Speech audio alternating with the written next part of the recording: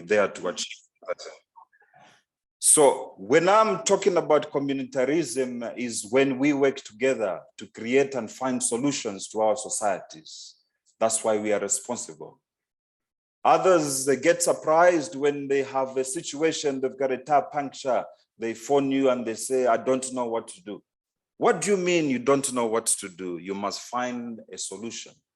So is us. When we see situations in our societies, we must find solutions. Facilities management is earmarked as the multi-billion-dollar, or should I say the multi-polar industry that can generate employment. Facilities management is another avenue, just like the Premier League on the other side.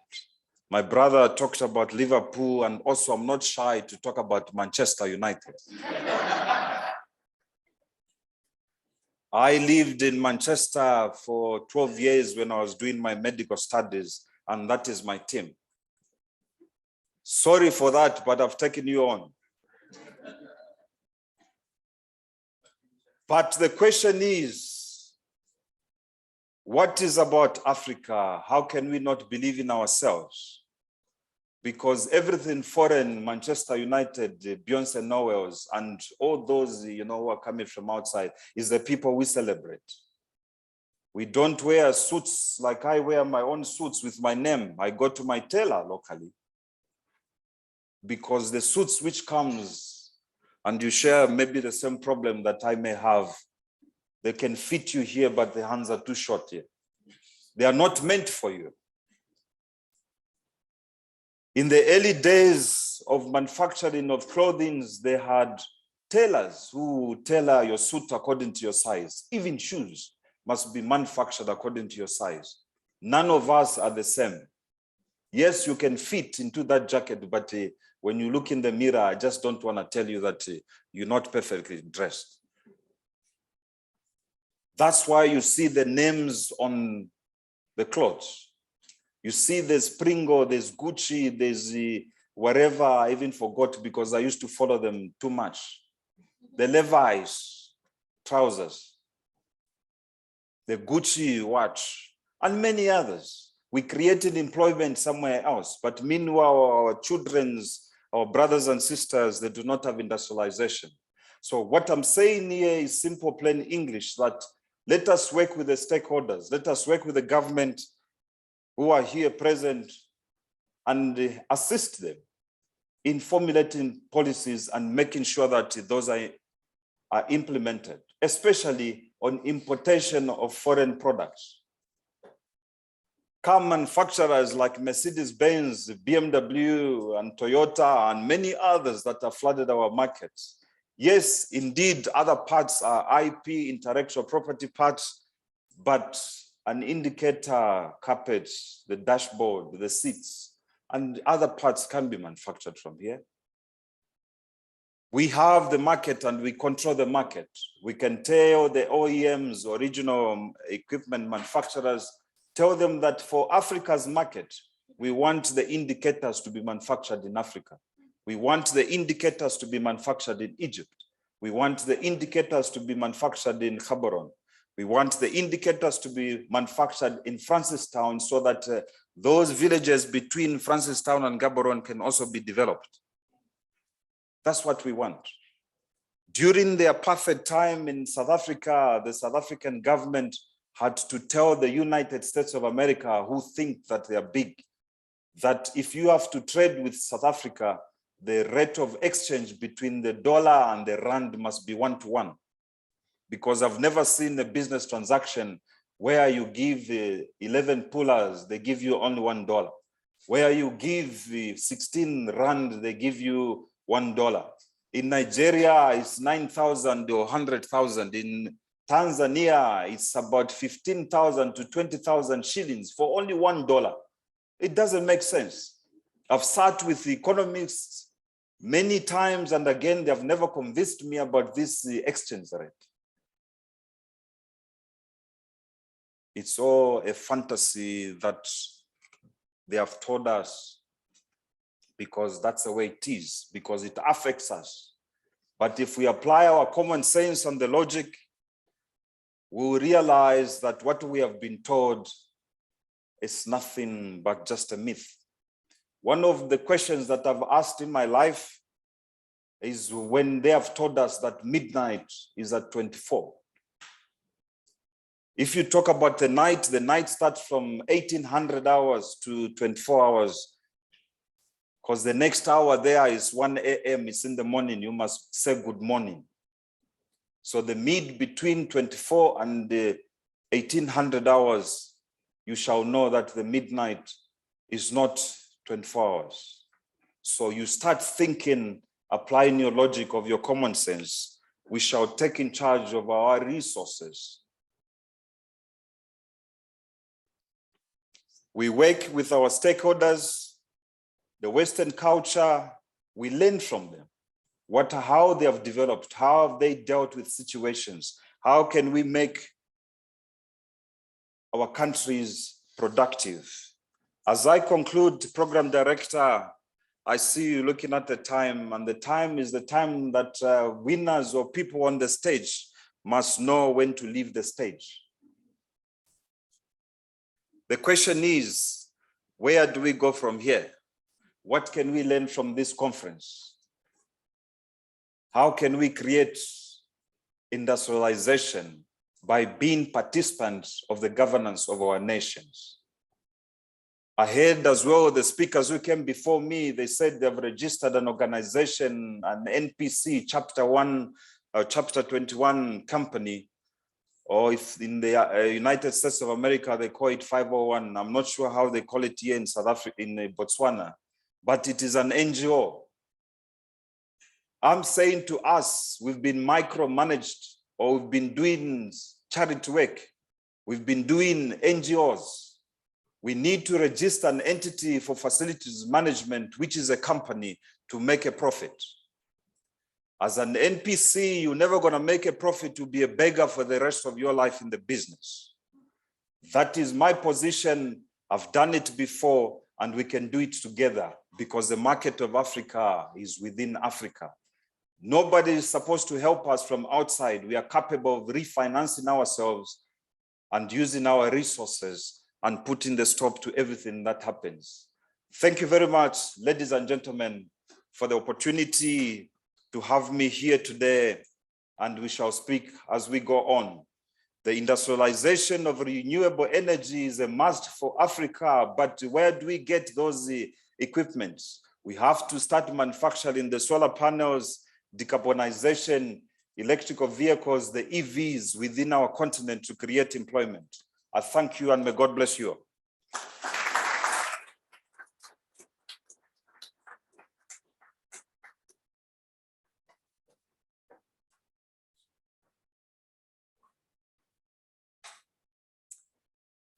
Well, that was a different perspective. Thank you, Dr. Sinkala. Bit of background to Africa, how we evolved, how we industrialized, and how we must look forward to engaging across the continent. I want to take this opportunity to now welcome our next speaker,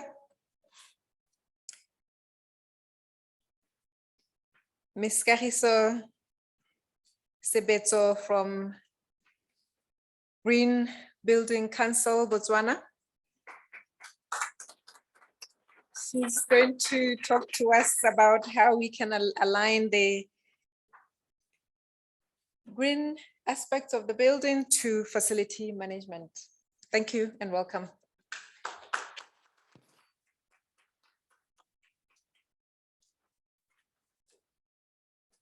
Okay, good afternoon, everybody. My name is Kagiso Sebetso. You will be unfortunate to hear me twice today. So this first part, I'm going to speak with my time projects hat on from a development perspective, and then later on, I will share a little bit from the Botswana Green Building Council. And thank you, Maria, for inviting us to be part of this. It's quite a privilege. And yeah, it's really good for us to be able to come in hand with facilities management as developers. So I work as a green building specialist for time projects. I will tell you in a little bit about what I do. But I want to say that, you know, for me, green buildings are a passion, not just a job. You can wake me up at 2 a.m. and you can ask me anything about green buildings and I'll be happy to talk. So I hope that I can get you just as excited or almost there at least. So I'm a Green Star accredited professional with the Green Building Council of South Africa. And I'm an accredited professional for new buildings. This means that, you know, developing new buildings that are green. I'm an accredited professional for existing buildings, which goes very much hand in hand with facilities management. And this involves turning conventional or non-green buildings into green buildings when they're already in existence. And I'm also an AP for net zero. And then I'm also an EDGE expert. EDGE is another certification tool owned by the IFC. So at the moment, I'm working as a green building specialist on the building that's owned or going to be owned by Prime Time in the CBD. It's called Prime Plaza Motswere, which is, it got the first 5-star design rating in Botswana. And I was part of Mashatu Terrace, which got the first 5-star as-built rating in Botswana and recently got the first net zero carbon level 1 in the country.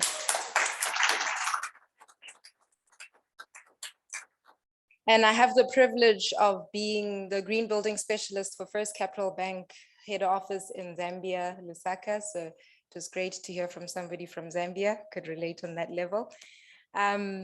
So yeah, and that's basically my experience. But the reason why I'm here today is to basically talk about the gap that exists between us as developers, particularly developers who are green or who develop green buildings, the gap between us and facilities management.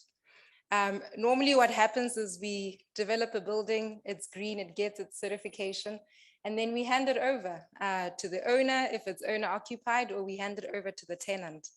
And within their various structures, they have their own FM, right? We don't carry on with the FM. And one of the things that personally breaks my heart is to see the FM carry on conventionally on a green building, right? And on so many levels, that is such an underutilization of resources that went into making that building efficient. And before I speak more into that gap and what FM, the role that FM has to play in that, I want to first quickly just touch on the obvious question of what is a green building. And I really like to simplify it by saying it's a healthy building, right? It's just a healthy building. It's healthy for the environment with respect to water and energy and harmful emissions. But most importantly, it's healthy for the people who are using it. And we don't want to end up with buildings that have, you know, your sick building syndrome. And we actually underestimate how much of our productivity has to do with the environment that we work in. Also, a third part of a green building is that it's actually frugal financially. It's a financially smart building. It is meant to be efficient, and that efficiency is supposed to translate into savings. So now I think we have a picture of, you know, what we're talking about when we talk about green buildings. So in terms of the role of FM and the gap that we are experiencing as developers, facilities management is key for maintaining the sustainability of the building. When we hand over the building to you, you should be in a position where you understand the green building strategy implemented in that building and how you're going to carry that through. not only just you as the facilities manager, but your occupants need to understand it because they need to interact with the building. And secondly, FM is key when it comes to greening existing buildings. This part is not done by the developer, it's not done by anybody else. If FNB or Standard Chartered or whoever one day wakes up and says, we've got this building stock, it's conventional building, and now we want to make it a green building. Guess who is going to be in charge of that? It's the facilities management.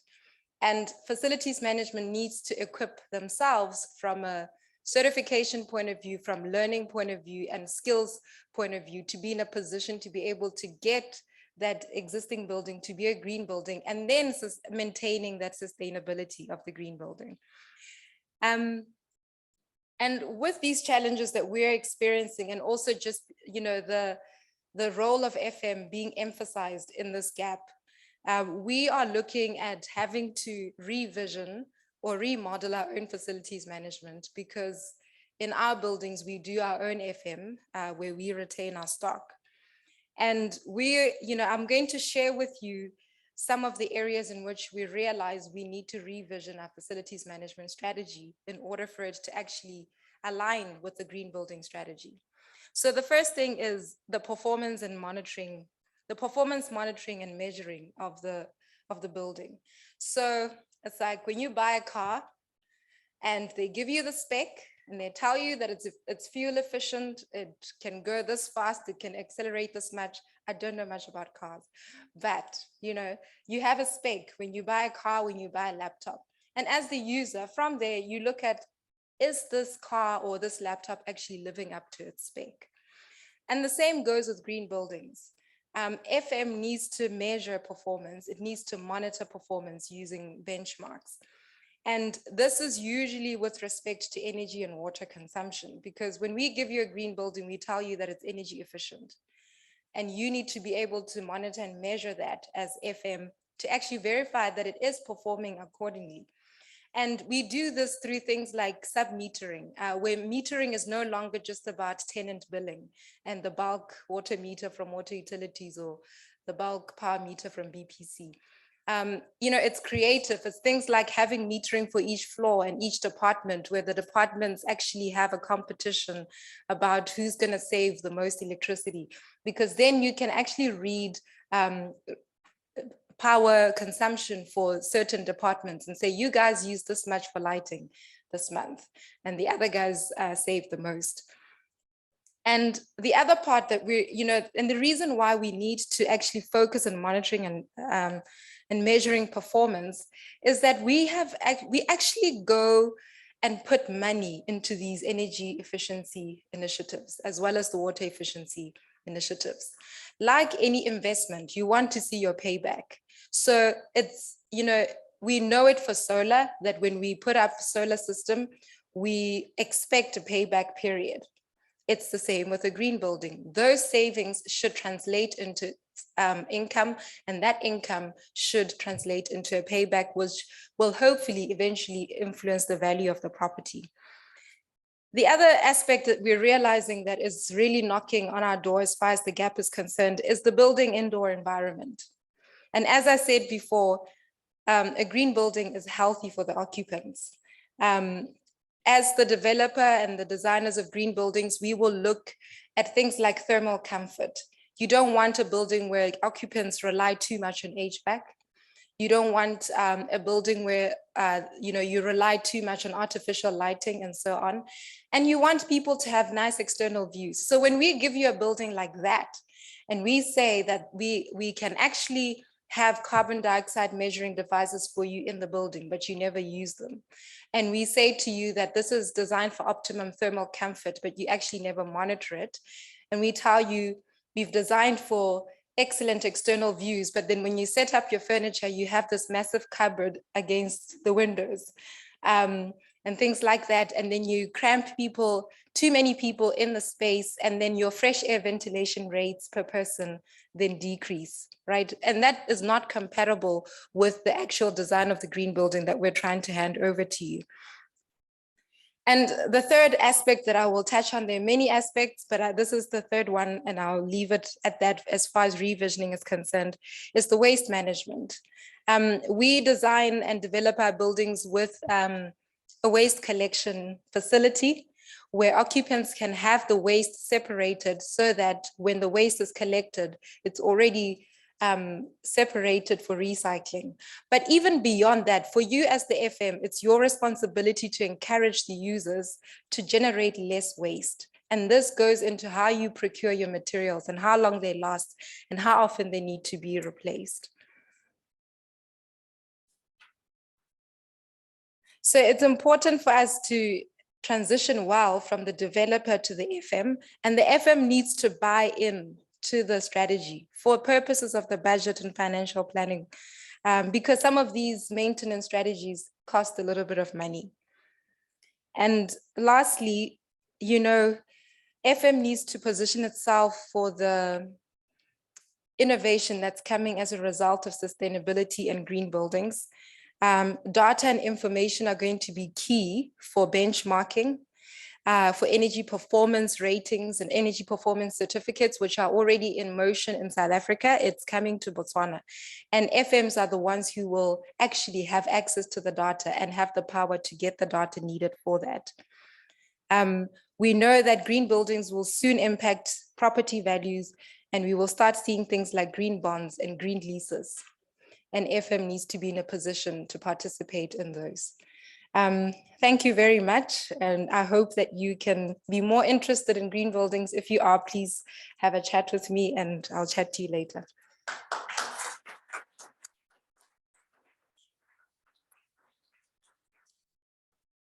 Thank you so much,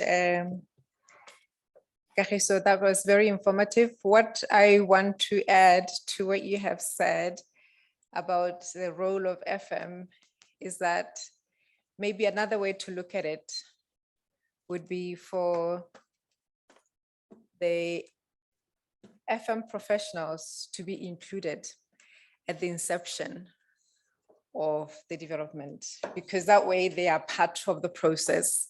They add value to the whole creation of a conducive environment that enables us,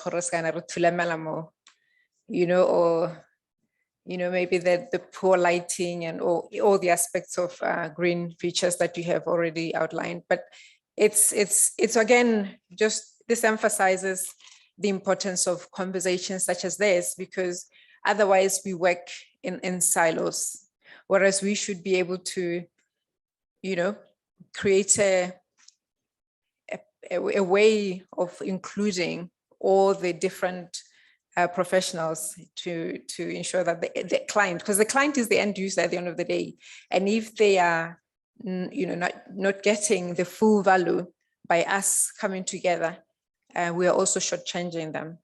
Thank you very much. I'm going to invite our, I believe it's the last speaker before lunch. I think we're all ready for lunch, right? Nearly.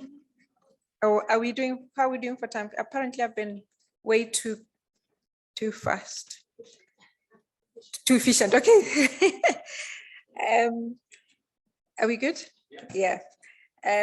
We have Re Mongalo from Botswana Telecommunication Corporation, who is going to talk to us about the demand for growth and vital role in digital society.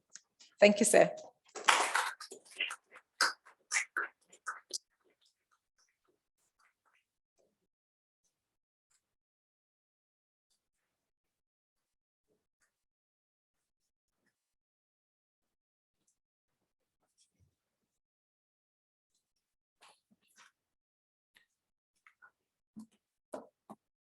All right, that was quite refreshing, Kagiso. Yeah, good afternoon all. As Maria is saying here, my name is Tepo Mongalo. I'm from BTC. I don't want to assume that everybody knows because I think we do have an international audience as well. So I don't want to assume that everybody knows who BTC are. BTC as a Botswana Stock Exchange listed telecommunication services provider. Within Botswana, we offer services. Traditionally, we offer services. We offer mobile and fixed services.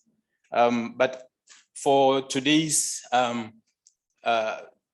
engagement, I will take you through a journey that we have gone through as an organization in terms of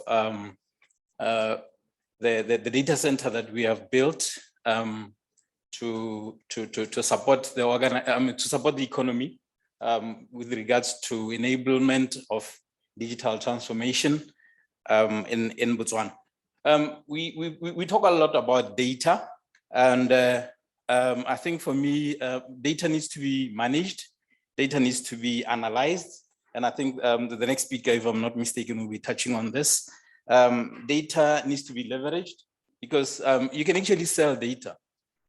So you need those platforms that you can use to be able to monetize data, to be able to make money out of data that is produced.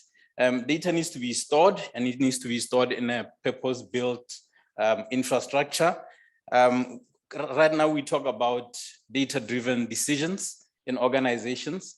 And for us to be able to store this data, we need what we call data centers. And a data center is actually it's a facility. So that's, I just wanted to give you a background as with regards to data centers. You can go to the next slide. Or should I do it myself? Okay. All right. Unfortunately, I'm not able to see that. But I would have loved to be able to move around, but it's still fine.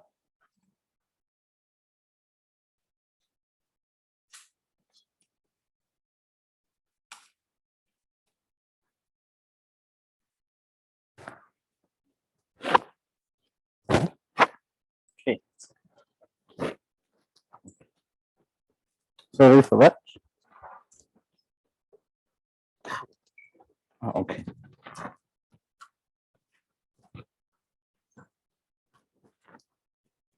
Okay, thank you so much, sir. Yeah, okay. Yeah. Can you, am I audible? Oh, yes, I am. Okay, good. Thank you. Just as a background, with regard to what we have done as an organization, we have built an Uptime Institute certified data center in Botswana. This is the first data center that was constructed in the Republic of Botswana. It was, of course, the first and only Uptime Institute data center, but we have started seeing other organizations also doing the certification in terms of data centers. And I'll let you know why. I'll tell you why we need to have our facilities certified by relevant bodies, authoritative bodies, for that reason. Our data center, which we call it Cnference, and Mr. Singala, I know you did talk about eggs earlier. We call it Cnference Data Center because we feel that eggs are very precious and data is very precious.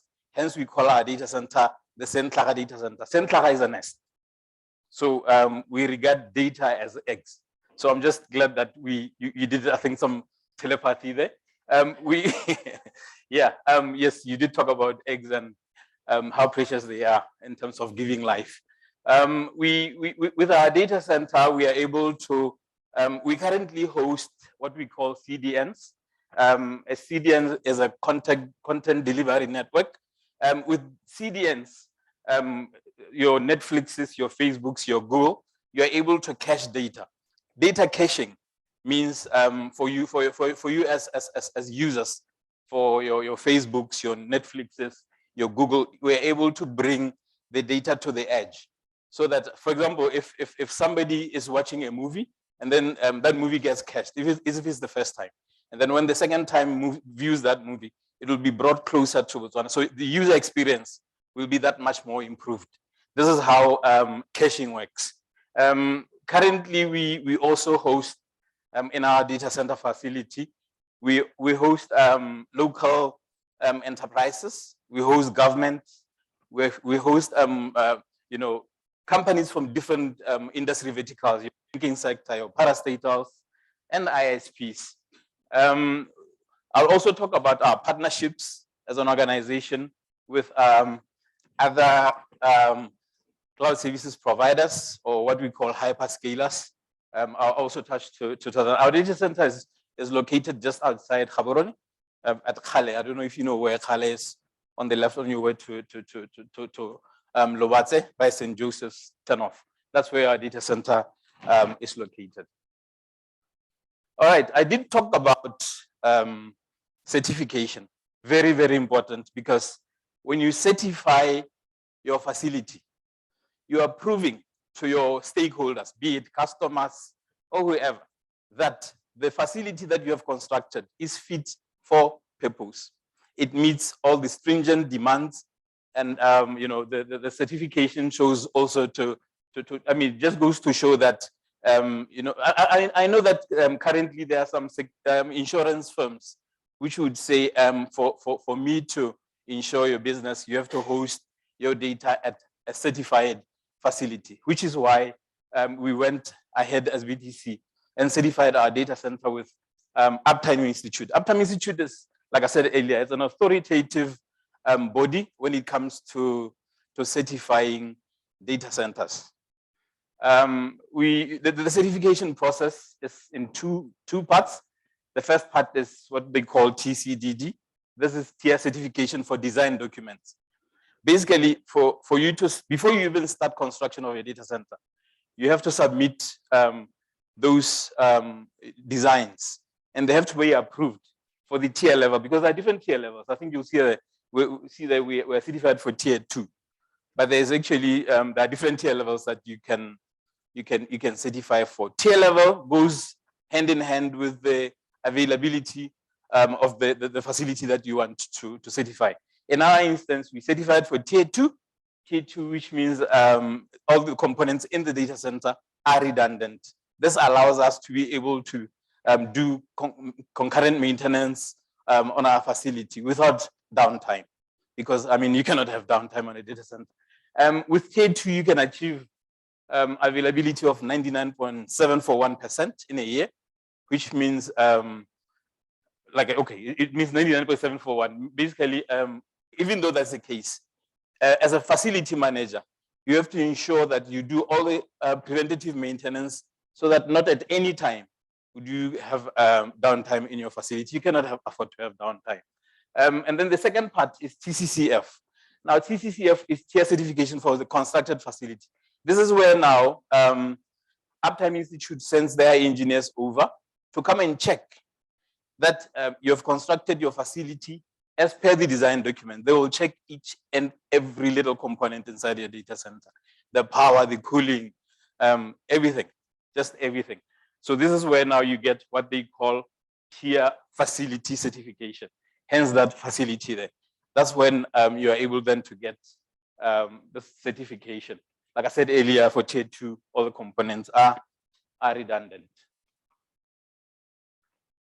Next slide. It's not moving. All right, just a very quick, I know this slide is too busy, yeah? Sorry about that, but yeah, listen to me. I don't want to kill you by PowerPoint. Just listen to me. All right. In terms of, this is just a very high level layout of our data center at BTC. The facility is 120 square meters. It's a 52 rack facility, very scalable, because we have constructed it such that should we require to expand the facility, then we can do it without having to do a lot of rework. So it's a highly scalable. And the other thing is we have gone for a deployment model that's containerized. It's not brick and mortar. The reason why we did that today, I think we're talking about efficiency. The reason we did that is because the deployment model that we went for has efficient PUE. PUE is power usage efficiency.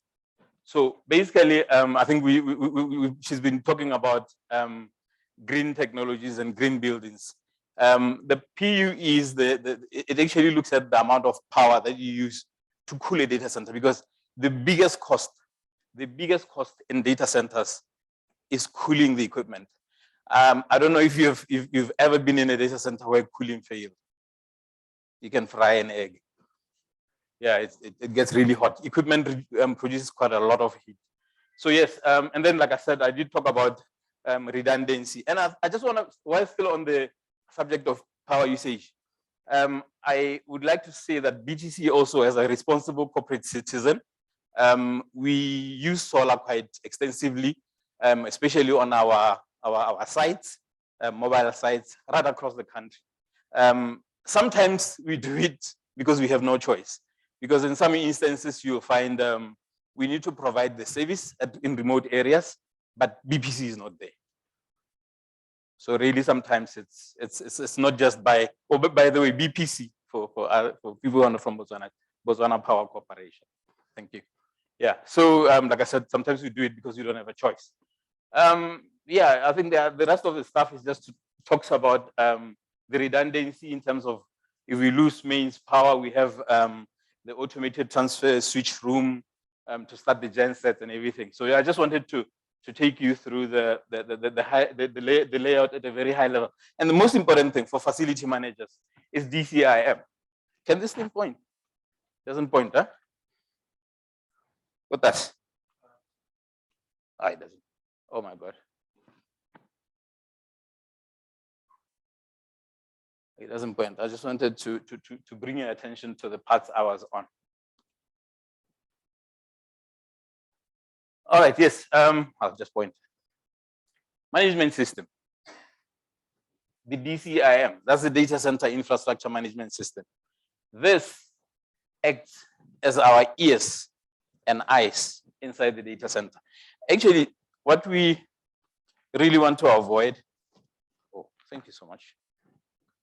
Thank you, that helps. Yes, what we really want to avoid at all costs is to have people inside the data center. Because if you look at the reports that we get from institutions such as Uptime Institute, most of the downtime is because of people. Yes, it's because of people. If you just leave the whole thing, the thing alone and monitor it remotely, it will run. Most of the time when the data center is down, it's because somebody walked in there and did something.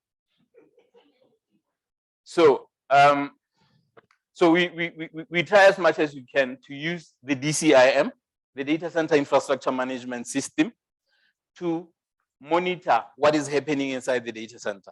We've got sensors all over the place.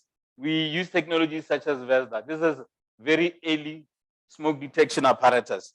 We use VESDA to be able to catch if there's an inception of fire, if there's going to be any inception of fire inside the data center, we will catch it at the earliest opportunity because we have sensors in there that will trigger should an instance of fire happen. Because the sensors, what is actually happening in the data center is at all times, the air is being scanned, the air quality is being scanned. So if there's any instance of a smoke or anything, VESDA will trigger our fire suppression. So this is what I'm saying, at all costs, we want to avoid people inside the data center. This picture here, this very, very busy picture here, is actually showing you it's what we call, we have what we call cold aisle containment. And this is one of the things that talk to efficiency. With cold aisle containment is we take the air, the hot air that is being blown out by the systems, we cool it and present it back to the systems. So our data center is built in a modular fashion. You can actually add modules. I did talk about it being scalable. You can actually add different modules as you scale it up. So, and then the other thing that I just wanted to touch on is data centers have to be secure. Data centers have to be secure. So for that, we have multiple levels of security, both physical, where you have guards, you have locks and everything. It's logical in terms of you can use your biometrics and things like that, facial recognition and things like that for you to be able to enter our data center. It's got access control, of course, 24/7. So that is just some of the things that I just needed to talk to with regards to our data center. And we did talk about training. There was a lot of training that we needed. We talked about earlier. We need people with the right skills to be able to run the data center. And we leverage partnerships with our training centers, such as your Uptime Institute, such as your EPI. There are many courses that they offer with regards to facility management. We have your CDCP, Certified Data Center Professional. We have CD Form, Certified Data Center Facilities Management Professional. So I think we did talk about, it was mentioned earlier that facility management is a career. And we need proper people with skills, with the right skills, from design, from facility design all the way up to management. There's one course that I don't know if anybody here has done it, from Uptime Institute. It's ATD, Accredited Tier Design. Hey, people are scared of that course. And for that, and that's, yes, we have very, very few people in this country, I think not more than 5, who have acquired that training. It's one of the most feared. And then, of course, after that, you need to certify your operations. Now, that's where facility management comes in. You need to certify your operations. You need to have the proper processes, the proper policies, your standard operating procedures. You have to have preventative maintenance procedures. You have to have your capacity management, vendor management, of course, because inside the data center, there's quite a lot of vendors. So you need to be able to manage those vendors. Vendor management, very important. IT asset lifecycle management. You need to know when to buy things or procure. You need to know the whole life cycle of an IT asset and when to decommission, because these things have they have a lifespan. They can't go on forever if you want to keep your data center up and running. Change management. If anything is going to be changed inside the data center, if there's any change, are you replacing a bulb or anything, you have to follow proper change management processes. So data center facility management, or facility management in general, is a religion. You can't take it for granted. All right, just wanted to touch on that. And the other thing that I'll just rush through this one because it's not really to do with facility management, but I just want to illustrate what we are doing with the facility. We didn't just build a facility and sit on it. Okay, so in terms of the next phase of our project, the next phase of our engagement with the data in the data center space is we decided as BTC to say, you know what? And the good doctor here has been talking about us taking our business to other countries outside Africa or outside the borders of our country. So we said to ourselves, okay, the Googles of the GCPs, Google Cloud Platforms are there. Your AWSs are there. Your Microsoft Azure is there. So these guys are offering cloud services on a hyperscale. We cannot match them, and we know that we cannot match them. But what is it that we can do, especially in the advent of the Data Protection Act? I think all of you are aware of the Data Protection Act, which is which compels or organizations that are inside Botswana to keep the data in country. Because what we've been doing, we've been taking our data to the Googles, to the AWSs, to the Microsofts, and they're making money for their people.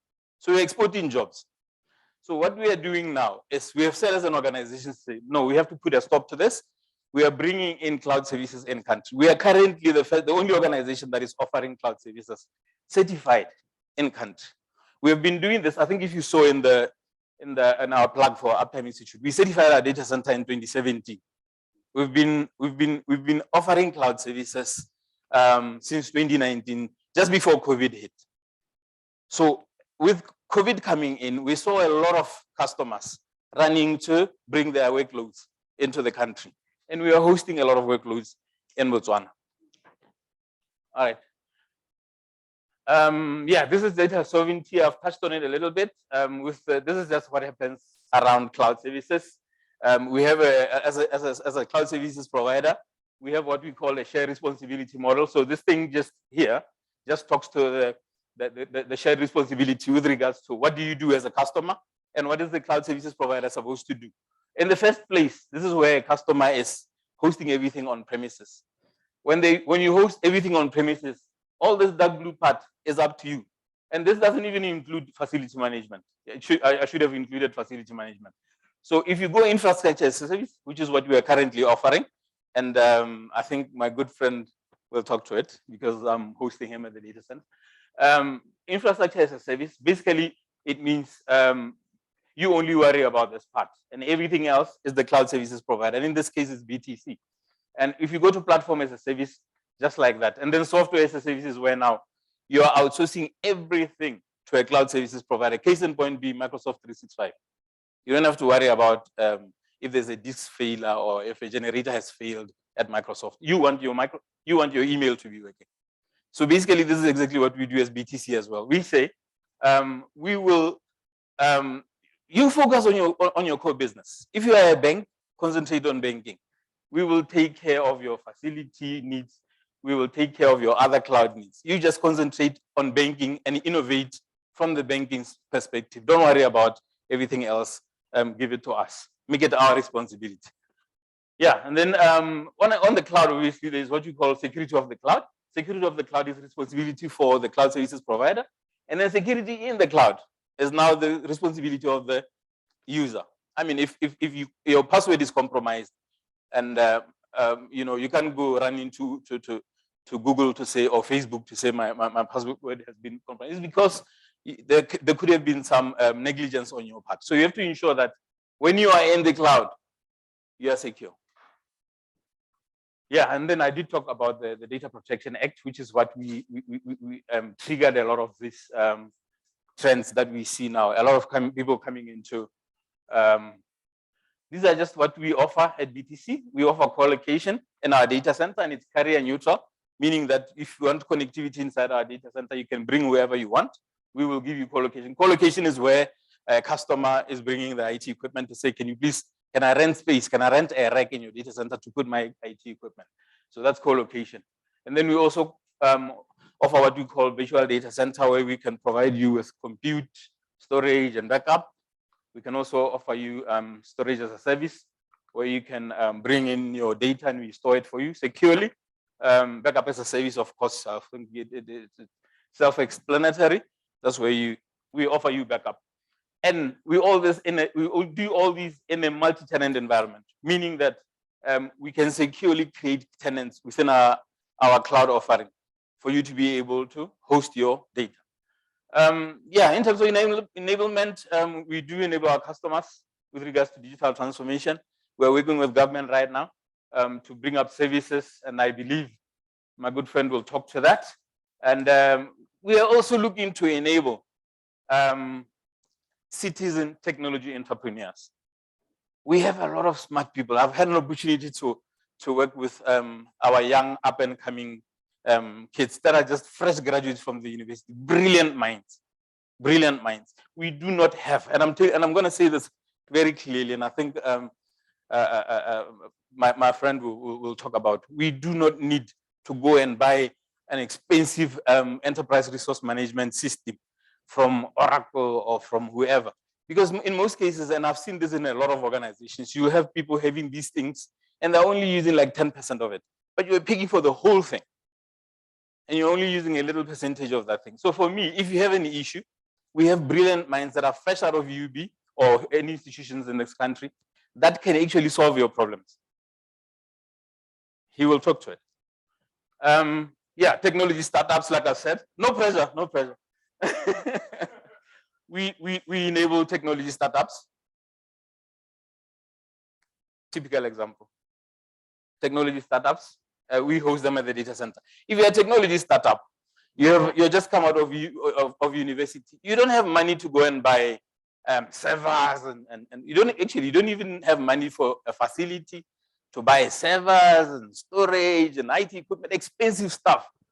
So hence why we offer cloud services. We just say, okay, for a very nominal fee, we will spin up a virtual machine for you and you can start working immediately. And if it comes, when you talk to, see, I say, go innovate faster.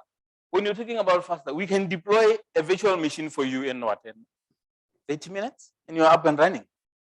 30 minutes. So we do enable technology entrepreneurs, independent software vendors, developers. So that's our responsibility as a corporate citizen of this country, as VTC. All right, this is just, okay, this is just a very busy slide. It's just some of the services that we offer. It's a bit too techy. I won't go into that, but I just wanted you to have an appreciation. Yeah, in terms of cloud partnerships, of course, no man is an island. As much as we want to move away from them, we still need them. Hence, We are striking those partnerships with the likes of your Microsoft. We are a Microsoft Cloud Services Provider partner. And this is just some of the phased approach that we follow if we want to take you to Azure. Should you require to do that, we have the skills to be able to migrate your workloads from on-premises to the cloud, be it Microsoft. We are currently also equipping our young and coming things. We're on the AWS front so that we're able to offer the same thing with AWS. I thank you.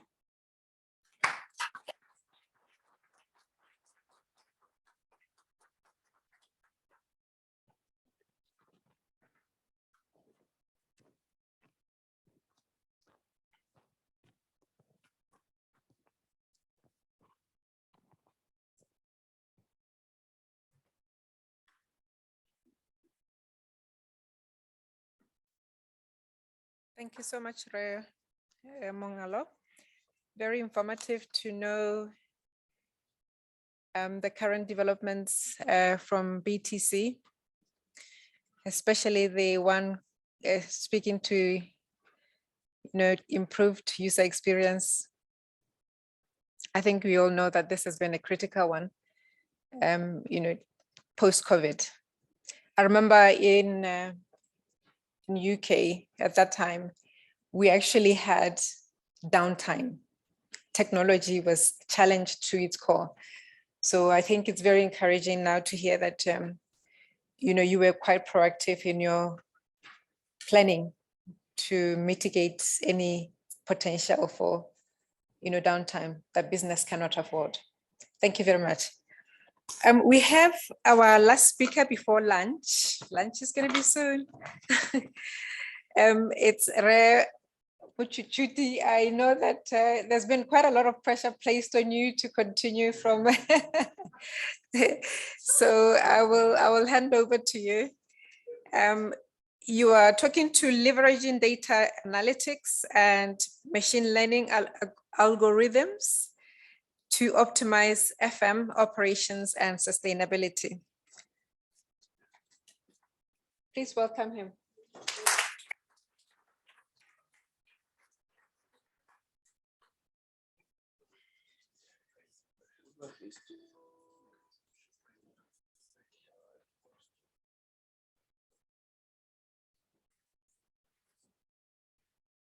All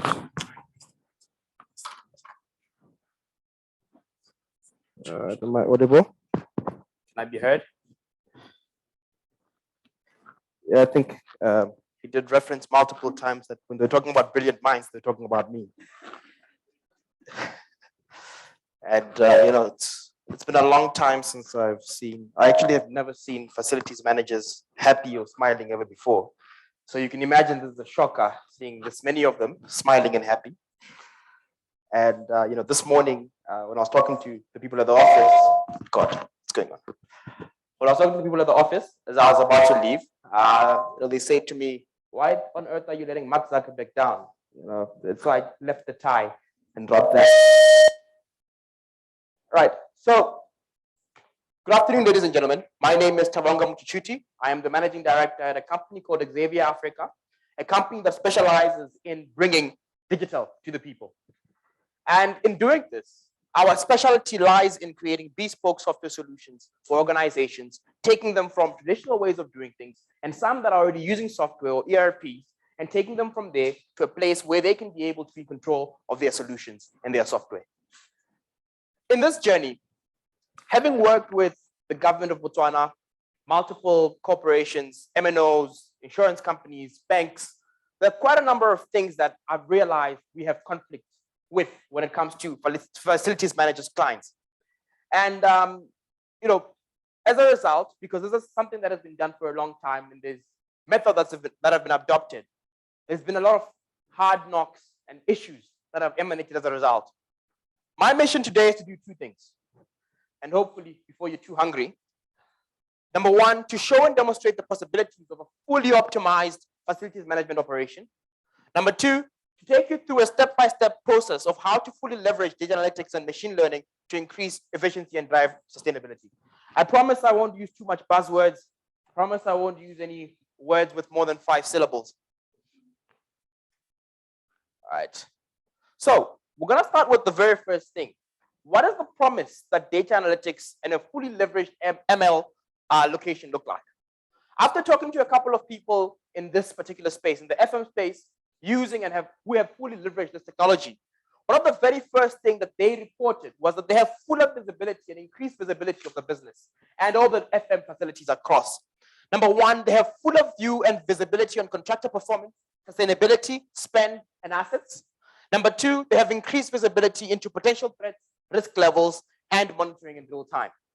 Number two, they have better prediction of maintenance and faults. So you know, for most facilities managers, you do this thing that we like to call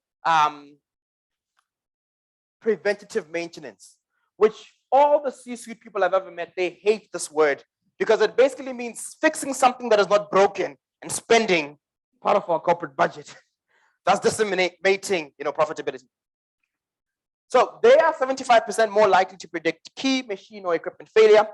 They have been able to lower key equipment breakdown by up to 70%. Number three, they've been able to leverage what we call as needed maintenance versus what we call regular, preventative, or what I call unnecessary maintenance. You'll have to forgive me. The third is increased efficiency.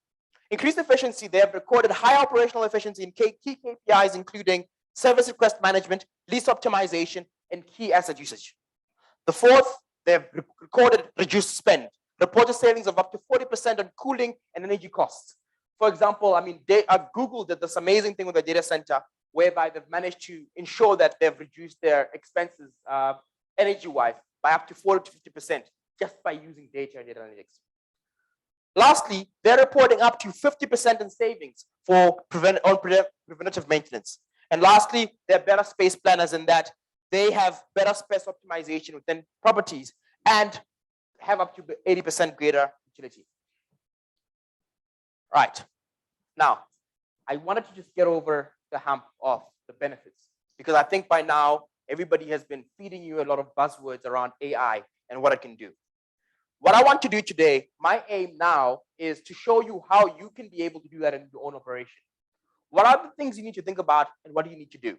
So the very first thing is a very simple 5-step framework that we use at Xavier Africa. And that, well, I think it's a generic framework that we just adopted and called our own. Firstly, starts with assessment and roadmap. Where are we as an organization? Where do we want to be? And what kind of data do we need to get? The second thing is data management governance. Look, there's no artificial intelligence without data. There's no machine learning without data. Well-kept, ordered, structured data. Structured to some extent. Third, self-service analytics. Fourth, strategic dashboards. And then the last, predictive analytics, AI and ML. So I'll take you through how you can be able to do this in your business. The very first thing is the assessment and road mapping strategy. So I'd hope that one of our key clients that we've managed to do this for in the last 8 months would have been able to come with me here so that we could do a case study approach. But unfortunately, I didn't get the necessary board clearances. But I'll do my best to talk about their business without exposing who they are. I hope I do a good job of that. The very first thing you need to ask yourself as a business is, where do we want to be as a business, right? Or where do we want to be as an operation? We want to be able to, number one, reduce our cost and preventative maintenance. We want to, number two, be able to optimize our operation to ensure that all workloads are done on time. Number three, we want to be able to monitor and manage expenses on key FM operations. Where are we as a business? So now this requires a lot of honesty as a professional, because we all want to think that we're doing better than we really are. And this assessment now stands to say, okay, where are we as a business in terms of, if we were to try and get this data and figure this out, how real is it? How have we been able to achieve that?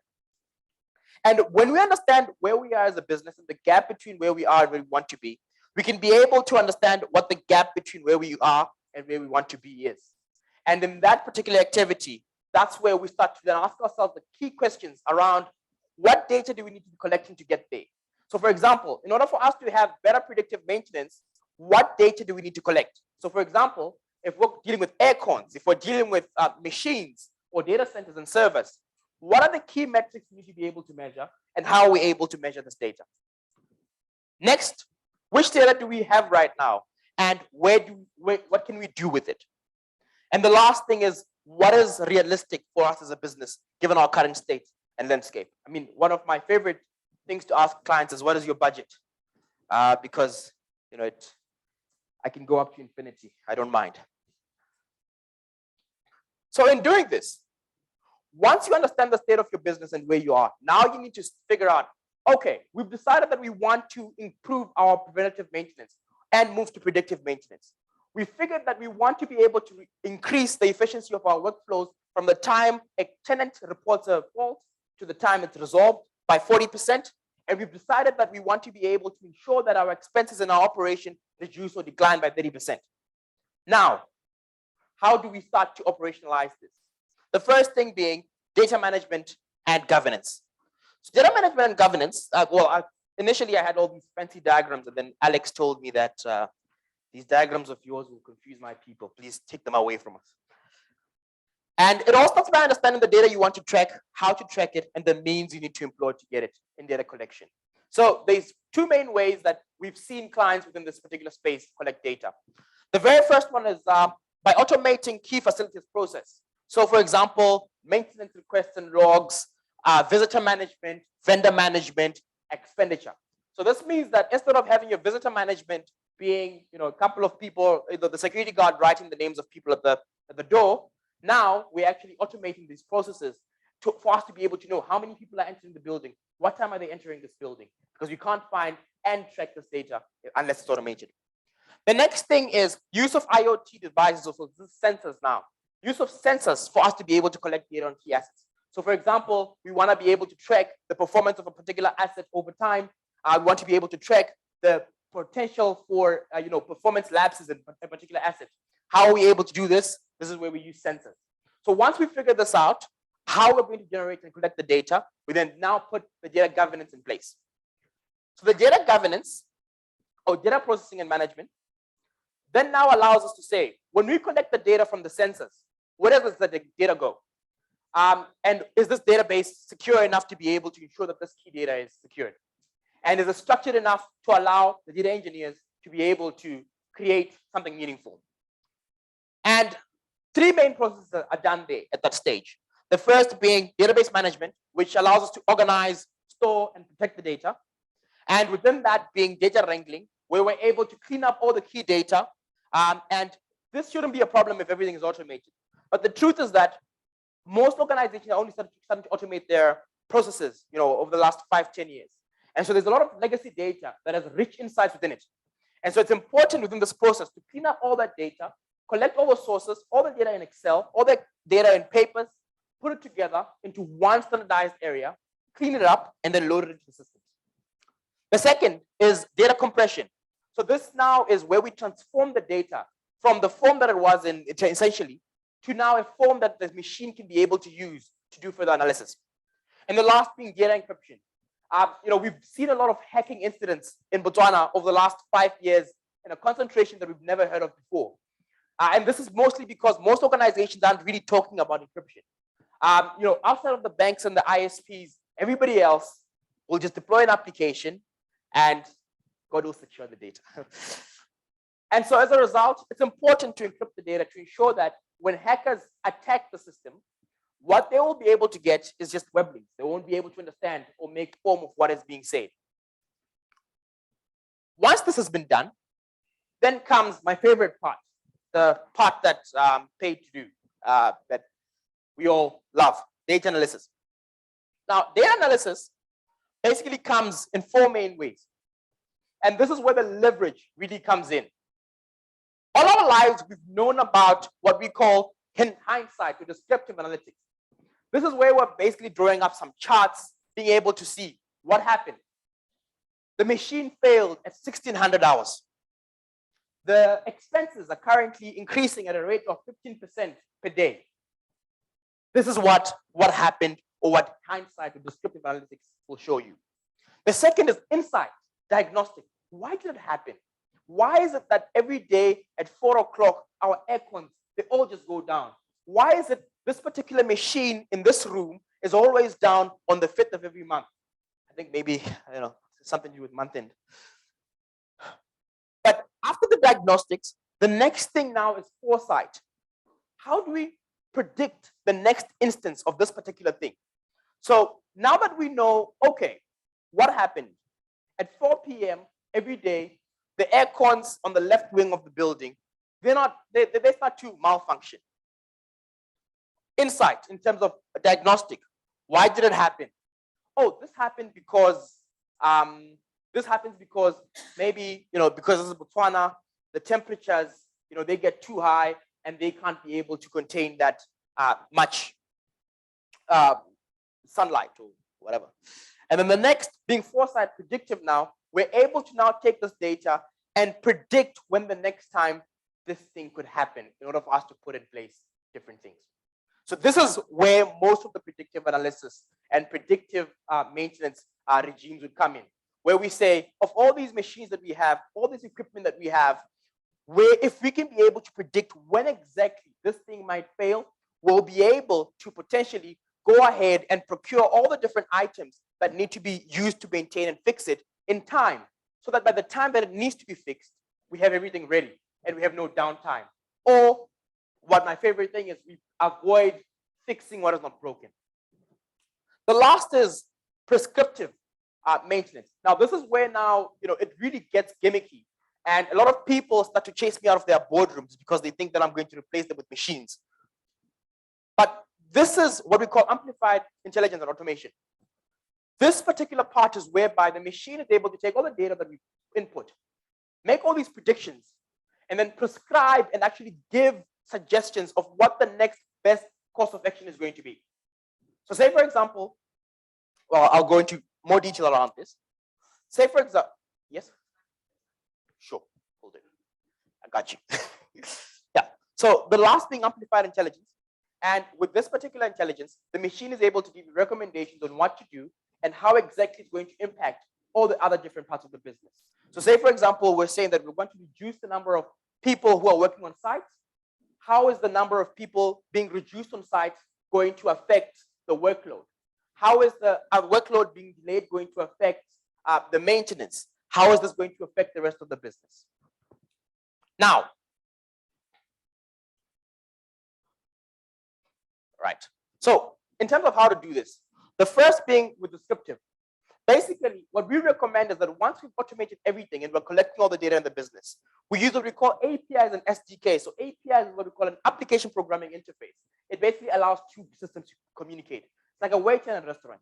As a person, you want to eat your food, you want to order something, you order it from a waiter. The waiter takes that particular order, takes it to the chef. Once they get to the chef, they then say, this person wants 1, 2, 3 things. They take it from the chef and then bring it to you. APIs serve to do that. They collect data from different systems and pull it up for you. They pull data from all the sources into one central location for comprehensive analysis. So you've got some data about from the visitor's register at the door. You've got some information about the aircon performance. You've got some data from the machine performance, and you're able to now use all this data to do this. So this is pretty much how that would look like. So you're able to now take that data and dashboard it, and then find interrelationships between this data. So you'd pretty much find a dashboard like this in most of the companies we work with. Right. And then inside of diagnostic. So how do we now integrate all this data and ask ourselves the key questions? We first started what we call ETL, or extract, transform, and load, where we do the same thing as the first. We extract and bring all the data into one central place. And then we do what we call data visualization and dashboarding, where we are able to aggregate all the data sources and visualize it for you to see. And the last being regression analysis, being able to now measure and identify the factors that matter the most. So does the number of people who come into the building actually affect aircon performance, or does it affect workload? Right. And then predictive, this being done with two main models, whereby we're now looking at how do we predict the next instance of something happening? And with this, we use two main methods in this work. The first being what we call the digital twin, where we can basically simulate building performance digitally and see what happens if we tweak different parts of the system. So say, for example, once we have our digital twin, we then say, if we remove 5 people from the workload who are going to be maintaining the building and leave only 2, how is this going to affect the actual performance of how fast they're going to be able to get the workload done? So when you do this now, the digital twin, because it simulates everything, sorry, I don't know what's going on with the, oh yeah, because it simulates everything, almost done, promise you, almost done. So because it simulates everything, it allows you to be able to see how the different outcomes would be if you treat different parts of the system. The second thing and use case we've seen is in expense management, simulating how various changes on experience variables can affect the workflows, workloads, and project timelines. And the last being with what we call predictive modeling and optimization, whereby we're able to use past data trends to predict when specific events may happen again. And with this is where we create predictive maintenance algorithms to optimize machine maintenance and avoid wastage. Right. I need to move closer to the side. Right. And then the Holy Grail, or right, move back a little bit. Yeah, there we go. This is where we use what we call cognitive intelligence and machine learning. And in this particular instance, we now use a combination of business rules and ways of doing things together with machine learning algorithms and computational modeling to take different inputs from all the different data sets that we've collected for us to be able to actually make decisions. In this, we basically compare various potential interventions for problem sets to ensure that optimal and performance and interventions are done.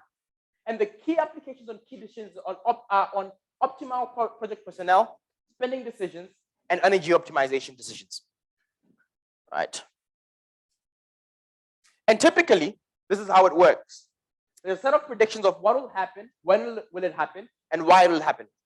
From there, how do we benefit from these decisions? And then from there, how will these decisions be able to impact all the different parts of the business? Right. As I wrap up, I'd just like to share a few things that I think we as FM professionals need to be cognizant of as you go into this. And as you look to leveraging data analytics for your business and your operation. The very first thing is that there's no one-size-fits-all approach for this particular application. It might be similar facilities in 2 different places, but doesn't mean that what worked for one facility will work for the next. And so we've seen millions of organizations lose millions of US dollars in actually taking off-the-shelf approaches to this particular approach. The second is it's recommended that you actually hire an internal data scientist or go all the way to a CIO if it's possible, for them to be able to create the infrastructure necessary to be able to leverage analytics. Because when we service providers come in, we will do what's best for us, not what's best for you most of the time. You need someone who knows. The third is in creating empowered champions, such that when the project starts, you need to train all the different staff across the organization so they understand what's going on and how it will work. You always need to understand that employees will be scared. Please. We have very much overtime, and we have to be mindful that others are coming online, so we don't want to be over time. No, that's fine. All right, thank you.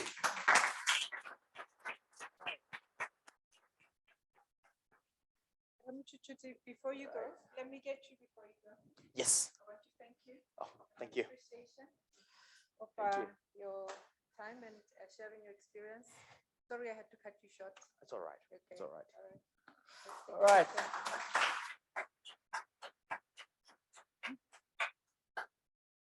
Thank you. All right, thank you very much. I will call Rasinkala as well. Thank you so much again for sharing.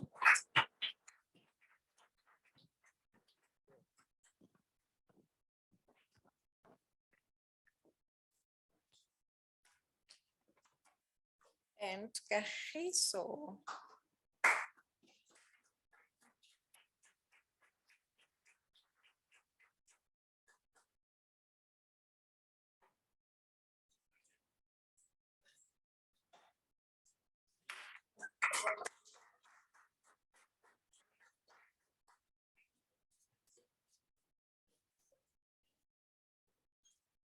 Not the least, Re Mangalo.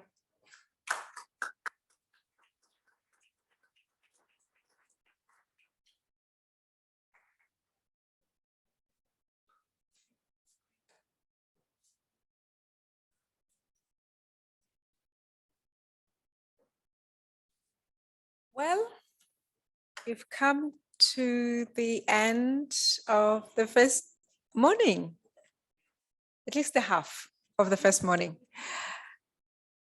I don't know if you have any questions to all that was discussed in the morning.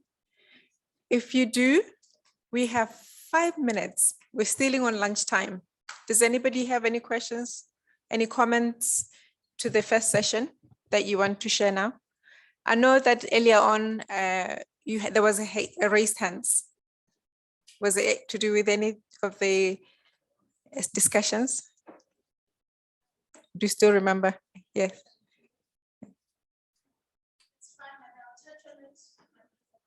Okay. Okay. Thank you. Yes, Mr. Maget. Yeah, I have a question for this. What's the difference between sustainable buildings and green buildings? I would say it's more Yeah. So.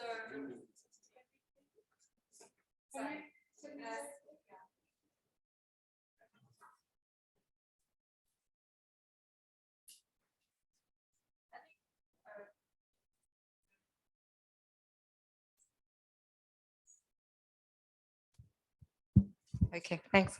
I think the term sustainability has been around for a long time, and it's been applied to a whole lot of different industries. And I think we've often understood the term sustainability with respect to something can actually keep going. So if you're talking about sustainability of a business, you're most likely referring to the profitability and the running of the business going even beyond the succession lines and so on. And when you're talking about a green building, you're referring to its interaction with the environment with respect to things like energy and water and people who are using the building, and as well as emissions. So I guess when you talk about green buildings, it's more of a specialized sustainability, but it is a component of sustainability because green buildings ensure resource security. We say we still want to have water in the future. We still want to have electricity in the future. And so we're saying in that respect, they are sustainable. Does that answer the question? Yeah, I just want to add something. Our Green Building Council, Egypt, the chairman was asked this question a couple of months ago, and he said that every sustainable building is a green building, the other way around, because each sustainable building has to have resources that are sustainable and cheap enough to be going all the way. This is what I wanted to say. Thanks. Thank you.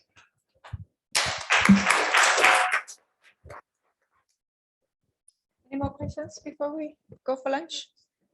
Thank you very much for your attentive. I hope you had a very informative morning. See you this afternoon just at 2 o'clock. Have a good lunch. See you soon. Okay.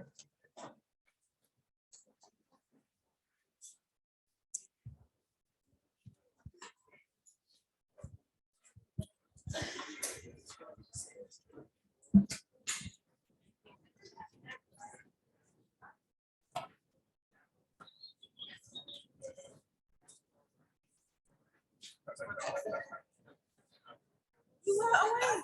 You were here. I was calling out for you as a question. But he's gone. I will do that afterwards. Hello, sorry.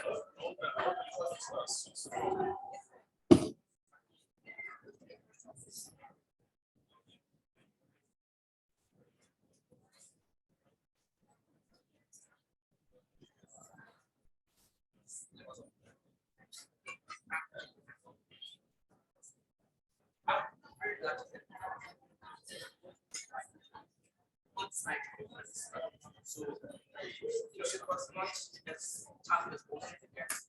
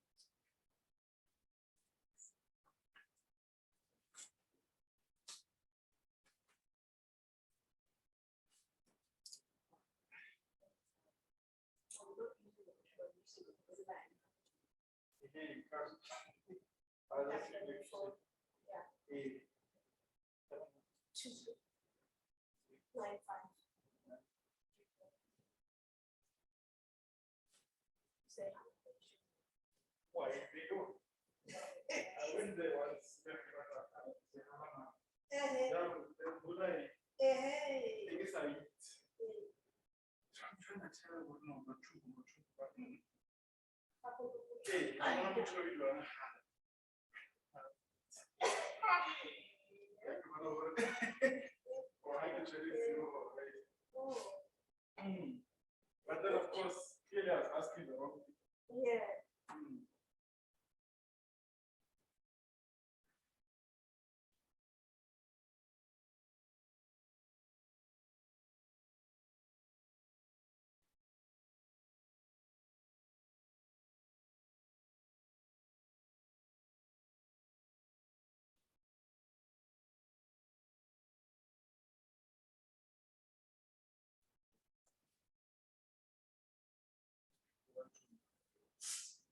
Start late now, okay? Yeah. We're doing so well this morning. Now, so it's like, we're gonna take at least half an hour. Get everybody in. Hey, you should make it down. What about you like it? Yeah. Let me know.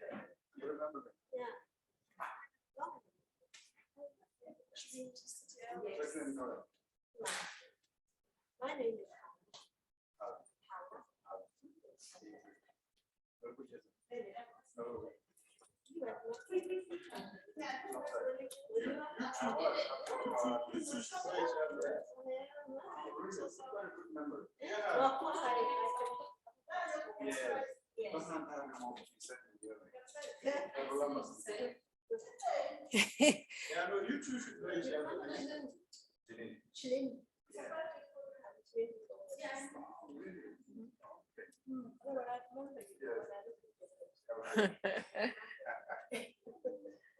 Nice connection.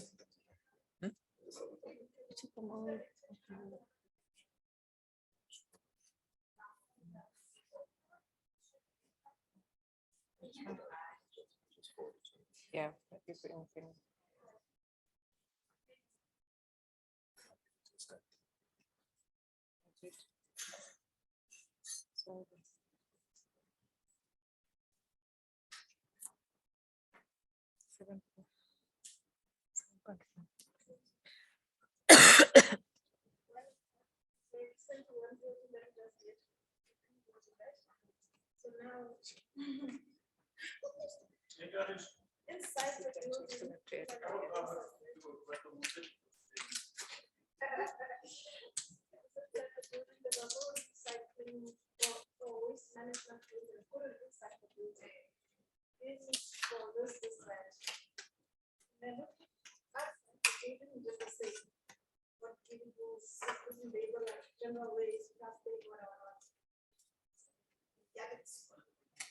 Hello, hi Atlanta. Hi, hi, Alex. How are you doing? Oh, good. Oh, good. We're just Good. pulling everyone back in from lunch to for the next panel. Is Liz on? Yes, I'm here. Hi, Liz. Hi. How are you? Good, thank you. Looking forward to this. Good, good. We should be starting shortly. Great.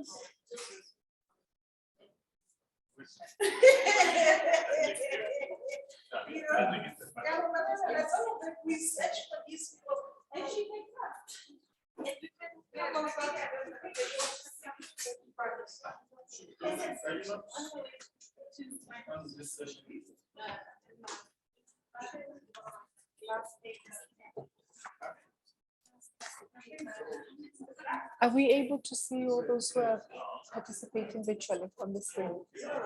Okay.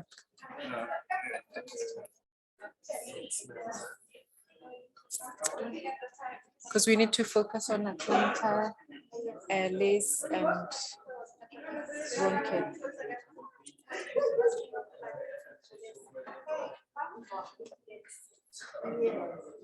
Hi, Ronke.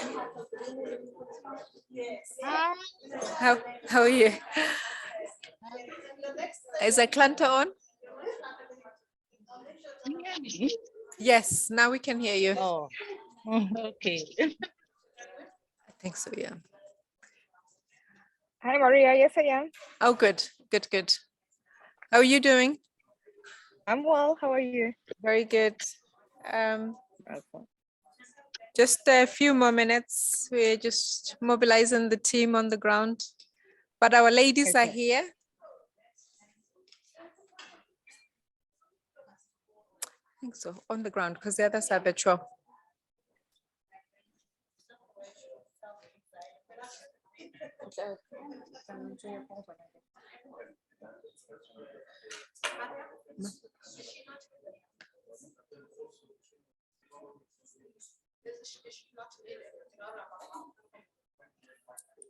Mm.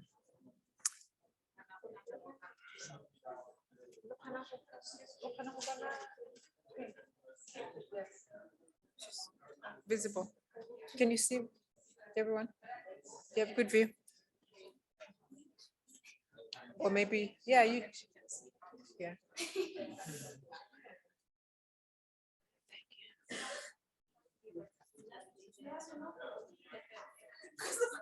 We're just coming back from lunch, so slowly trickling in.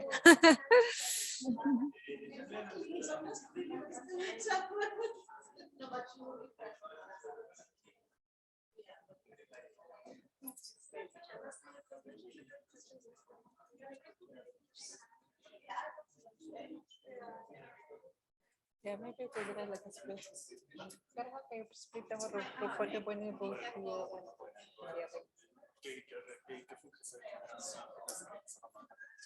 So it's Liz, Atlanta, and Bonte.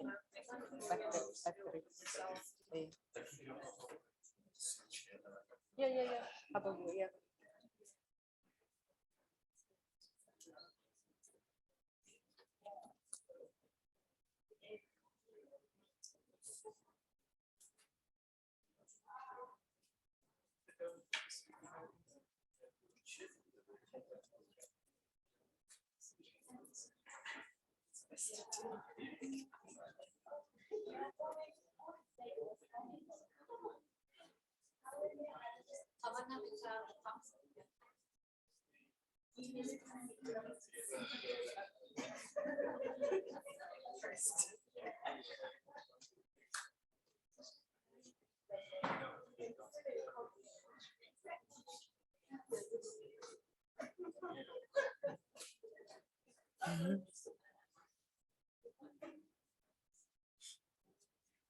Okay, I think we can start. We want to make sure we keep time. I will hand over to you, Liz. Take it away with your panel discussion.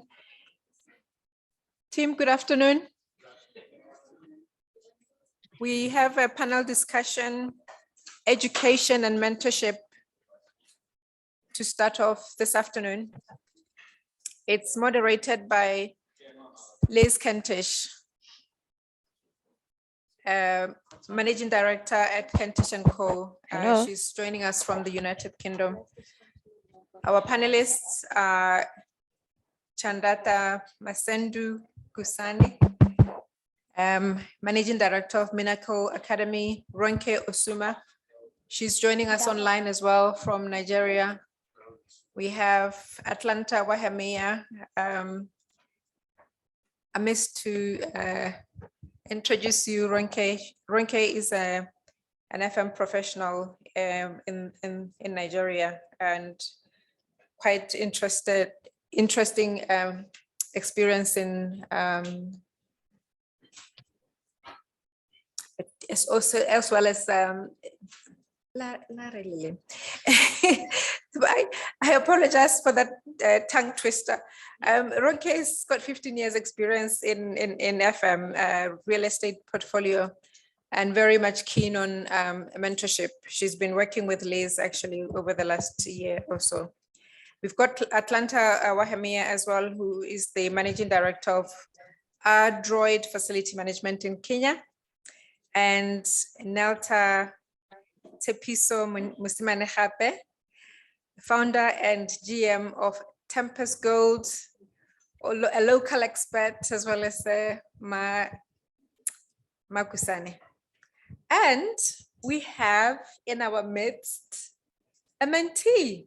I'm so happy that she's joined us. What I'm hoping for is actually that we will be able to inspire you. We will invigorate a love for facility management, and you will be the star of the future. So thank you very much. Thank you. Thank you very much, Maria, and good afternoon, everybody. It's lovely to be with you by the power of technology. So as Maria said, my name is Liz Kentish. I'm based in the UK, currently in a town called Stamford, which I'm told is the oldest stone town in England. And if any of you have seen the movie Pride and Prejudice, or have watched the TV series The Crown, then you have seen my town, because both of them are filmed just here. So it's lovely to be with you. You've been introduced to my panel. I just want to say that this is a very expert panel. I'm very honoured that they've all accepted to be a part of this session this afternoon. Between them, they have decades of experience in FM. So what they don't know probably isn't worth knowing. Here this afternoon, I'm going to ask them to share some of their thoughts, some of their experiences, some of the challenges, to share with you some practical ideas and a call for action, because with all these sessions, we want you as our audience to go away feeling inspired and wanting to take some action to make facilities management in Africa an even better career opportunity for the next generation. I noticed before lunch there was a really interesting question about sustainability, and I believe it was Maria and Sharif who both answered very succinctly, saying that sustainability is how something can keep going into the future. I would suggest that sustainability applies to people and to knowledge too, particularly in the facilities management sector. We need to find a way that we can keep this knowledge going, that when people like Queen come into work in facilities management, we can transfer what we know to make her career easier and more effective. So our topic this afternoon is education and mentorship, the next generation. We're going to look at some of the trends, some of the challenges. I'm going to ask my expert panel for their ideas around solutions in terms of training. We're going to look at the role of mentoring because we know how important and impactful it can be. And we're also going to, if we have time, touch on what the professional bodies in facilities management should be doing to support our careers. And finally, what can each of us do to make this a better place to work? So without more ado, let me go straight into the first question to my panelists. You've met them all briefly. You know that we are coming to you not just from Botswana, but from Kenya, from Nigeria, and from the UK as well. So we are truly a global panel today. So the first question really is about what are the key facilities management trends and challenges faced currently in Africa?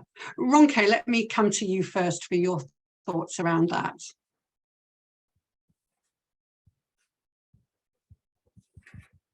Hello, everyone. Yeah, thank you, Liz, and thanks, Maria, for this opportunity. It's always nice having discussions with Liz and Maria and everyone in Atlanta. Over the years, we've had to, past 2 years, we've had to interact at different times, and it's really been impactful for me. So when we look at facility management in Africa, a lot of things has evolved, but commonly what we've seen in recent times is the advancement of technology. And if we think it will continue, the advancement of technology will take a more center stage. That those are the trends and see. And then, of course, we will have the countries that will continue to experience some growth owing to the increase in the demand for real estate. We have things like that in some regions, in some countries in Africa, where the real estate demand for bigger mega projects. So we will have more large-scale projects to dominate the market. We have Dangote refinery in Nigeria too. It's huge. More projects on the clean energy, the Grand Endam project in Congo. So despite all the shocks that we are having in the economy, what we experience is increase in large-scale projects in Africa in the midst of uncertainty in the economy, development, given to the disruptions that we are seeing in the Russia-Ukraine war. And then, of course, we will see increasing demand for outsourcing. It's been a trend that has increased in the past 2 years, more outsourcing functions, and then moving away from the in-house services where we have people employed, but now it's going to be an outsourced function. So we have more of the integrated solutions, more demand for operational efficiency, more demand for savings in facility services. And then there will be leverage also on the data. Well, the past speakers this morning talked about data, harnessing data for our use as facility professionals. So we see more of that, and in the coming years, the facility professions getting more outlook on how they are using the data to help them make better decisions. Also, we will see favorable government support in large-scale infrastructure development. There will be monetary and policy support these changes and transformation that is happening across the African world. And there will also be taxation. You know, the revenues are declining, so we expect that the government will really put a lot of taxes out there that will affect the facility management world, given the after effect of the pandemic and the war. And then there will be more demand, growth for soft skills of organizations that make use of opportunity to design their policy and to tailor things, services that will include hygiene, maintenance, health and safety. All of those things will push forward in Africa in coming months and years. Those are my takes. Thank you so much, Ronke. Very interesting to see just how much is happening on the continent in terms of government impact, energy crisis that we're also facing as well. The increasing demand for outsourcing, so much change, so much opportunity, but with that opportunity comes a rising visibility of those of us working in facilities. And you're so right about the need for particular skills. Let me come to Atlanta next. Atlanta, I know you're very keen that we have, whatever that solution is to all those challenges, I know you're keen that it's Africa-centric. Can you tell me a bit more about that? Thank you for the opportunity. Yes, in my opinion, we do need to learn from the international community, as well as look at our problems, the problems that we are facing in Africa, because our problems are really Africa-centric, and we cannot copy and paste from what has happened in the Western world, which is way a few years ahead of us in terms of facility management. But I think that we should come up with solutions that are Africa-centric. And the best way we can go about that is we need to start collecting data about what is happening in the facility management field in Africa. We need to analyze this data, and we need to draw nuances from other continents as well as other markets of what is working, what is not working, what can work for Africa. We have unique challenges. We are developing, and yes, some of the issues that we face have been faced before. However, we are in a unique market, which we need to derive our own solutions for our own African problems. Africa has a rich culture. We can all learn from each other. It's all about data collection, analysis, and apply what can work for us. I really like your comment about things being very Africa-centric, and I think the international community can learn from you as you go on this journey as well. And I think sometimes we have a bit of an arrogance in Europe that we are, we're in a mature facilities market. It doesn't necessarily mean we're doing things in the best way. So I think we can all learn from each other. Let me just come back to Ronke for a moment. Atlanta was talking about data. Now there's a big issue, isn't there, around technical skills and technical solutions. Ronke, what do you think is the solution there for the new facilities manager? How do they learn about these technical solutions? Yeah, a lot of technical solutions out there, and we know in the other clients, these solutions are being rolled out and they are being used at advantage positioning for them.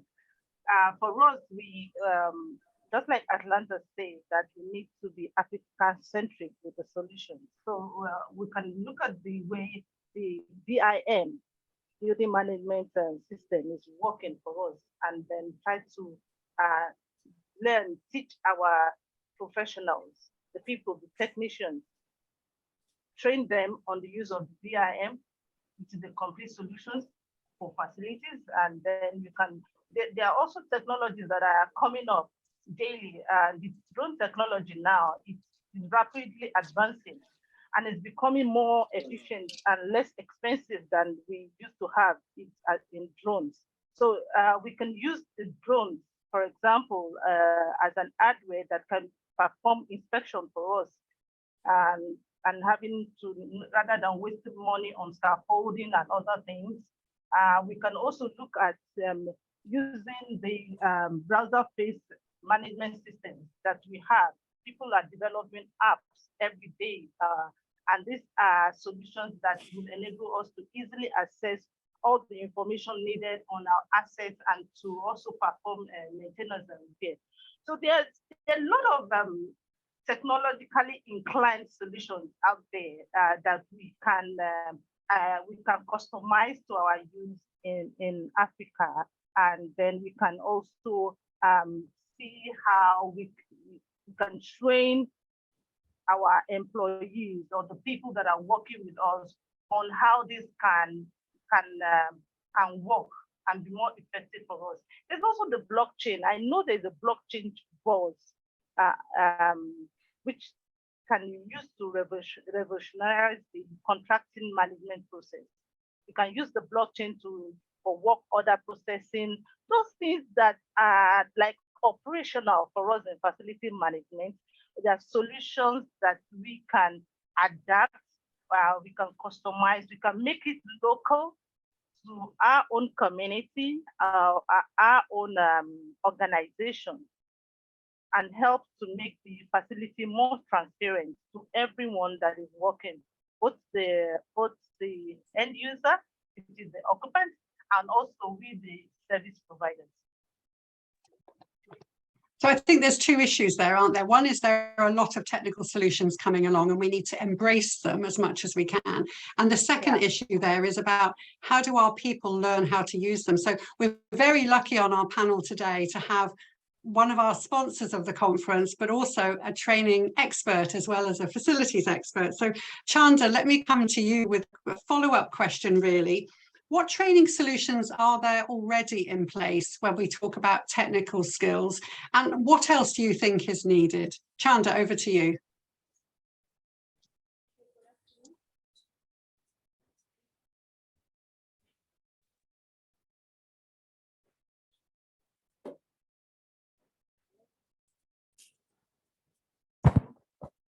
Good afternoon.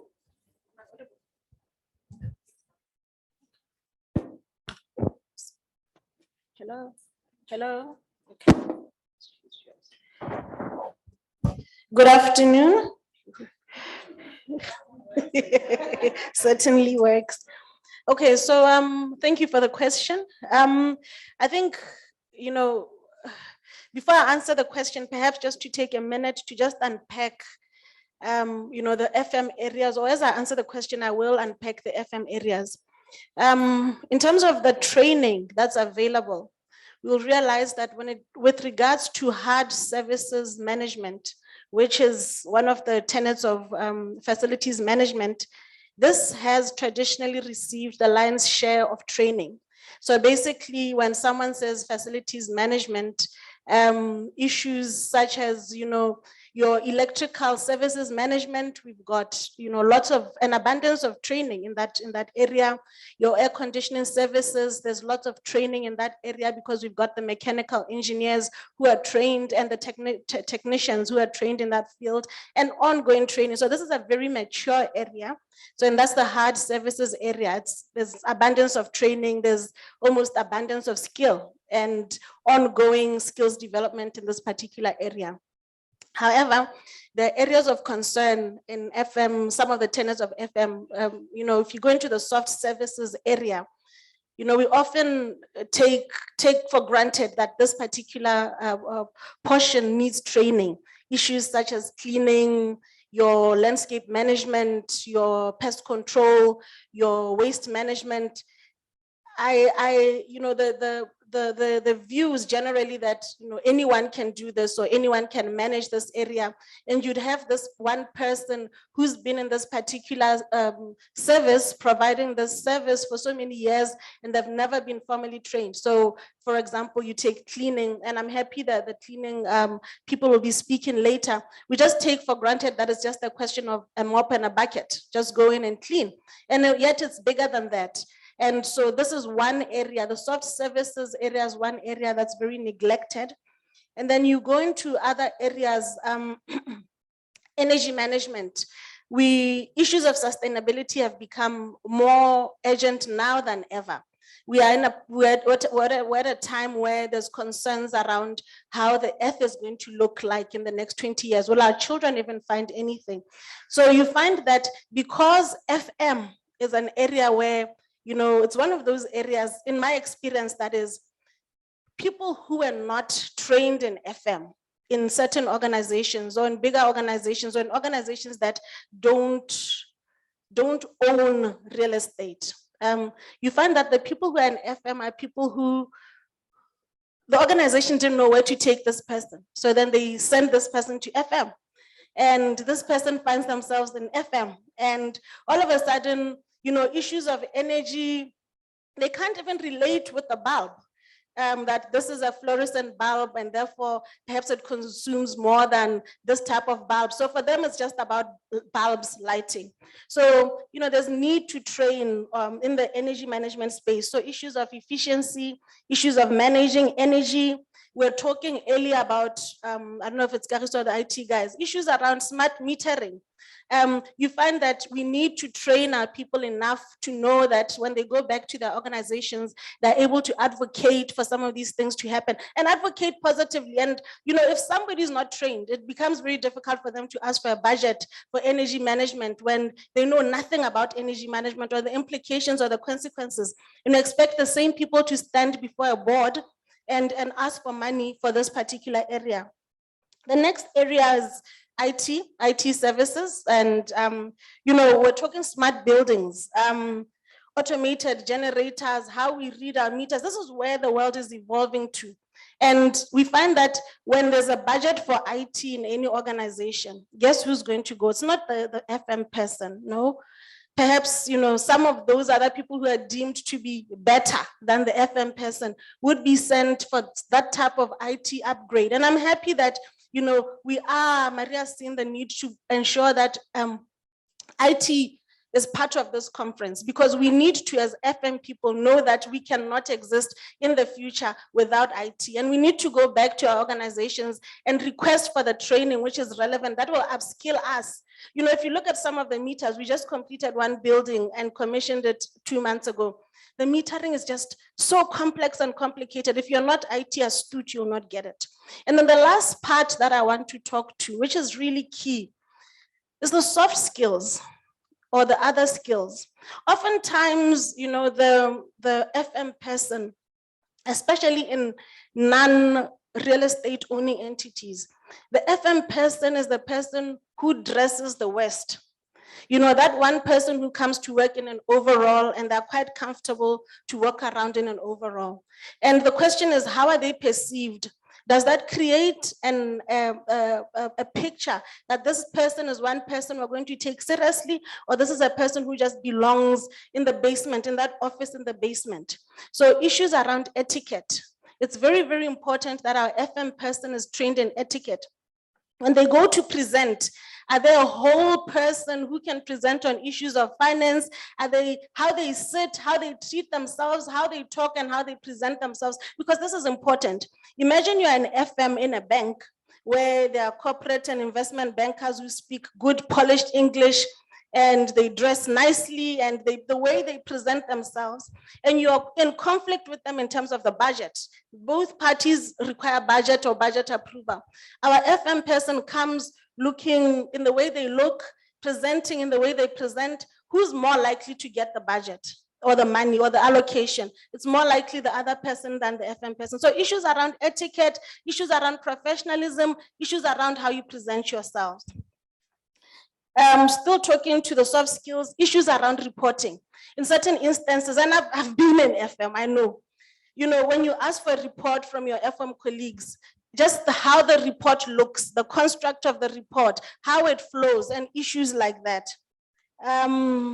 Presentation skills, formulation of policies, your finance skills, like I said, when you go and approach organizations for funds. So just to sum up my presentation, all I'm gonna say is, traditionally, as I mentioned, the hard services have received a blind share and more favor compared to all the other services or all the other tenants, and yet there are so many gaps in FM. And I think I'll touch on that as we proceed. Thank you very much. Thank you so much. Some really valid points there. And I have to say, we see the same things here in Europe in terms of the investment of often goes to hard skills rather than the soft skills, because, well, maybe we'll find out why. I'm going to push on and jump ahead a little bit because I'm conscious of time, and I know we could talk for days about these topics. But I'm interested, I'm going to ask Queen for her experience on this one. Why do some organizations invest in developing their people and some don't? What's your experience, Queen?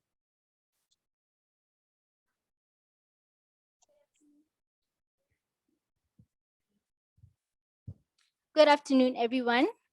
I'm really grateful and thankful to be here today for the opportunity to be a representation as a mentee for the next generation of FM facilities managers. I'd like to say that, first of all, as mentors, there's a need for you to acknowledge that there's a need for you to impart knowledge in the next generation. And for my mentor, first of all, what she made me to understand is that, Queen, I want you to learn from me, because when I started, I didn't have anyone to show me the way, but I'm here to show you the way. So I believe that that for me was really impactful, in that I had to make sure that I live up to what she said and meet her expectations. So I believe that the reason why organizations don't really support mentorship is because many mentees are not willing to learn. So the first thing that we are supposed to look at as mentees, that we should be willing to learn. And also understand that mentorship is a platform that allows for a continuous cycle of knowledge between the mentee and the mentor. So we should understand that. But to highlight my point, I believe that many organizations do not really support mentorship as much because of the mentees, the way they do things and their unwillingness to learn. So I believe that's the reason why many organizations don't support. And we're very lucky, Queen, aren't we? Because sitting right next to you is your mentor. So Nelta, tell us your thoughts on this. Yes, Why some companies don't invest? Just to say, I'm the brilliant mentor. And she's my fantastic mentee. She was actually valedictorian at UB, so she's absolutely fantastic.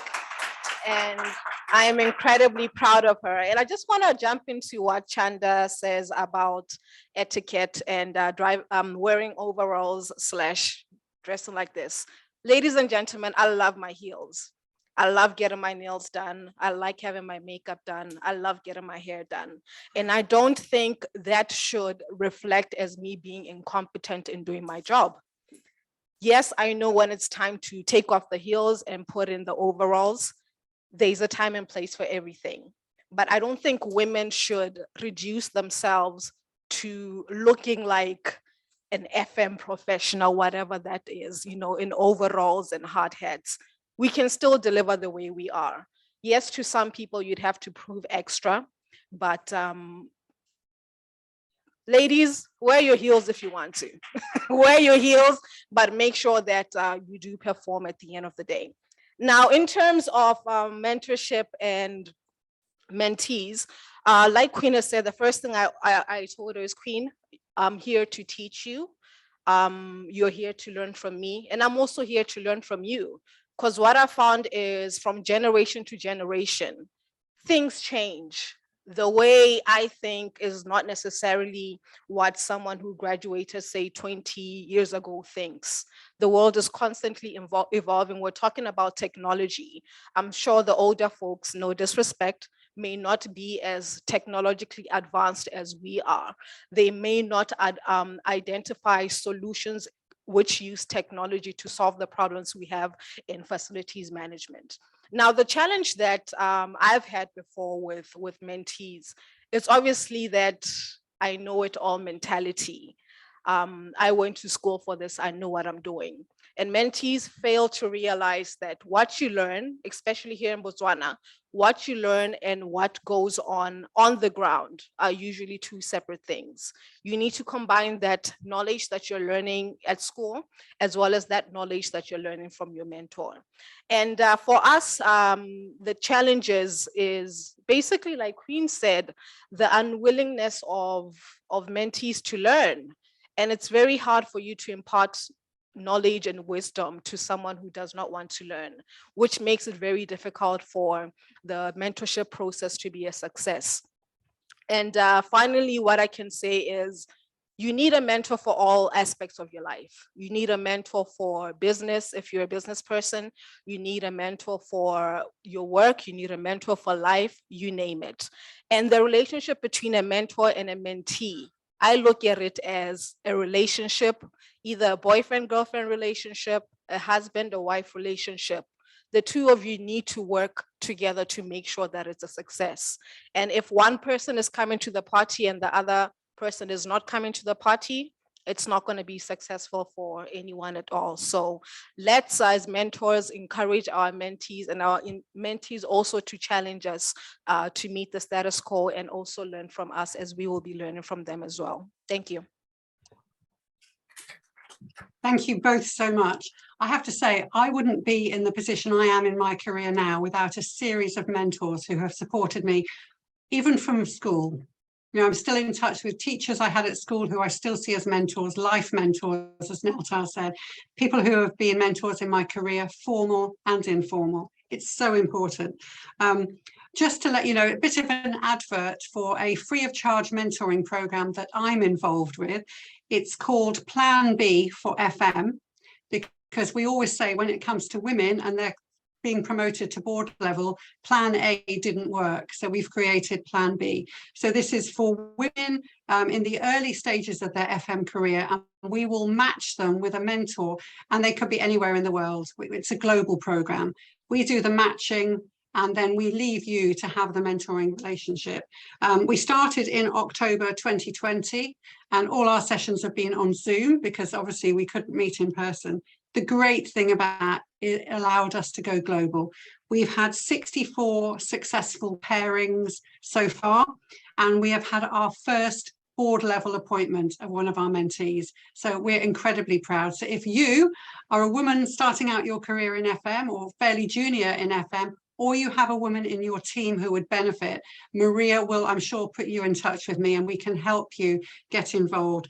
And of course, those of you who are experienced in FM, we want you as mentors. So I'm hoping everybody there in the audience and everybody who's joining on Zoom will want to get involved in some way.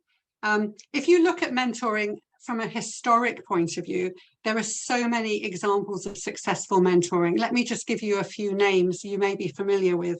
Socrates and Plato, going way back. Haydn and Beethoven, Freud and Jung. Steve Jobs mentored Mark Zuckerberg. I have to say I didn't know that. Christian Dior, fashion designer, he mentored Yves Saint Laurent. Steven Spielberg mentored J.J. Abrams. And of course, Professor Dumbledore mentors Harry Potter. So everywhere we look, there are mentoring relationships. So we're very lucky on this panel because we have many mentors amongst us.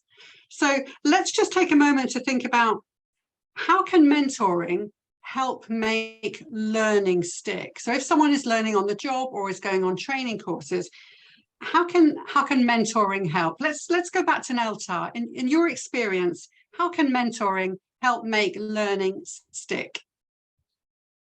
Well, I think it's important for it to be a continuous process rather than us attending one FM workshop a year and then we think that we'll be able to learn everything from that particular workshop.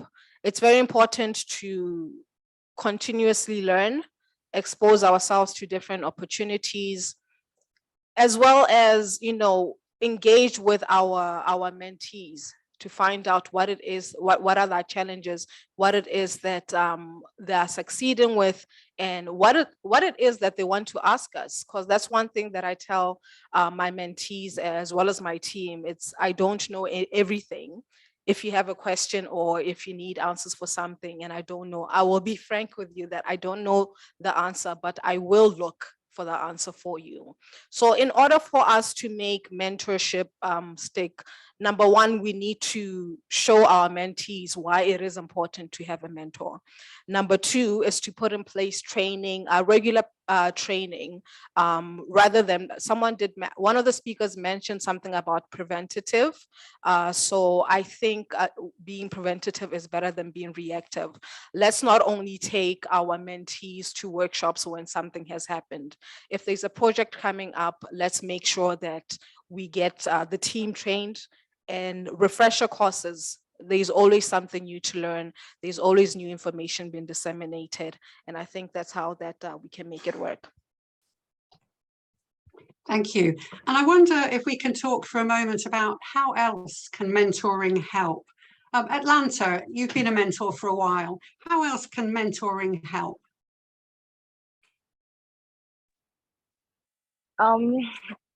I think with mentorship, like Nalta said, is a two-way street. We need to learn from the mentors as well as the mentees. Like Nelta said, it's not that I'm not the custodian of all the knowledge. How we think and how the Gen Z generation and the millennials and the baby boomers is different, and we can all learn from each other. So I believe we should do that. Another thing is also to involve mentors and to have accountability checks, which should be both ways. Mentees should hold their mentors accountable, and also the mentors should also hold their mentees accountable. If there are milestones to be met, they should be met. Another thing which I believe is very, very important in Africa is we need to, like I said earlier, to gather data, have case studies that we can develop and incorporate them into the curriculum. And we can learn from each other. Like you said, Liz, we can also learn from the Europe and the Americas of what is happening in the England. We can develop new ideas of what is happening. The world is really moving at a fast pace. So many things are changing. Technology is really with us, and we cannot ignore it.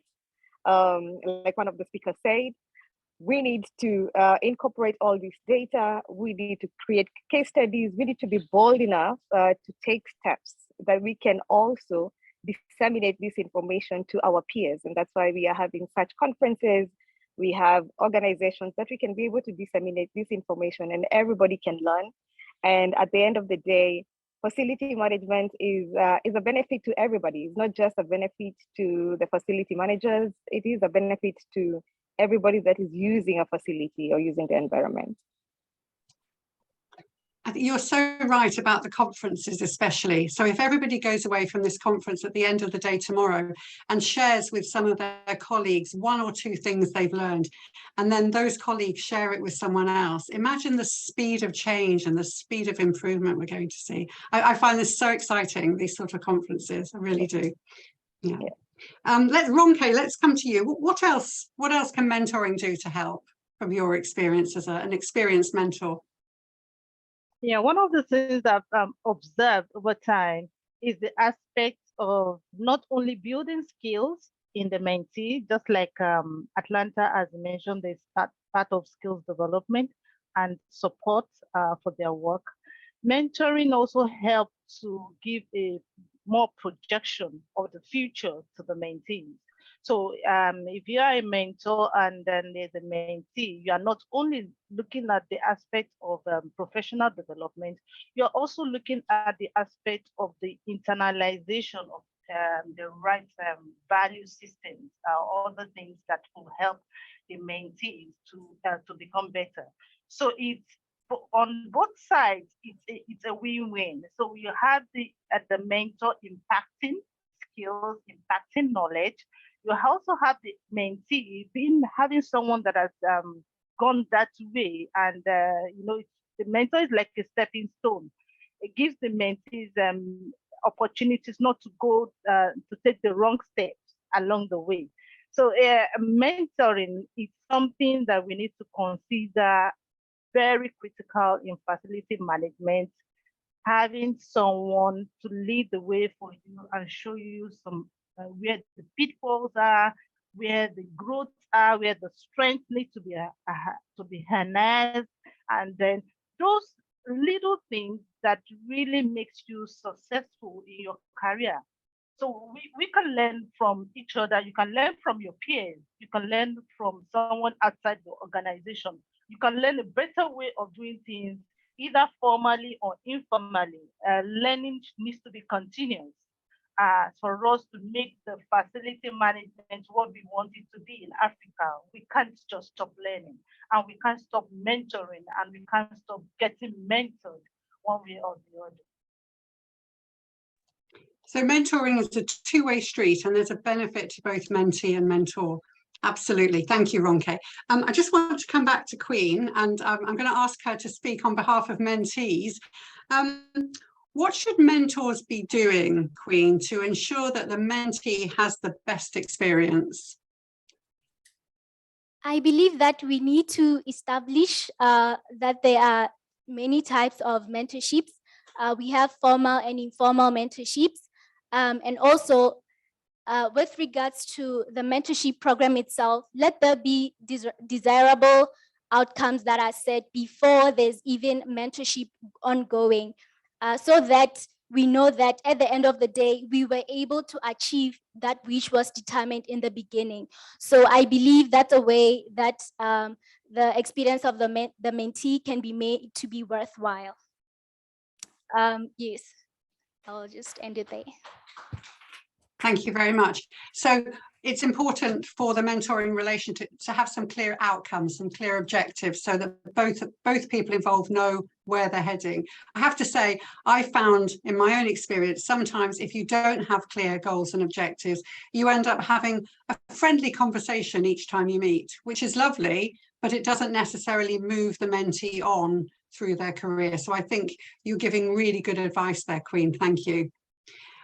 What about the role then of our professional bodies? What about organisations like IFMA and SAFMA and RICS and Africa FM and the IWFM? What's their role as professional bodies in driving education and mentorship?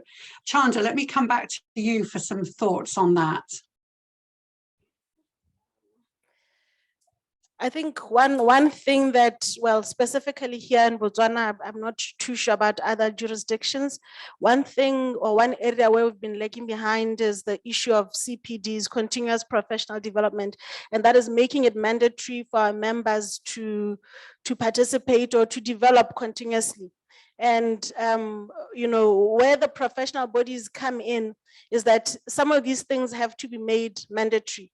So for your membership to be renewed in the next year, you have to have trained so much. And, for example, I know at the Real Estate Institute of Botswana, mentorship is a requirement for the new members. So new members are required to be mentored by somebody, whereas the old members are not required to mentor. So these young ones who need the license are forced to be mentored by people who are not forced to mentor them. So there's a disconnect. So you find that there's really no driving force for people to mentor other people. And we find that these young people are not mentored by anybody. So it's very, very important that some of these things are included in our constitution, the constitutions of the professional bodies, to ensure that, skills imparting, skills upgrade, just general, upgrade is part of the development of our people as institutions. So that is to ensure that, and some of these, it's important that the professional bodies also look at key skills or key gaps and make sure that as part of perhaps their annual strategies, if say mentorship or certain areas are lagging behind. So ensure that these are specifics for the year, i.e. for this particular year, for you to earn your hours, you need to have done 1, 2, 3, and 4. You need to have mentored at least 2 people, or rather spent so many hours, not 1 or 2. It's not about the numbers, it's about the outcome. You need to have spent so many hours in mentorship. You need to have reached a certain goal, certain milestones. So some of these things need to be forced, some of these things need to be enforced by our professional bodies. I think that's brilliant. And you said it's not about numbers, it's about outcome. That's so important. And I think so many of our professional bodies could do more of this, couldn't they? They could really push people to transfer their skills and knowledge. Now, I don't know much about the demographics in terms of age on the African continent for facilities, but here, particularly in the United Kingdom, we have an aging population in facilities management. So we have people retiring and sometimes becoming consultants, sometimes simply retiring and leaving facilities management, and all the knowledge and experience that they have in their, in their memory, but also in their hearts, it goes with them, and they're not sharing that. So I think, as Chandra says, if the professional bodies can encourage those people to become mentors, maybe we can create a special role in the professional bodies for people who are retired but are retaining their mentorship. I think that would be a great thing. Atlanta, what else do you think that the professional bodies could do to drive education and mentorship? Over and above that, I think that they should invest in research and development. They should spearhead the training and mentorship programs. It would be great for them to, like you said, match the mentors and the mentees. And like Chandler said, it's not about CPD hours, because we could attend such a conference and let our organizations pay for it, and we get 5 hours of CPD and we move on, and we have not gotten anything. We've just gotten tea and coffees and interacted and networked with other FM professionals. But it's about the learning and the network, and also nurturing facility management trainees right from what we call high school level here in Kenya, where we are planning to go back there and inform them that there is a profession called facility management, because most of these people find themselves in facility management. They either studied something else and they found themselves in facility management. They did real estate and now they're managing facilities. So it's about growing these people and having people right from the beginning knowing that there's a fascinating profession called facility management that you can pursue and be very, very successful in. Thank you very much. Ronke, what else can the professional bodies do to drive this? Yeah, the awareness is so key. Yeah, and it's better to catch them early, right from secondary school. Make them see the importance of facility management in the little things, in the equipment they use in school, in all of the things, infrastructures that they have been given. And then we can also look at the professional bodies can have more of these trainings. Like IFMA, for example, IFMA has these trainings all across Europe and America. We can use those as templates here in Africa and customize things that we really make it accredited. Have trainings that are accredited and that can impact and improve the skills level of the facility professionals. The association also, I know of IWFM and IFMA having chapters in Nigeria, and they are doing well on meetings and pushing publicly or in the newspaper, in the House of Assembly, pushing for policy that will support facility management in the assembly. So we can do more of that and look at in our location, maybe in our regions, in our countries, and say that, oh, we need to look at what are the facilities, what are the policies that can be chunked out by the government to help our profession. The associations can put it together and do more of that. They can also look at instances where they hold each other accountable. For example, now in Nigeria, I know that the high-rise buildings, the professionals are holding themselves accountable. So if you are not aligned, you may be called to go back and do things correctly. So associations need to ensure that people are held accountable for the projects. There are no haphazard projects anywhere. Projects fall in line based on the standards, the building standard, the structural way things should be done. So we have the facility professionals working hand in hand with the developers and the property owners. And I remember one of the speakers talked about facility management being involved right from the time of the construction, right from the foundation of the building. So the association could push to say that property owners, developers, all of you that want to start, let's have a handshake and let's have a collaboration. Let's have some integration right from the time when the structure is being erected, so that we know that the right things are in place.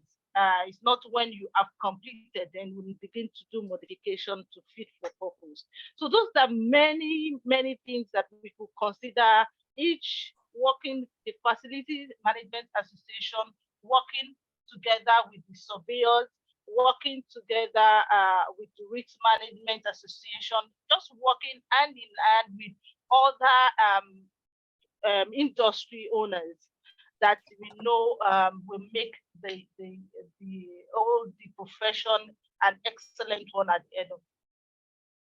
Thank you so much. Collaboration is key at every level, isn't it? Whether it's government, professional bodies, whether it's individual. And I think that's something we mustn't forget. You know, we often point our finger at the professional bodies and we say they should be doing this and they should be driving it. But we as members and practitioners in facilities management have to take some personal responsibility too.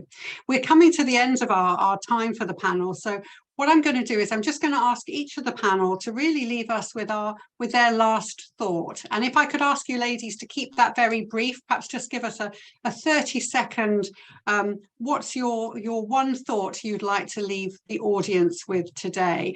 Nelta, let's start with you. What's your one thought for the audience, please? My one tip for the audience is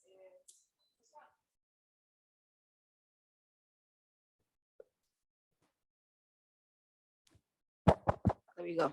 My one tip for the audience and for FM practitioners, both male and female, is let's not delegate soft skills only to women. Let's not delegate administrative tasks only to women. Women are just as much as capable as men. We may not have the physical strength that you do, but women do make phenomenal facilities manager, as she is, and of course, as I am. And she's also growing into being a phenomenal FM practitioner. So that's my takeaway for today. Thank you so much. Atlanta, what's your top tip for the audience today? My top tip for the audience today is about research and data collection and analysis, and having solutions to our unique African problems. And we are capable, we have the knowledge, we have the resources, We just need to get into it and have these things documented and analyzed. Thank you so much. Chanda, let's come to you next. What's your thought you'd like to leave the audience with? Okay, I think to the audience is just to say, in typical non-real estate organizations, you know, FM or real estate makes part of the top 3 costs in that organization. So the top 3 costs in typical organizations are HR, IT, and real estate. Now with that shows how serious and how valuable you are. It is therefore, I don't know, I hope you're hearing me, you're very valuable, you're a very valuable asset. So it's upon us now as practitioners to ensure that this value, which goes without saying, I mean, if you're part of the top 3 costs of any organization, surely the organization should concern itself about what you do, who you are, what you eat, and the decisions that you make. Take yourself seriously, and it's upon us as practitioners to drive that and ensure that the organizations we serve get to see the value that we offer. And it's upon us to ensure that we upgrade ourselves, we ensure that we're fully, you know, we can sell the product FM. So the takeaway to everybody here, FM is sellable. It's the top 3 cost for any organization. It's sellable, let's go and sell it. Where if we're not prevailing, let's just reflect a little bit. If you see that you're not prevailing as an FM practitioner, reflect a little bit and take a step back. There may be things that you're not necessarily doing right. And you know, yeah, top 3, you are very, very important. Thank you. Thank you. Let's go to Queen next. Queen, what's your top takeaway for the audience today?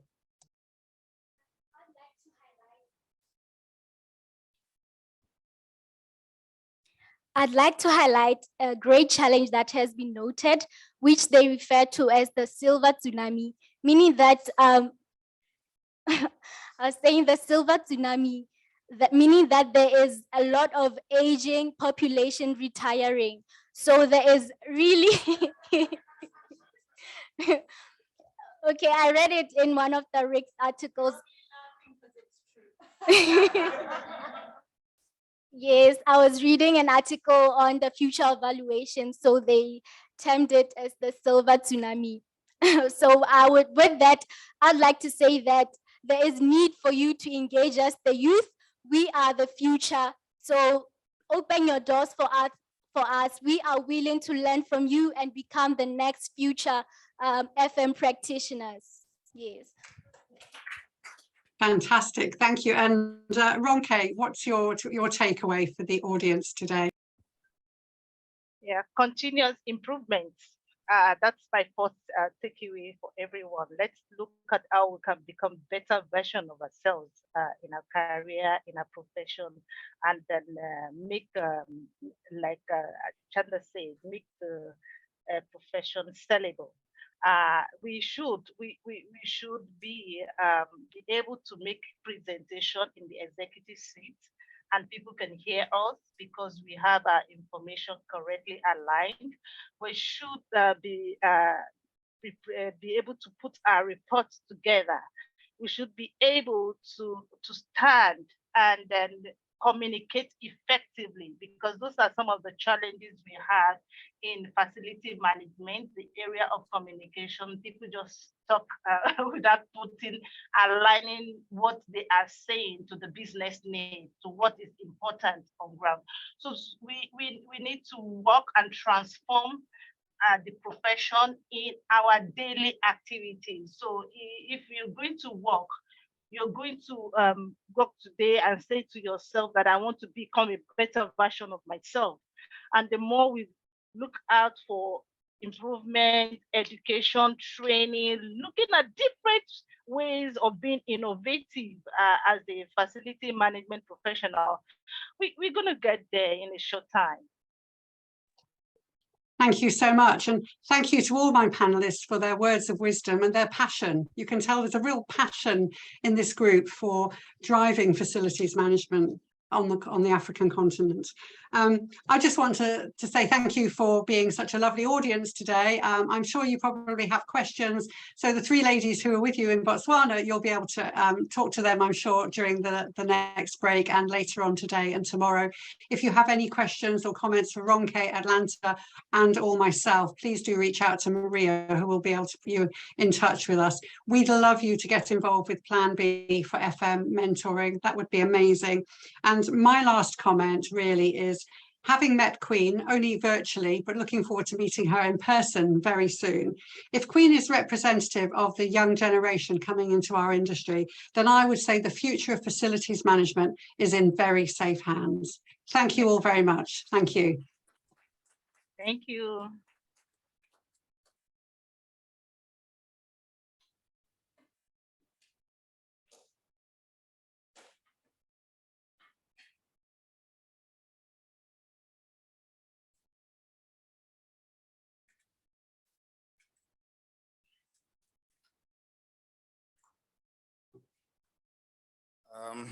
Afternoon again.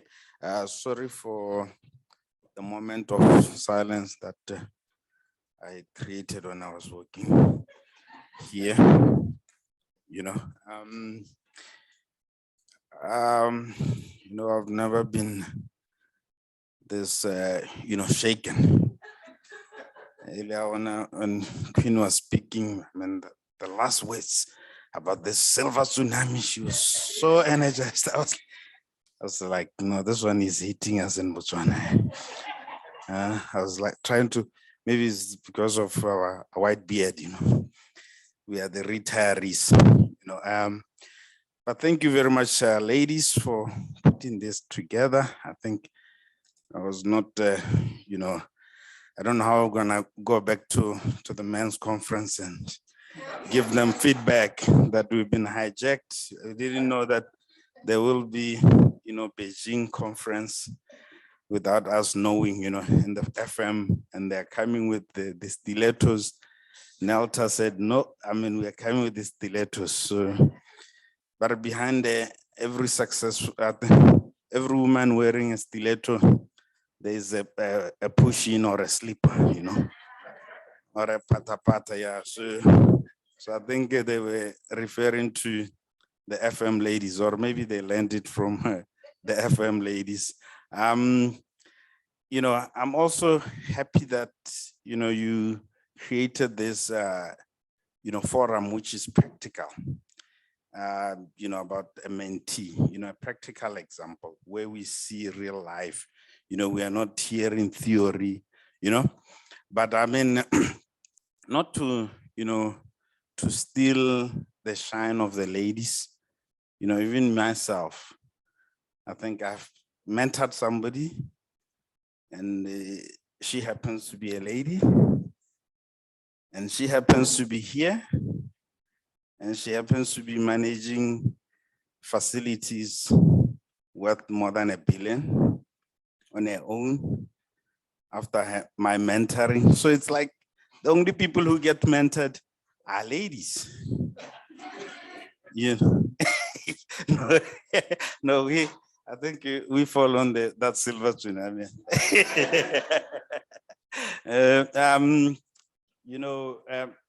Not trying to steal the shine from this, just to, to complement that. I want the lady whom I'm talking about to stand up. I think, I'm not going to mention names, but they're not that Chisega. Yes.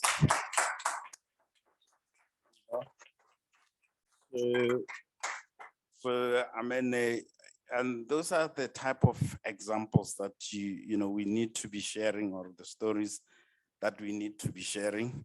When you're on a tea break, you'll have the opportunity to ask her, what is it that she's doing? But she's really doing wonderful things for a young person, whom, when I was mentoring her at that time, I was not called a mentor. I was called a monster. It's only now that they see, that was not a monster, that was a mentor. In the corridors, they call us names. And then when you come in there, by Peter and all, everybody's quiet, you know.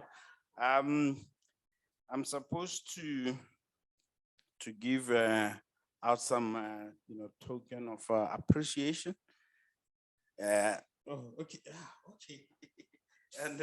And one of the ones which you know, scared me a bit. There's this name Sheriff. You know, you have to see Sheriff. So I was like thinking, I was like, you know, the bank now has sent somebody. You know, the market is bad, so we are owing people.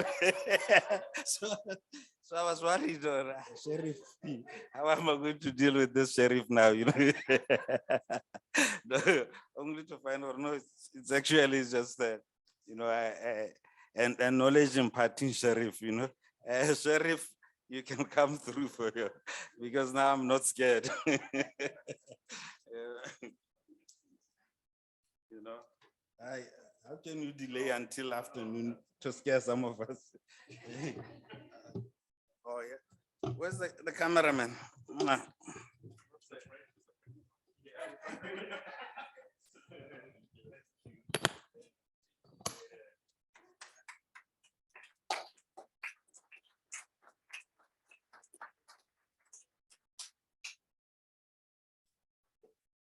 Yeah, so I'm gonna now, you know, deal with the ladies and start with the, you know, the mentee. Oh, wow, you know, the star, you know. What a star.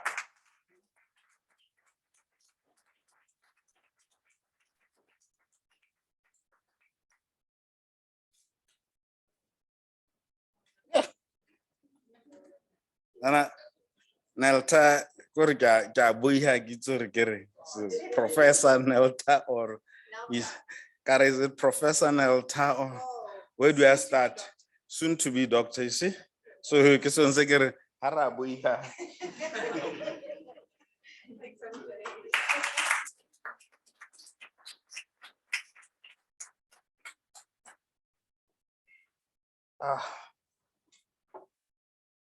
when you know, the practical and the knowledge-based economy of FM. Ms. Chanda.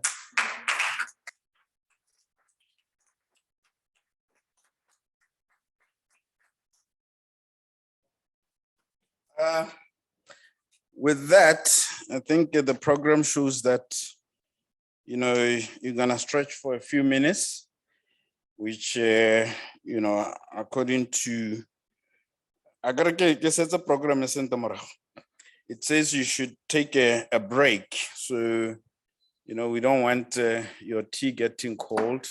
So you can just go and stretch, especially after consuming this type of, you know, knowledge. You need to be asking Queen when she's still fresh. Or, yeah, yeah. All right. Thank you. We'll see you in just 10 minutes or 15 minutes. Yeah, 15 minutes will do, yeah.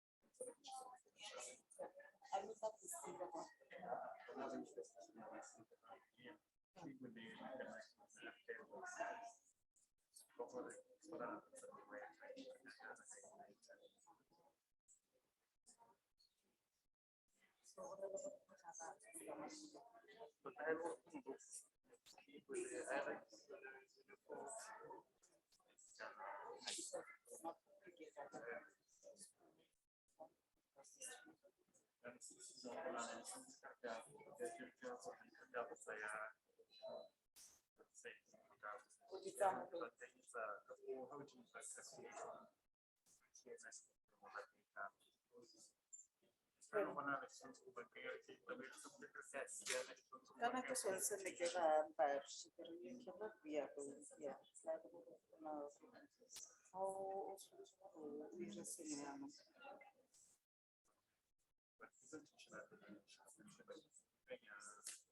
but I want to know where it is for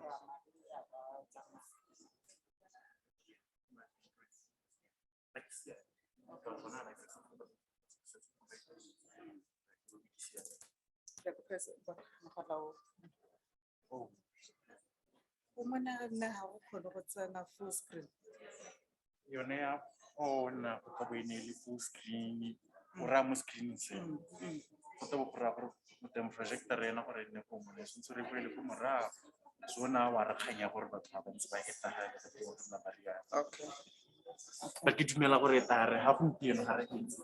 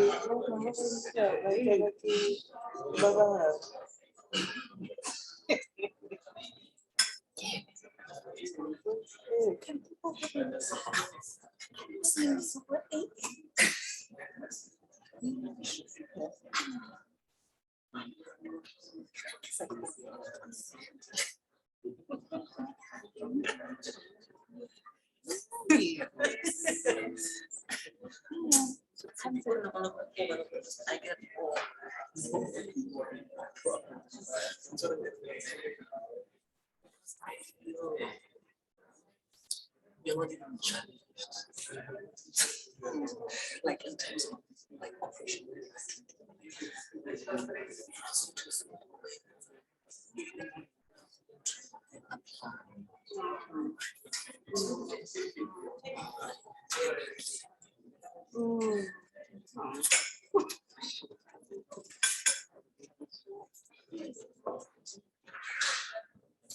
So that's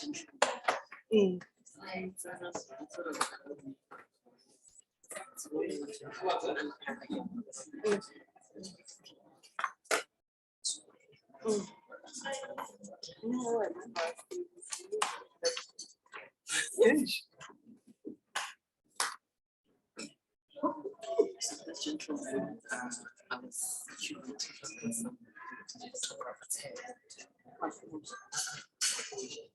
She was in here. She was in here.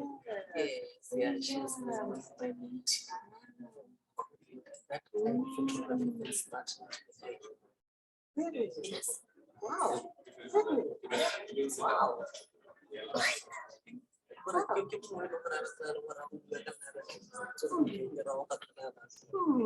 Because like, but anyway, so it's a better exhibition I was curating. So I think it's a complete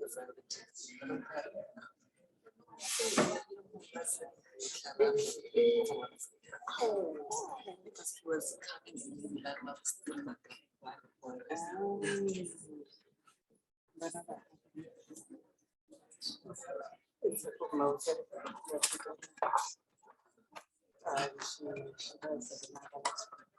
such a thing. I don't think she just and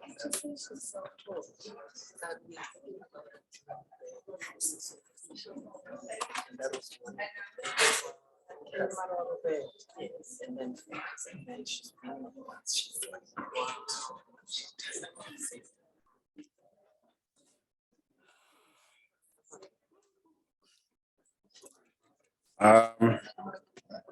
Good afternoon. Welcome back. I wish we had an app where we could just be present to call you back in, because I see that everybody's on an app of some sort, but we need this one to call people back. We are continuing with our afternoon proceedings. Right?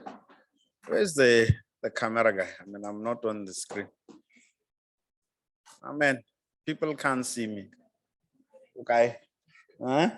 Yeah, you see? So we are continuing with our afternoon proceedings.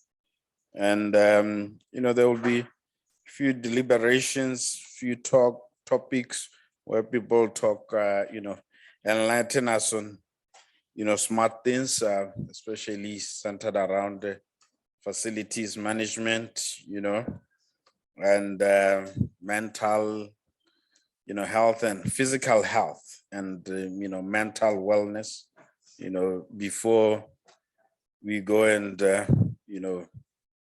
they call it networking, but I think to be just to push back the physical health. Kagiso Sebetso, I think she was here earlier on, so she needs no introduction.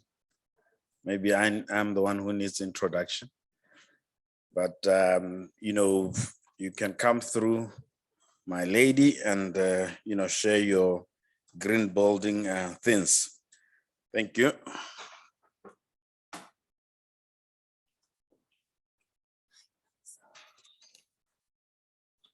Thank you, Remaje. Thank you for having me back. I hope that my excitement about green buildings is contagious and that you are curious and excited about them.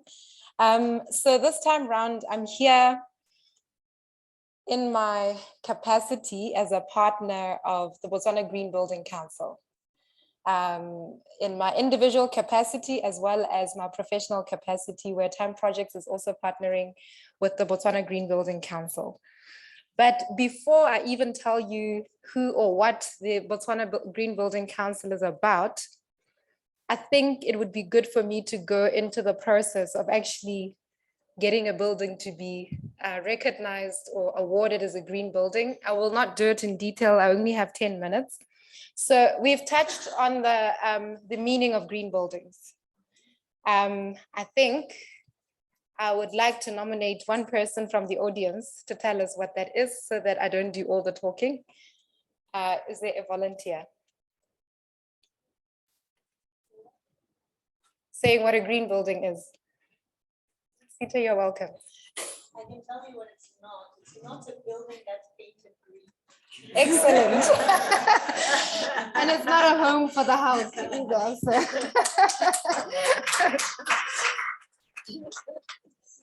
Okay, who would like to tell us what it is? In the very, if you had to explain it to a high school kid without getting, complicated and scientific.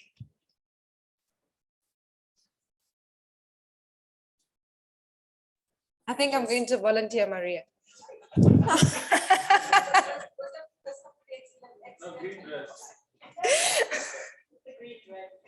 It's the green dress.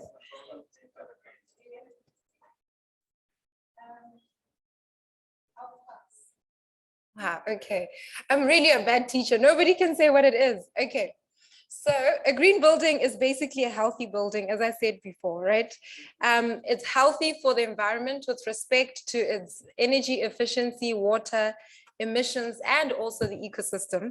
But even more importantly, it's a healthy building for the occupants that are using it. Okay. So there isn't enough time for me to go into the elements that make it green. There's so many elements and you can't actually exhaust the list because then you're limiting innovation. There's always going to be innovation around how we can make a building green or more efficient. But I can group them in the following categories. So basically a green building, or one of the biggest components of green building, is passive design. What this means is in the summer, for example, your building doesn't gain too much heat. If it gains too much heat, you're going to end up using a lot of air conditioning, which leads to higher energy consumption, right? And in the summer, your building shouldn't lose a lot of heat.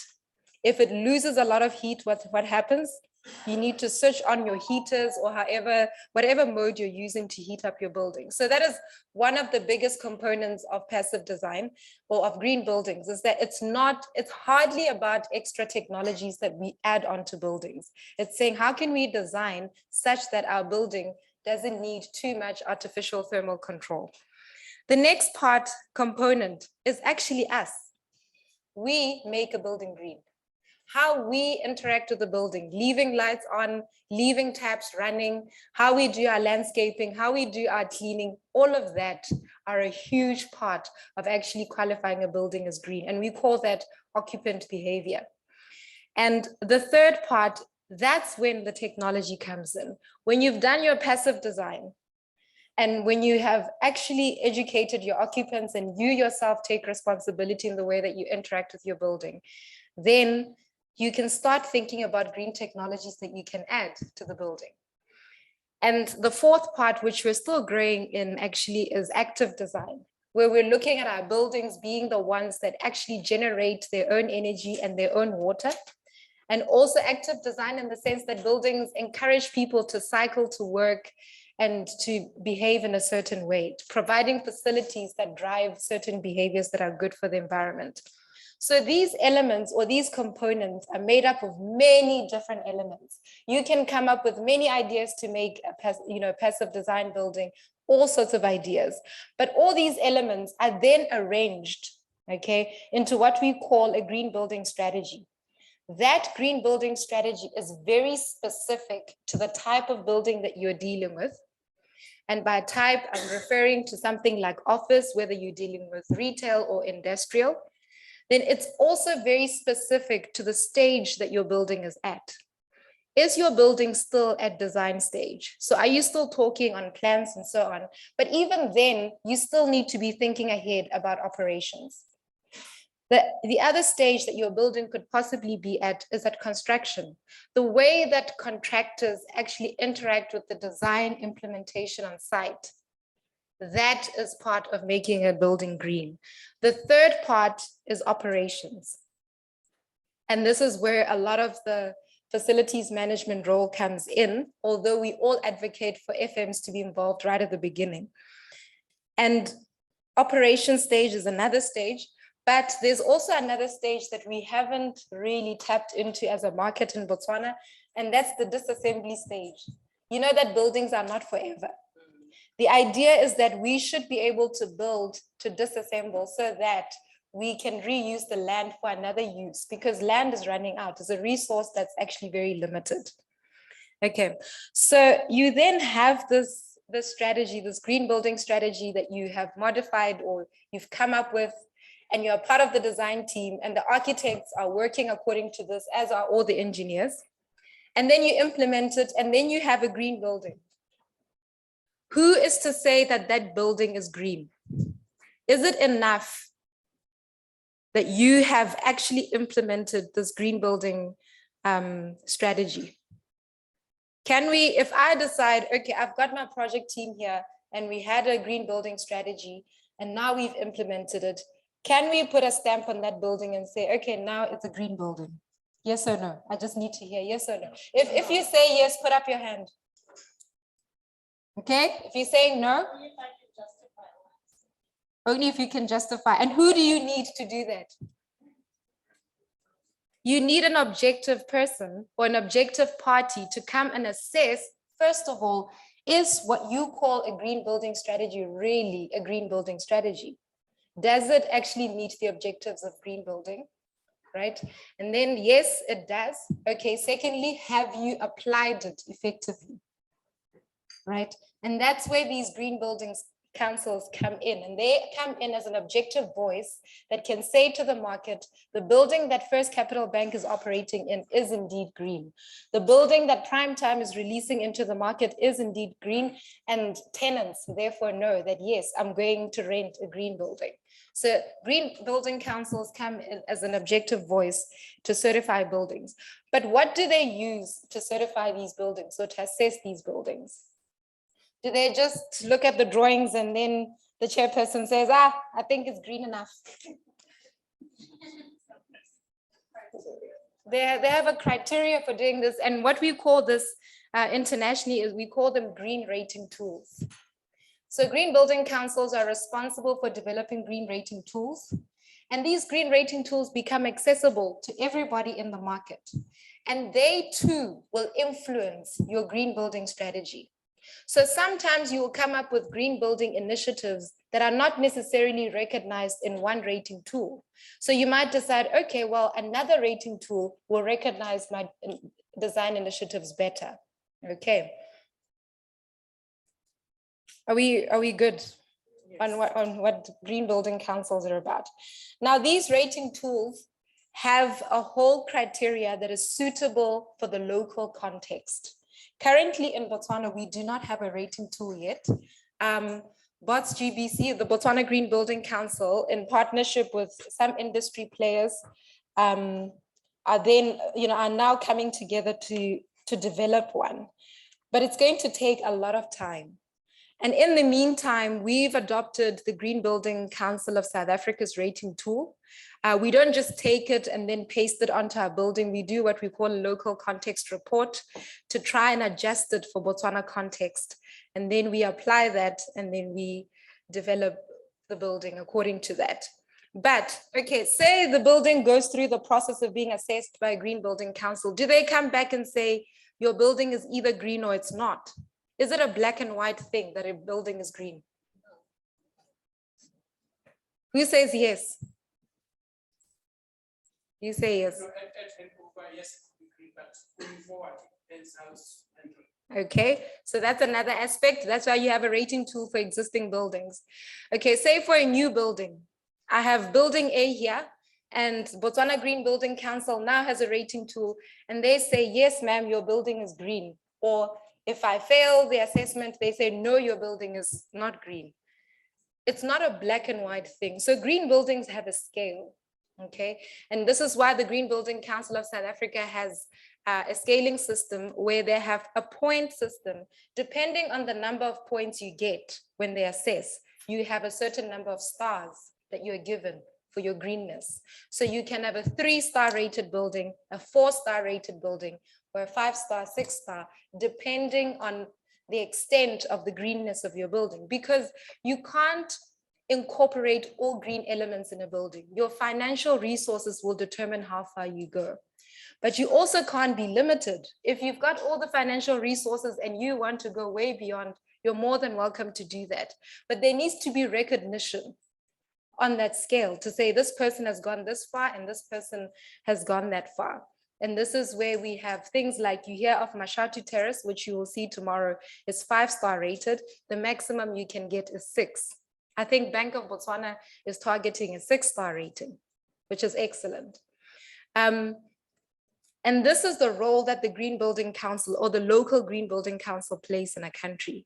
And Botswana Green Building Council exists. The chairperson is Tebogo Modisa Gape, and it's still in its infancy stage where we are developing the rating tool. But this is going to lead to a whole lot of other things, exciting opportunities for the market. First of all, it's going to require the Green Building Council to go on a drive of advocacy and awareness. The reason why this is important, you can't sell to people something they don't know about, right? People need to know what green buildings are, not just us, the professionals. It is in our best interest as the professionals for the market to know. The market cannot demand something that they don't know. The second thing that we need to actually, what the Green Building Council is going to lead to, which is exciting, is training for professionals.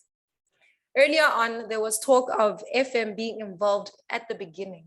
My desire as a green building specialist on a project is to have a facilities management practitioner on, but I would like to have one who's trained in green building so that when we talk about the green strategies, they're not still thinking with the old thinking hat of conventional buildings, but they're also growing in knowledge about green buildings. So the Green Building Council will also take responsibility for training professionals or ensuring that professionals are trained. This is going to lead to even more jobs because you're not just training the engineers and architects in the market, you're training people like myself. I would love to see more and more green building specialists and consultants in this country who will inform the strategy for projects, who will get the project certified and assessed and so on. I mean, even at the contractor level, there's so many job opportunities that come with green buildings. Okay. And the third thing that we will need is research and data. And as I said before, FM is key in terms of data. You have all the data in terms of building performance across this country. We need research as far as architects and engineers are concerned. Hence the route of going with membership to get everybody involved in the Botswana Green Building Council, whether this membership is from you as professionals or from people in the market, everybody needs to come on board and participate in this. So I'd love for you to look out more on news about Botswana Green Building Council and the green rating tool that's coming up for Botswana, but also on existing rating tools that we embrace in Botswana that work for Botswana, but our own rating tool would do us a great deal better than all the others. And it would be wonderful if all the professionals got involved in that. So thank you very much. And I hope to see more of you in the green building industry, and that the green building industry will be more than just 2 people, 3 people, you know. We also want to have a conference like this. Thank you.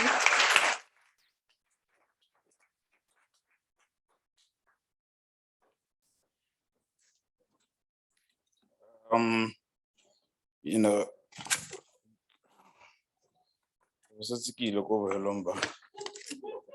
program.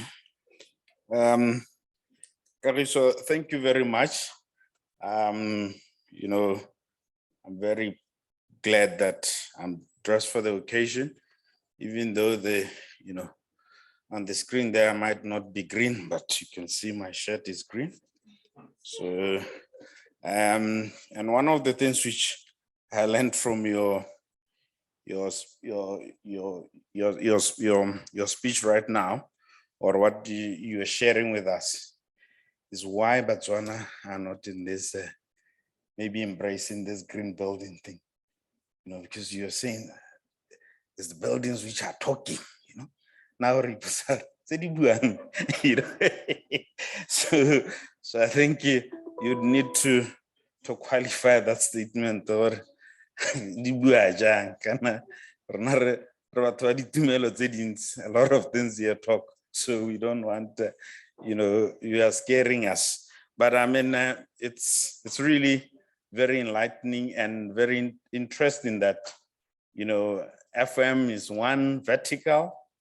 There's now the green space, which is another vertical, because earlier on there was a talk of youth not, being absorbed by the, the system. But I think if youth could start embracing these new verticals, which talk specifically to them, soon by the time they have got, the number of years that we've accumulated, even they themselves will see, the benefits, and then, just to, for housekeeping, some of us who are not trained MCs, we make the mistakes. Yeah, so on Saturday, I think it's at the end of the program. So I just want to prepare you. There is an opportunity to go on a safari. Ladies and gentlemen, I say safari. I create it's wildlife, So on a safari where you will see different type of, animals. So you can talk to the conference organizers, so that, they can enlist you. And also, you can see in this screen, one of the things that we left out, which I think you should be interacting with, is our social, platforms, where you should be liking, sharing, doing all sorts of things. So, because I was wondering which app are they on, and I'm not seeing any movement on our apps, Facebook, LinkedIn.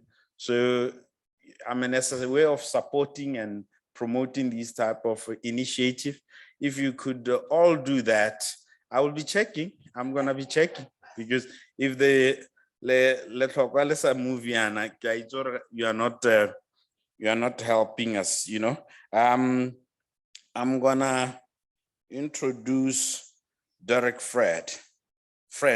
Is it Friend? Oh, okay. Yeah, got live. Clive Damonze. Clive Damonze, he will come and talk. His consulting firm is Clean FM. So it's self-explanatory. I'm gonna go back to my seat there. Mara has put me on the spotlight, because usually in the afternoon I take a nap. Now I don't know. I can't take a nap. You guys are looking at me,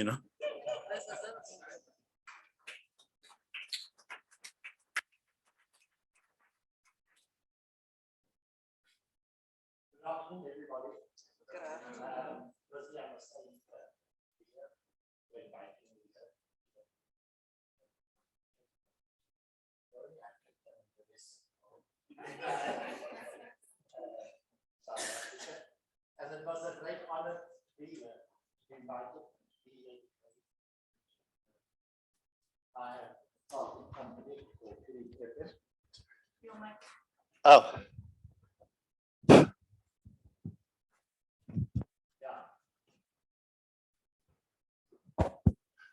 Yeah, I own, and then I'm also the president for the Cleaning Association of South Africa.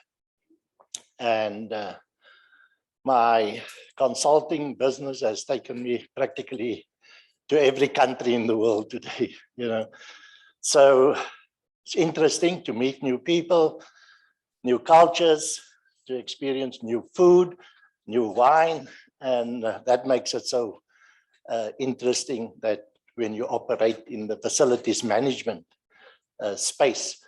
But I specialize on the cleaning, as we heard today, soft side of facilities management. Yeah. So that's where we will just touch on. If you're ready with mine presentation.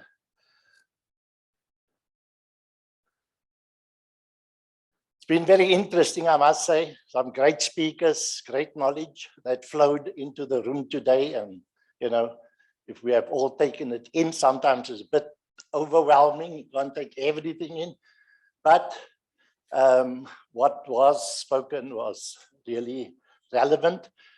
And it emphasized the fact, collaboration, partnership, alliances. We can't build the pyramids in Egypt and we also build one here and have the whole drawings all drawn up when it's there in Egypt. We just ask them for the will, we ask them for the plan, you know, and this is what collaboration brings about, just making life easier for all of us. And we are a global entity, and facilities management is actually one of the biggest employment creators today in all the different facets of facilities management. You know, you take cleaning, hygiene, waste management, project management, all linked to facilities management. That makes it one of the biggest employment creators. So it's a very interesting market to be in. So, okay, carry on.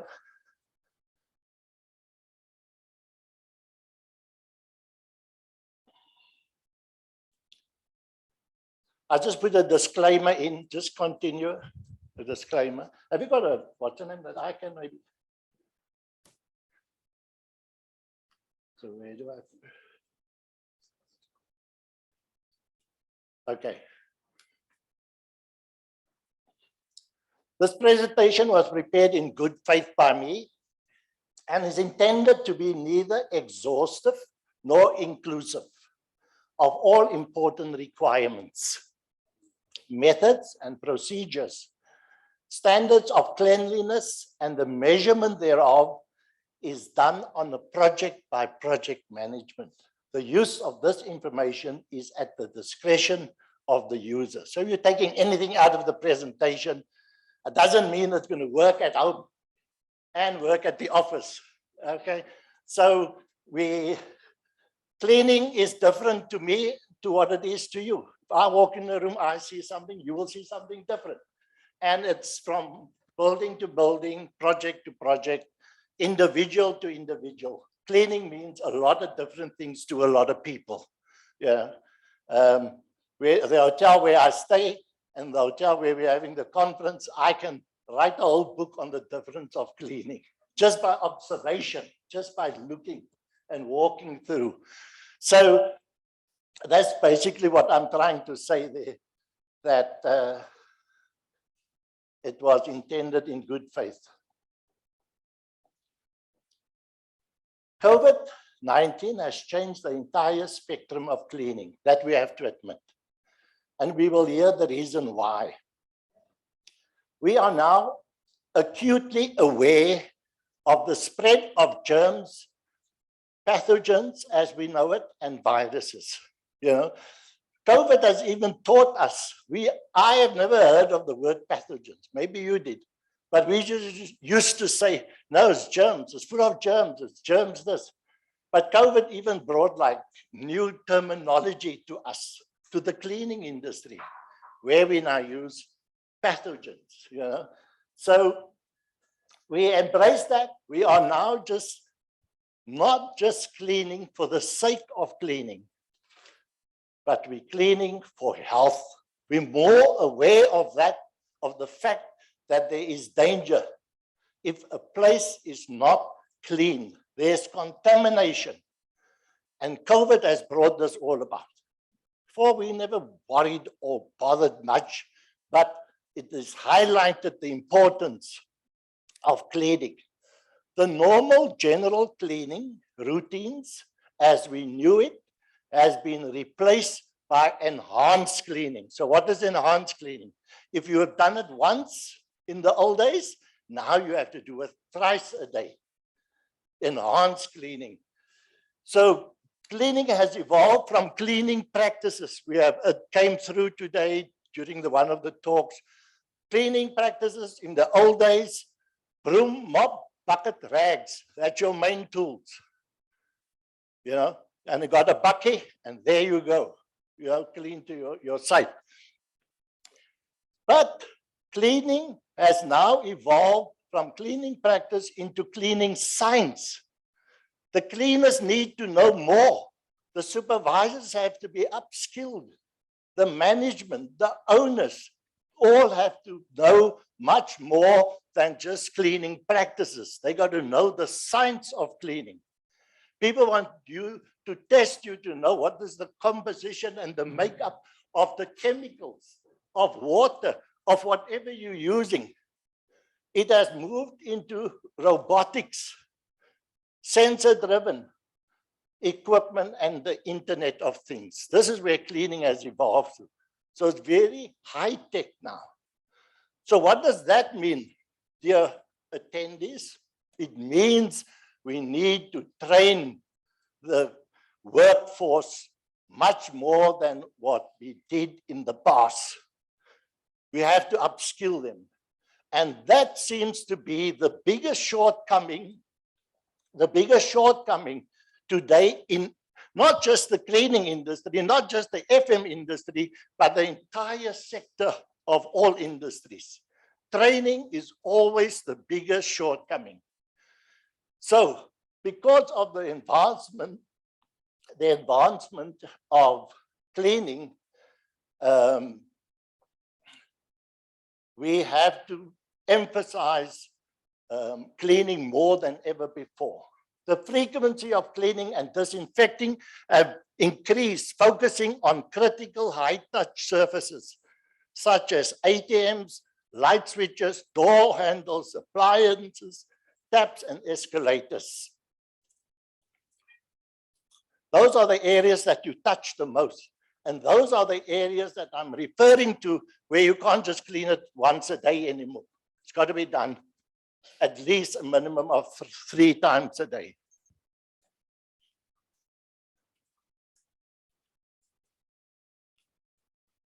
Light switches, door handles, appliances, and yeah, anyway. Sorry about that. Right?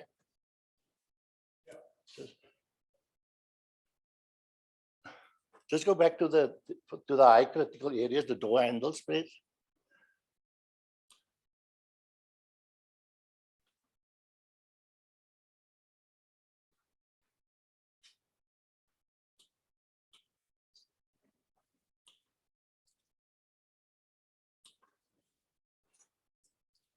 IT, always a big challenge. Eh?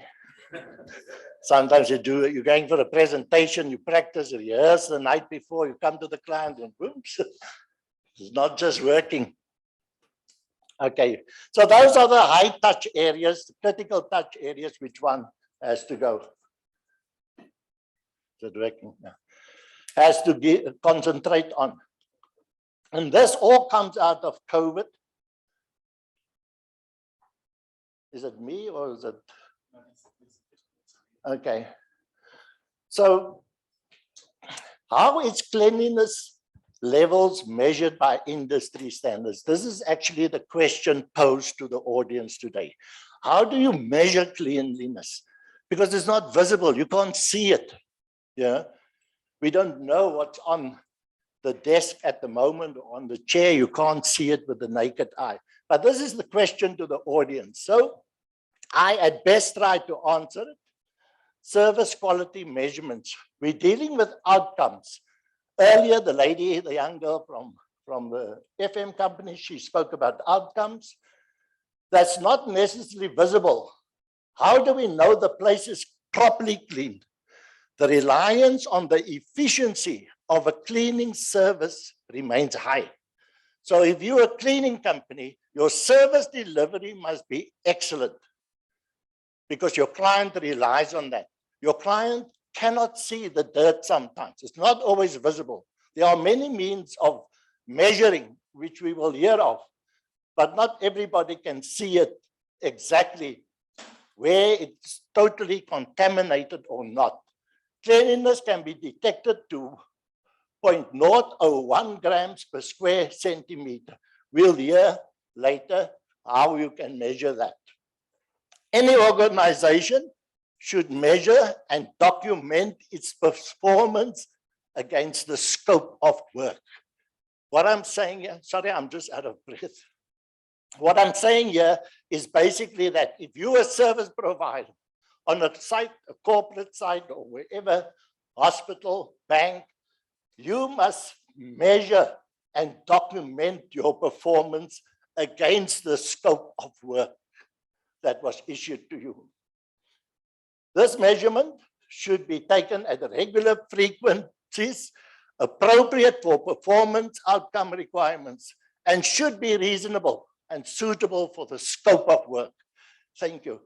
So it should be reasonable to measure.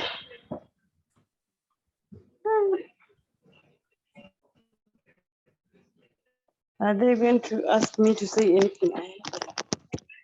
This is the many ways that one can survey.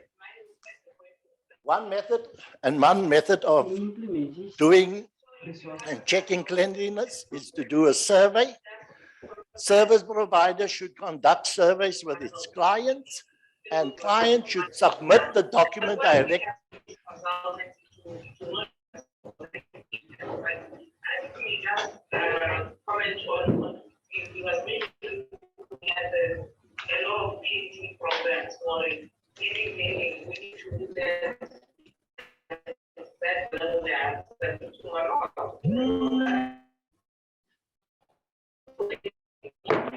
I don't think the lady in the UK switched the microphone off.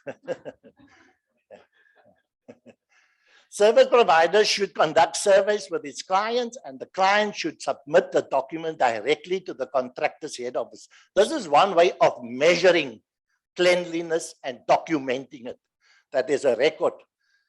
Visual inspections and evaluations, that's number 3.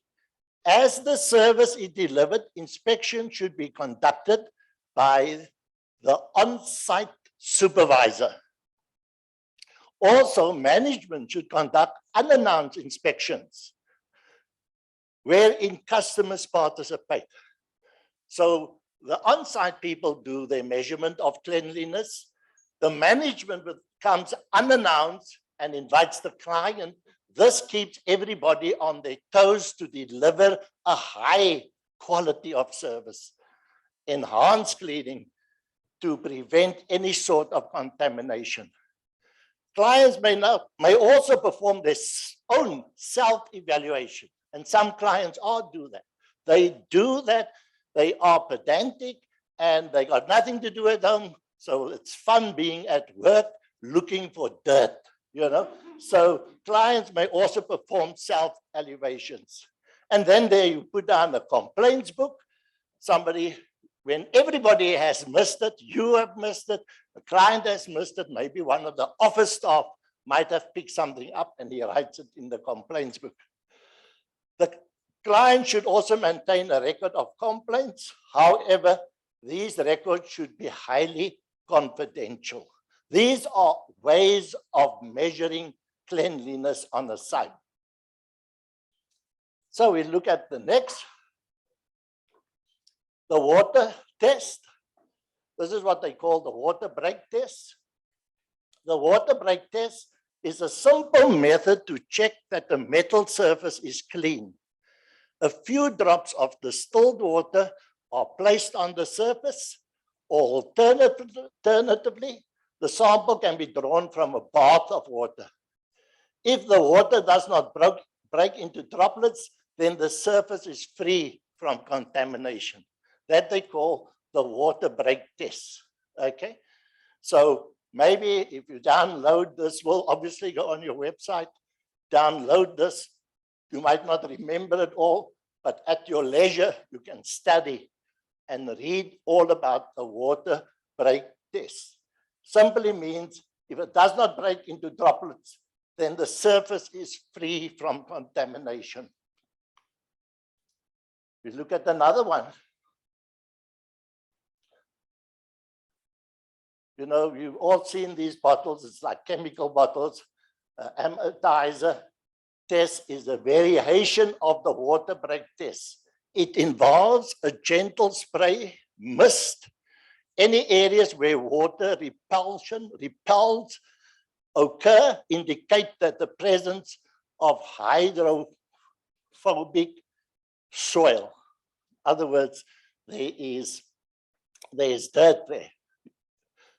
The amortizer test is slightly more sensitive to hydrophobic soils than the water break test, in which the kinetic energy of the flowing water may overcome the residue. In contrast, the amortizer test allows you to see a small droplet of water being repelled by contamination. So that again, at your leisure, read what it means when you spray the water and do the amortizer test compared to the water break test. Okay, so we most times don't want to go through efforts like this, but these are the ways and means available to FM companies to do testing of cleanliness on a site.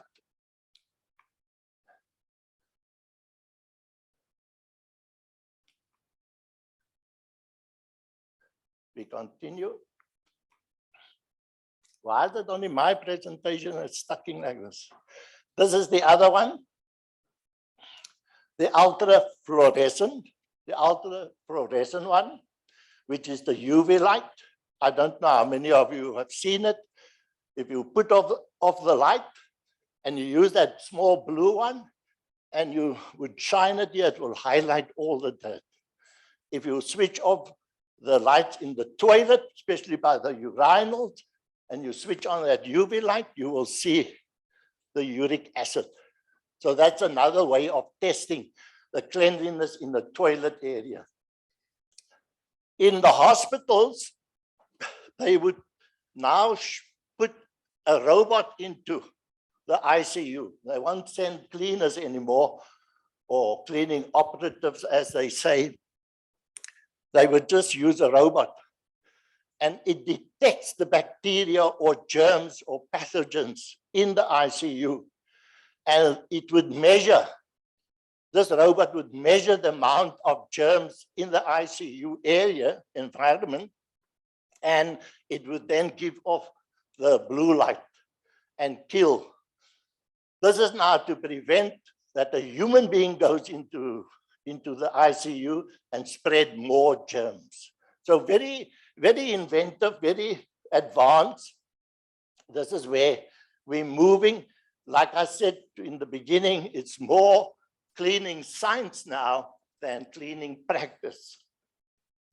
This is the old method. They call it just the white wiping cloth with the white glove. And this is the white glove is actually the symbol of that test. These tests are conducted by rubbing or wiping a surface using a white, usually cotton glove or a cotton swab. After wiping the glove or the swab, observe for any evidence of residue. So that's very simple. Just put on a white glove and you pull on high access areas or kitchen areas, and this will reveal all the dirt. Very simple to measure. White glove and swab test.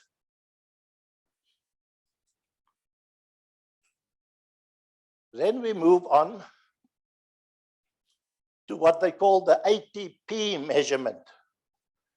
Research has validated the ATP measurement system as a relatively simple, rapid, and affordable. I'm not so sure about affordable, but this is what they're using. This APT measurement is presently the best quantitative measure of hard surfaces.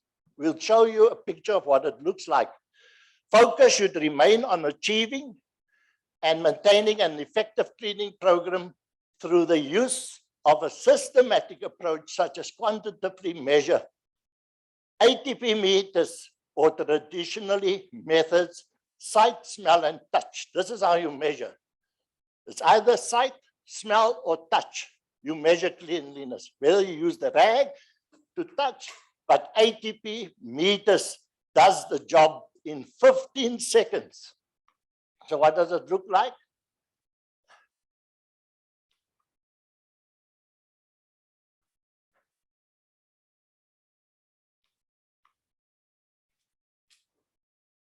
That's the different kinds of ATP meters that one can use. In 15 seconds, that instrument will tell you how clean your desk is, your kitchen is, your classroom is. That is so brilliant. And these tests offer a way of objectively evaluating how clean a surface is. Hospitals have used this ATP testing for almost 30 years to confirm cleanliness in critical areas. ATP testing can quantify service cleanliness and validate the process and chemicals that are being used to clean and disinfect the facility. The Hygienia brand ATP test kits are recognized as the most efficient. Okay, so those are just samples of it, and mostly used overseas by facilities management companies to test cleanliness on a site. So the next question is that you're sitting with, how much is that? You know, it costs, the average good brand, not the best, would cost you about 20,000 in your currency. That is what it would cost. You know, so it's not every cleaning company that can afford that. Maybe the large corporate facilities companies can, you know, but not everyone. So these are the measurements, but these are the best way. ATP meters are effective way to measure and clean. While ATP tests detect the presence of organic matter, they don't provide data as to which specific germs or bacteria are present on the surface. You must take note of that. The tests detect biocontaminants like germs and viruses, which provides indirect evidence about the levels of bacteria present on the surface. And that's what you want, especially to avoid, you know, a new wave of COVID. So this instrument, ladies and gentlemen, is probably the best thing on the market if you can afford it, to do testing if you are operating in the facilities management environment. Surfaces with high ATP levels are likely to contain pathogens. That is why hospitals rely on ATP testing to measure surface cleanliness for decades now.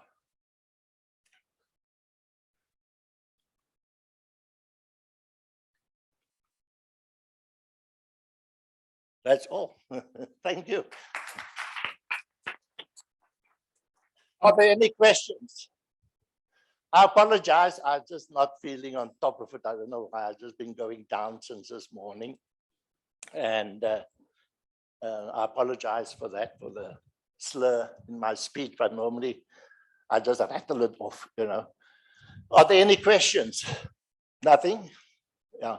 Anyway, thank you very much for listening. And now I hope that you're more aware of measurement tools in the cleaning industry, in the facilities management industry that one can best use.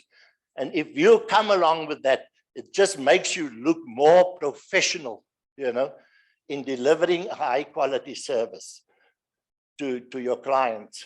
And they will be impressed if you within 15 seconds can pull out the report and say, we did spot checks in every environment, kitchen, dining room area, your offices, canteens, and this is the report.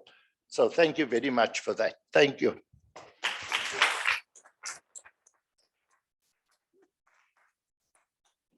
I'm staying here. I'm on the panel for the next session as well. Thank you, lady. Okay.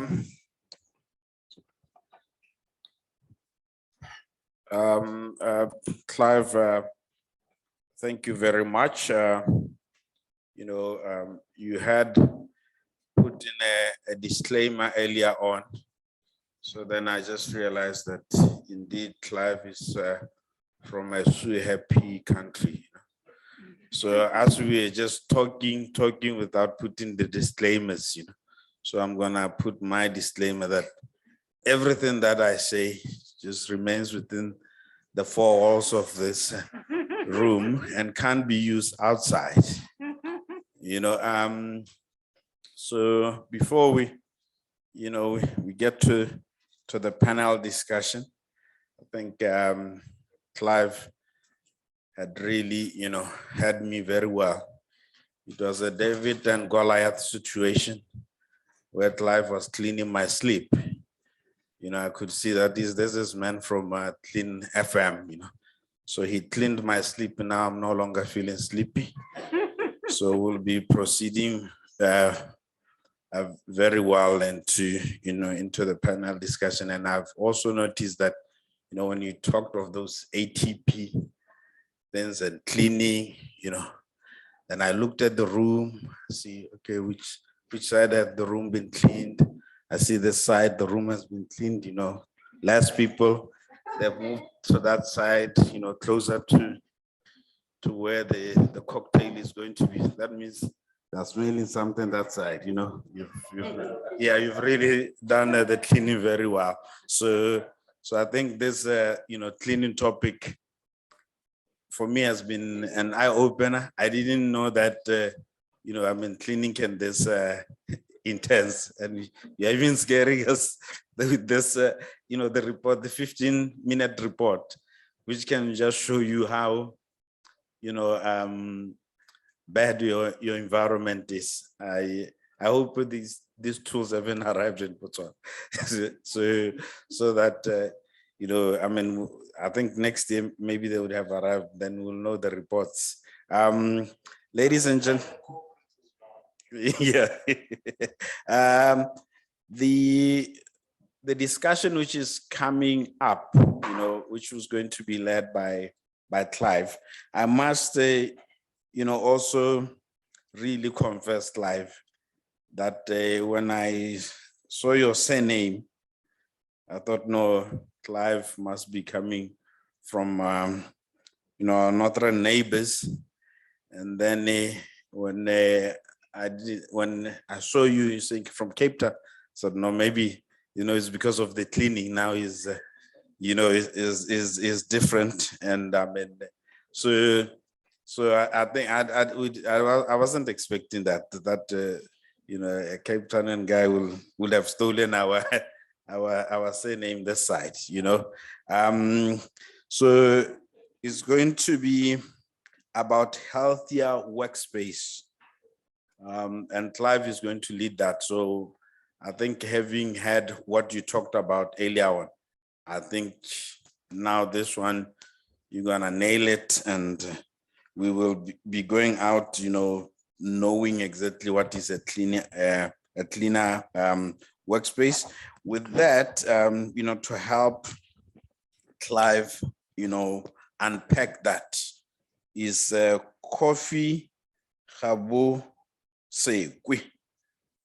Coffee Gabo Sekwe. Okay.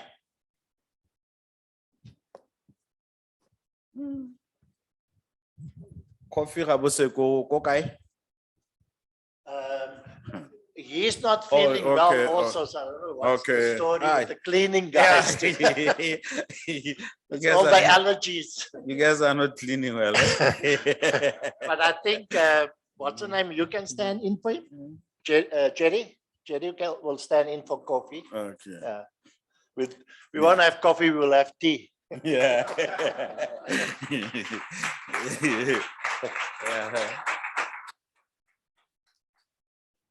Okay, so I assume you will be sitting here. And then also Dineo Mutsisi. Dineo. Dineo. Yeah, yeah. And sure, your titles are like, impressive. As quality assurance, Botswana cleaning. So it's really about cleaning. Is Dineo there? Yeah, the three. Oh, okay. No, you're good to go, Clive. Yeah. Okay. I'll ask the panelists to introduce themselves. We'll start with Jerry. Just introduce yourself. Yeah.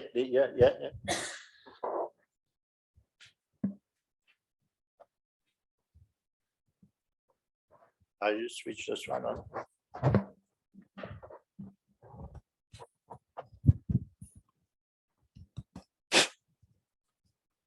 I switch this one on.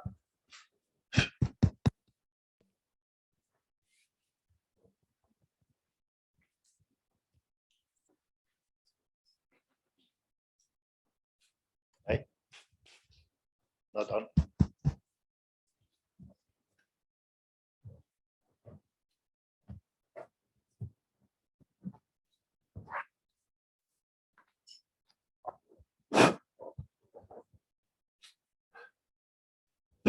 Yours working? Your one working? Yeah. Okay, use this one, Jerry. Okay. Thank you, Clive, and thank you, everyone. My name is Jerry Ditlong.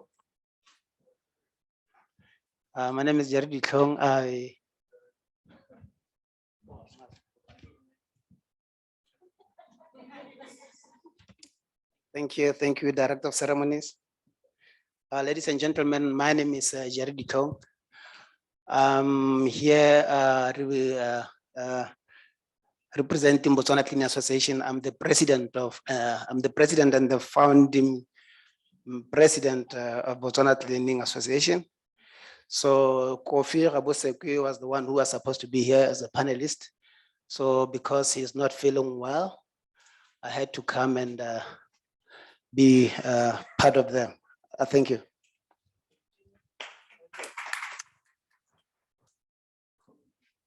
Yeah, use your one.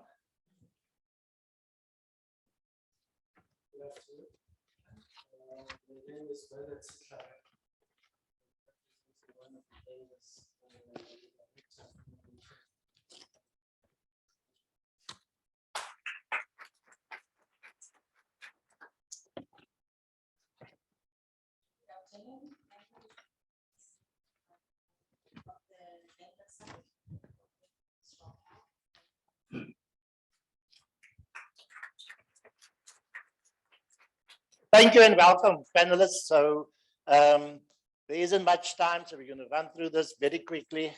And the topic for this panel discussion is also healthy workplaces, but from a different angle, And most of the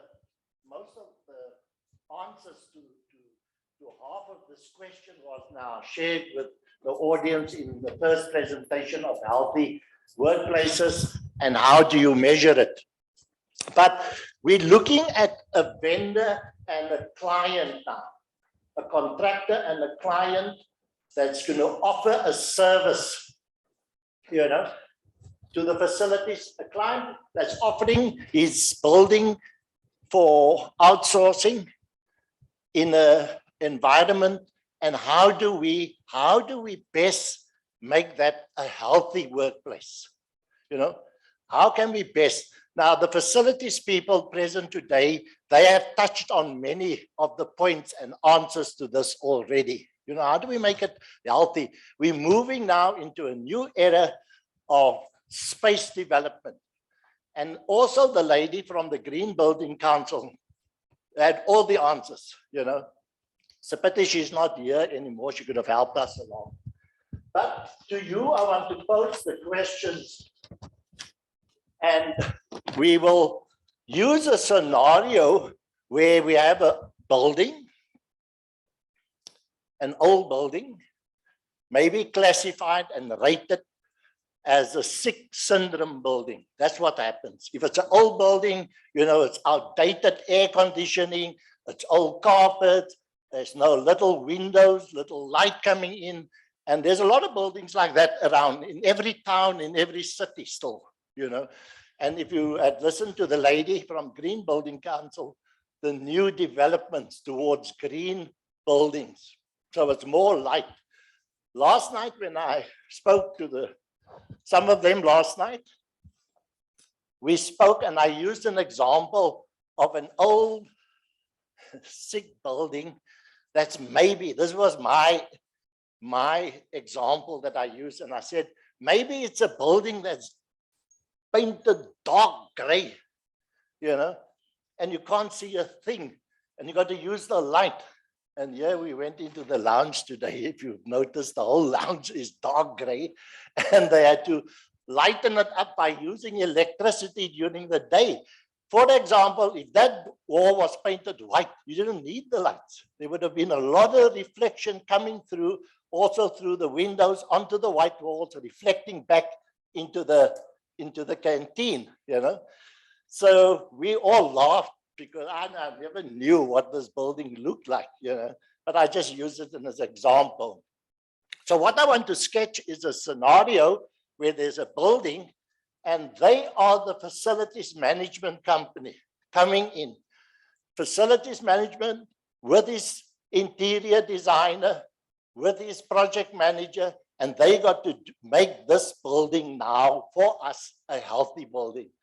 So I would ask you, Jerry, firstly, what would be your proposals to make the building a healthy proposal, a healthy building? To make it bright, I mean, sorry, I almost gave you an answer. Thank you, Clive. I'll just give a short advice for the building to be painted in bright colors, you know, open spaces in offices and workstations, stylish decor and so forth. So you will open the spaces. What do you mean by opening spaces? Will you do away with like closed offices? So you'll have open plan offices. And what do you mean by bright light decor? Painting the building.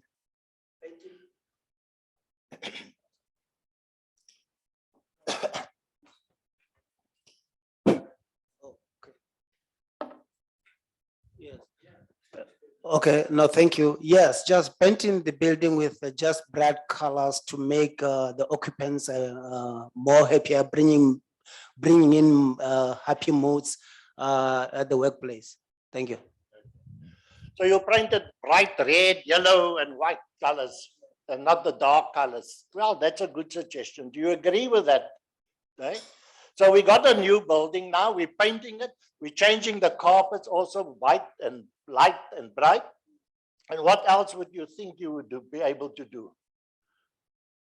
Once to, you know, what about space planning? How will you open it? Just to share with Jerry. Yeah. You know, look, we don't want people to be confined in spaces, to be owning spaces.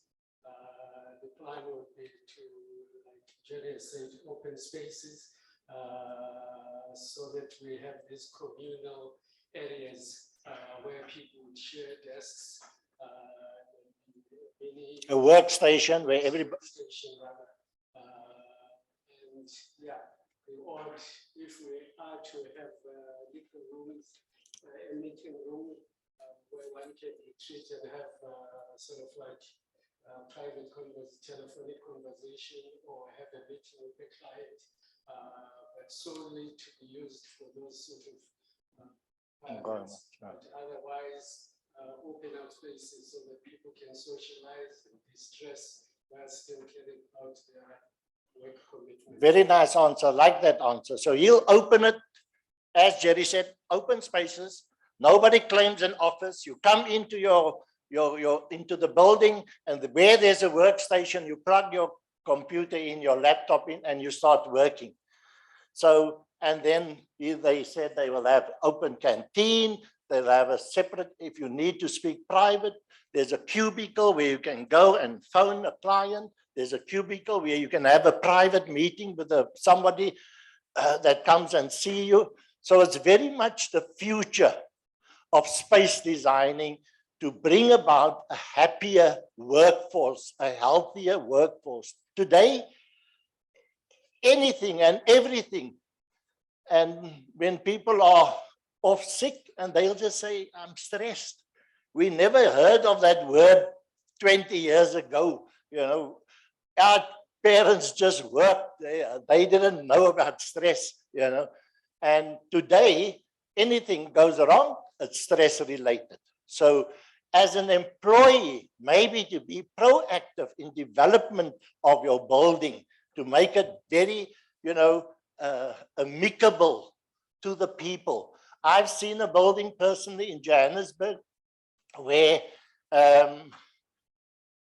this company redesigned, and after redesigning it, making it open plan, they ended up with one free entire floor, you know, because those people moved down. There was much more space available. Nobody had different individual offices that you couldn't even see what the person is doing behind the closed door. It's now all open plan, you know, all light and bright.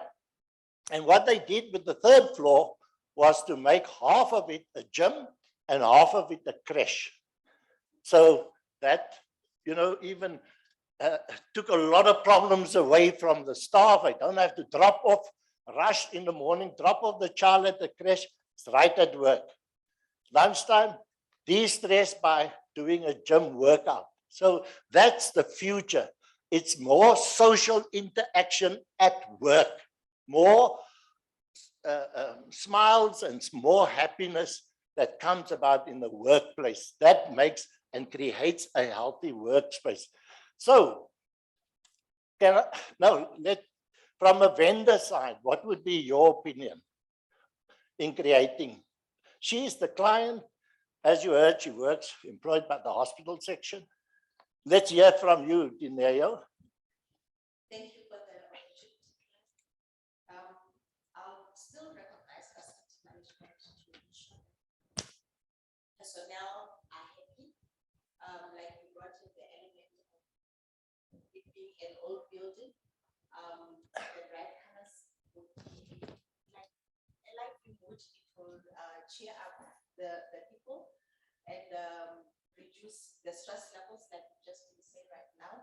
So we also have to ensure that when people are happy and that light mood, there'll be more productivity. You have to bring a smile to your employee to ensure that you get more out of them. And on my side, being the client receiving the services, we also have biosafety cabinets whereby we handle our organisms, the bacteria, the pathogens. We have to ensure that people are aware of the safety, and by them being aware, they should have been trained, checked for competency, and this has to be a continual process because in the long run, it's like we tend to take shortcuts that we know how to go about it. So we need to close those gaps, and also to the service provider when they come through, we should also orientate them. With COVID, it's like it's coming about. Everyone is conscious of their cleanliness, their safety, their whereabouts. So SHE officers, the safety, health, environmental officers were employed. Like it didn't have to be just the health facilities, be it at the shop, to be checking every now and then that has sanitation been done. So we also make our clients to be conscious of the material that we handle, the biohazardous material that we handle, to ensure that they too are safe. The personnel also are safe. They don't carry these organisms back to their family. So training has to be done frequently audits should be conducted for us to see are there gaps, because management has to be part of this. Without management, you really can't do much. The lower level, those who do the hands-on work, will be trying their best, but the management has also to be trained to be able to support all the work that is being done on the ground and also provide resources. So with that, on the lab aspect, it's both the personnel and our clients that bring the services to us. Yeah. Thank you. On the employee side, Daneo, just quickly, do you think there should be involvement in decision making within the company? Yes, there has to be involvement of the personnel. There should be transparency. There should also be their welfare taken care of, given this the medical standard. It also emphasizes that staff should be able to raise their complaints, should make the contribution to say if they're not well or their family at home is not doing well. So we could also bring in like campaigns, going out to do cleaning campaigns, like giving back to the society, trying as much as possible to bring a smile to our personnel, and ensuring that they're also part of the decision makings that management does take. So yeah, I believe we are taking care of the welfare of everyone. Thank you. Thank you very much. Now, lastly, we've got the building, we've got the happy staff working. Lastly, how would you clean it? This new building now of ours, we bought it together.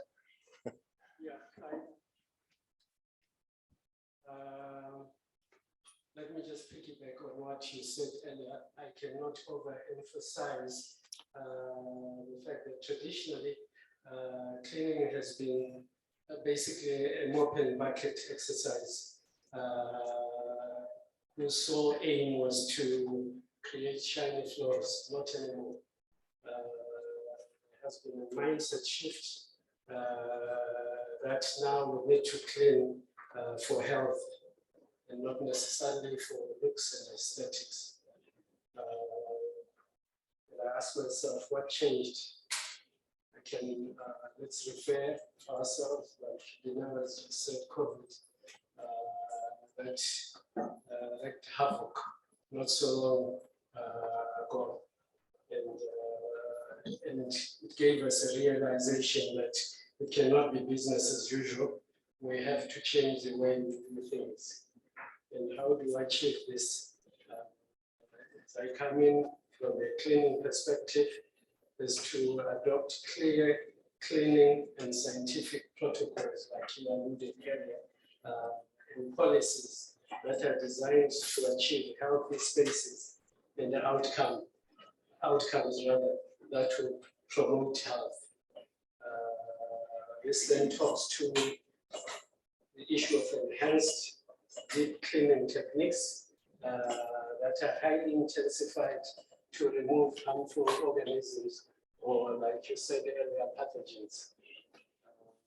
Also, the increased frequency of cleaning of the high-risk areas, such as the high-touch areas that you were showing us in the pictures, toilets, for instance, desks, and sets, as examples.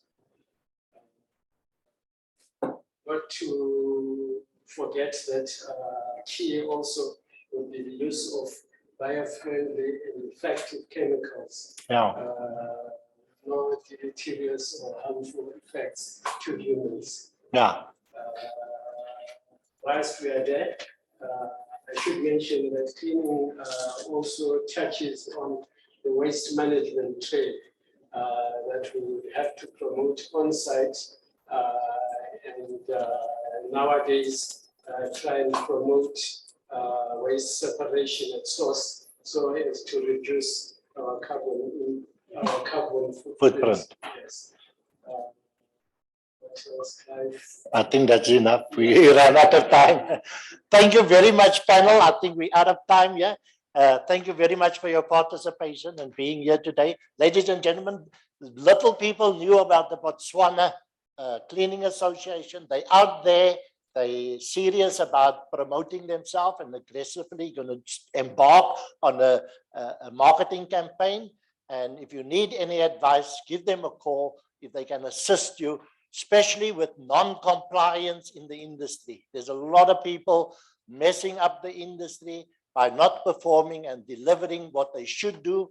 So Botswana, I will be supporting them and helping them along, and give them a call. Thank you very much.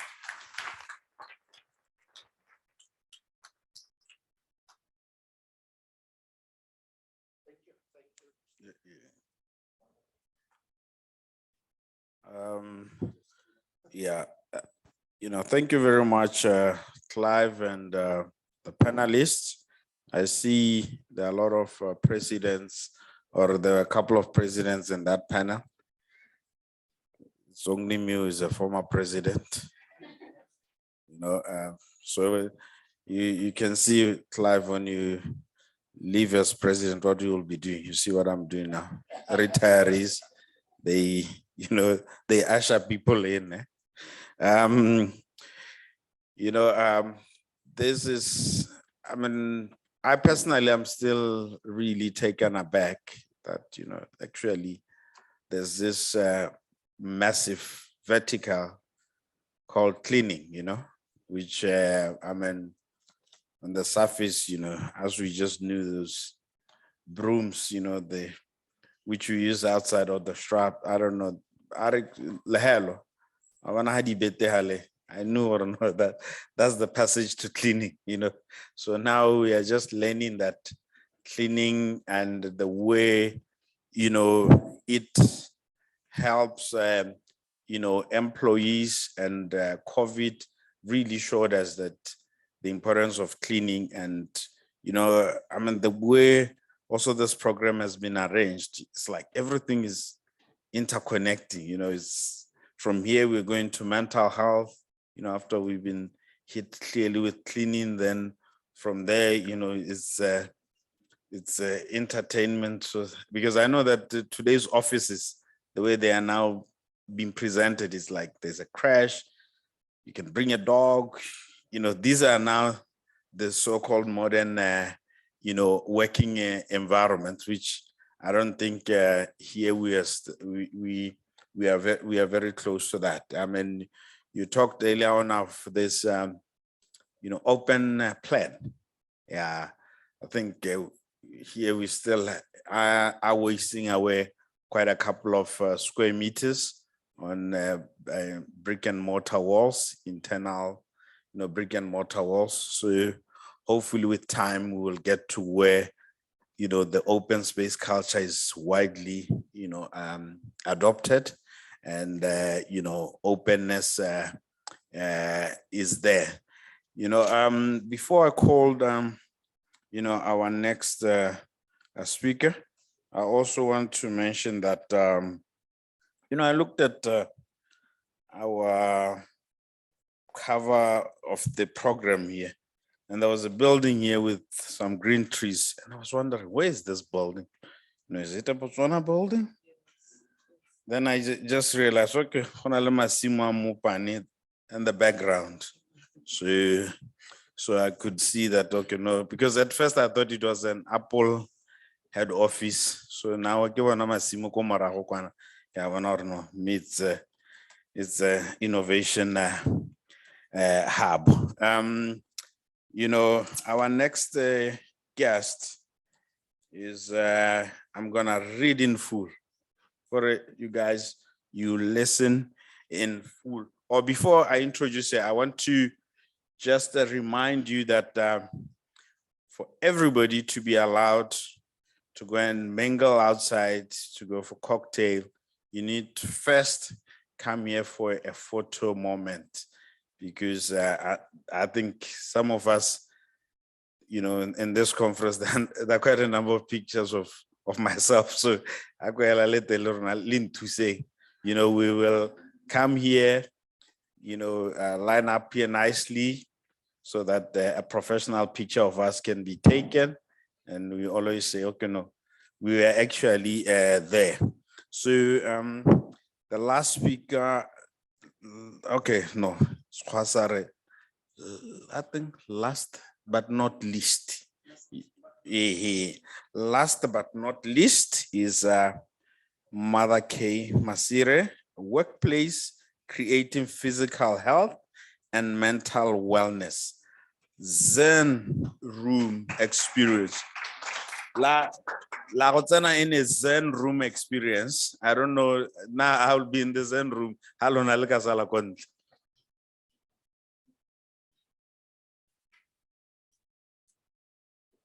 Dumelang. Good day. Before I introduce myself, can I get everybody to stand up, please?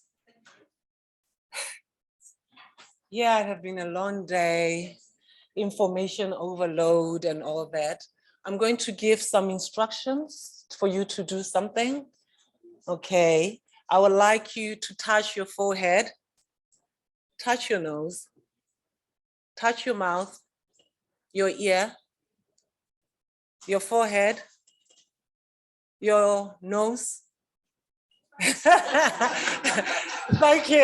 Let's just sit down. I just wanted to break because some, like the nose was the ear. I didn't say follow what I was doing. I was, so thank you guys. I just wanted to shake that up. It has been a really long day. My name is Mother K. Masire. I am a guardian of love and light. Rather, love and peace. What's that? Basically, what I mean is, I believe I'm here to let people experience love and peace that reside within themselves, not look for it outside. And my head today, I'm a co-founder of a company called Botho Treats, which is a well-being solution company. And the treats part is that we offer treats for the body, mind, and soul. So one may be wondering, what am I doing here in a facility management conference? Well, you'll get to find out. And when I found out that I had 10 minutes to speak, and I'm thinking, I'm talking about a subject that is really not familiar, especially in our country. How am I going to do that really in 10 minutes?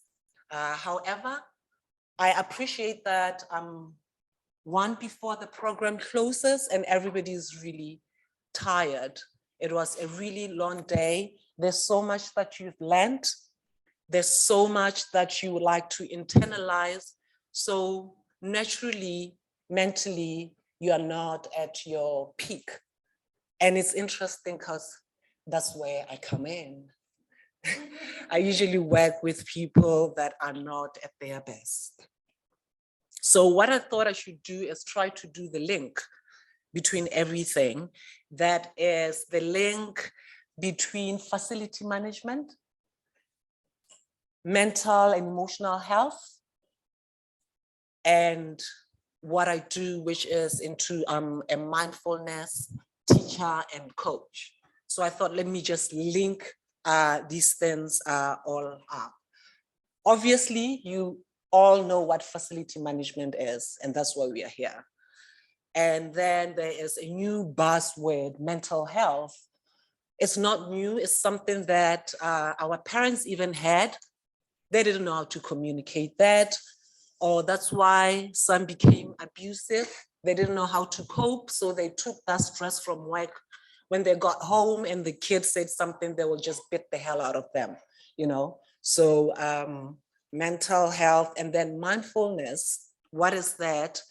Is being in the present moment, basically meaning being aware of what is going on internally, that is your thoughts and your emotions, what is going on physically in your body and your environment. And we know our environment is just, it may be anything external, the weather, people, buildings.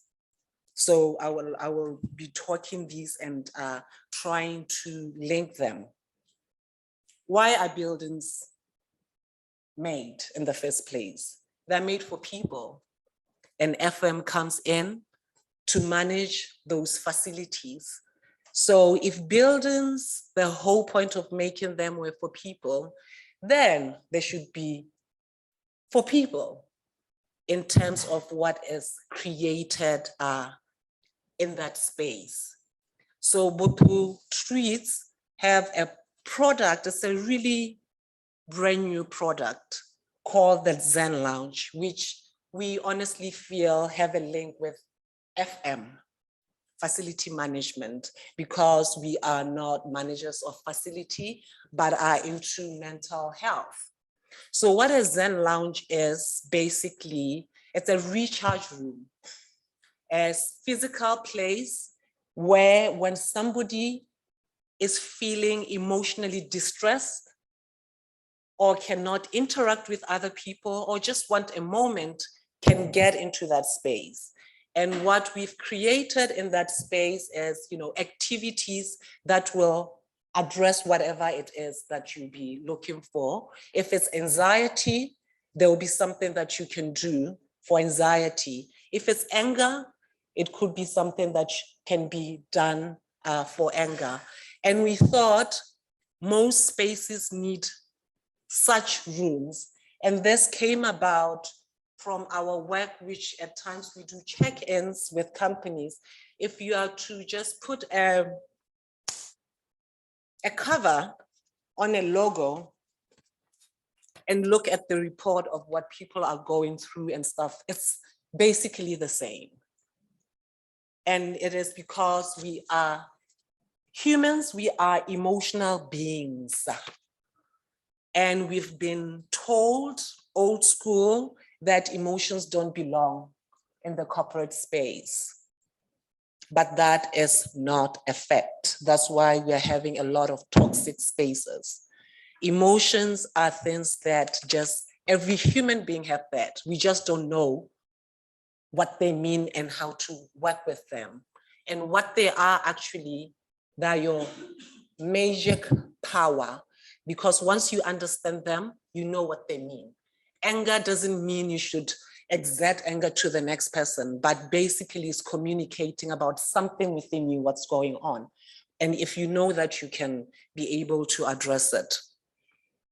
So the Zen Lounge, the whole idea is that this space, when people are feeling overwhelmed, they can go there for 5 minutes, center yourself, ground yourself, and then go back. A lot of people have sent in that send and then immediately like, oh my God, what did I just do? Some people say stuff to other people, most meaning it just came out. That means you're not present. So what we are trying to do with the Zen Recharge Room is a space where you can just go and ground yourself and be able to go back and be productive. Because the biggest investment in any organization is its human capital. And this capital, human capital, is actually emotional.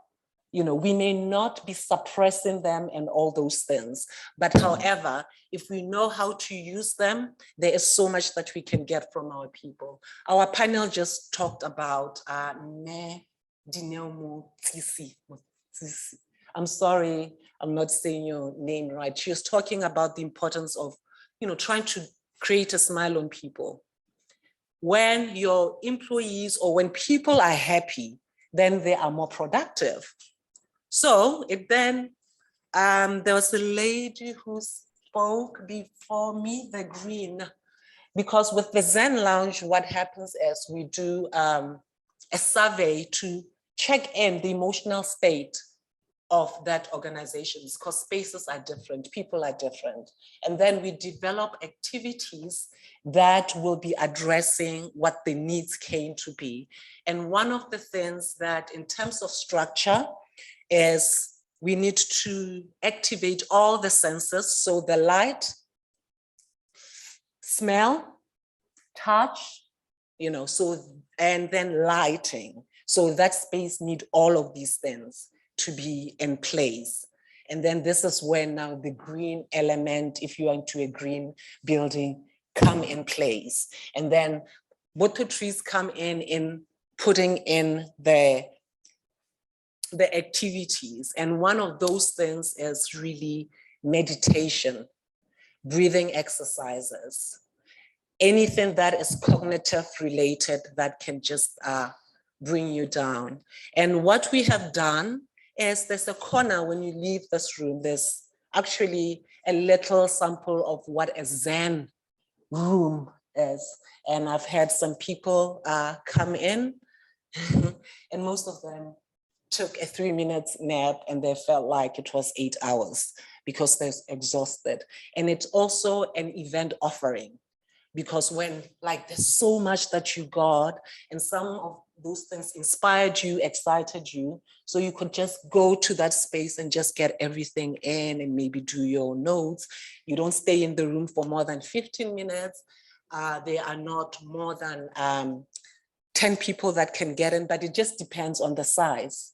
So having said that and rushing through and appreciating that, you know what, we've been sitting down and people are checking their time because the plan, that's the other thing, when we write 4:30, so by 4:30, everybody's still expecting. So I usually don't write time to get people not to be worried. So having said that, I would like to share with you in the UK, the health NHS, what is it called? Is that? They have a recharge room, but it's specific for for doctors and nurses, health workers. So, Sir, we have a minute to share what they have done with their recharge room, the video.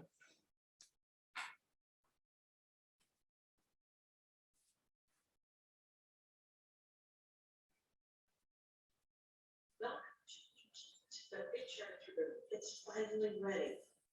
To help keep it safe for everyone, there are a couple of procedures that I wanted to make sure you're aware of, so we made this video. First, come in and select a heart with the number of people in the recharge room. You'll find these hearts located right inside the door, and if you hang it on the door and show the number to the outside, people can see how many people are in the room. No more than 4 at a time, please. We have wipes and hand sanitizers set up throughout the room at all the stations. And there are 5 options for you to choose from. We ask that if you choose to recline in the massage chair or relax and get a foot massage, that you wipe both these chairs and areas down when you are done. And ladies, if you don't happen to wear a pair of socks that day, there's some extra socks for you right next to the chair. There are 3 other tables with various activities that you can select from, as you can see from the video. Okay, it's just basically they're explaining what is going on, what they have put. They've put up like those are visuals to create a feel that you are in a tropical, so it just depends. So this is where now Botho Treats communicate with the facility management company or a developer to say these are the things that the client will need, okay? And I would like to have you just, because you're so tired, I would love to give you an experience of a 3-minute meditation. I said in the room you have different meditations for different reasons. So I'm just going to take you through a very short one to just get you to from the day. And when I'm in Botswana, the first thing before I start my meditation is that word is corrupted. The minute you talk meditation, there's so many things that come in people's minds. You know, they associating it with religion, they're associating it with positions and stuff like that. But basically what meditation is,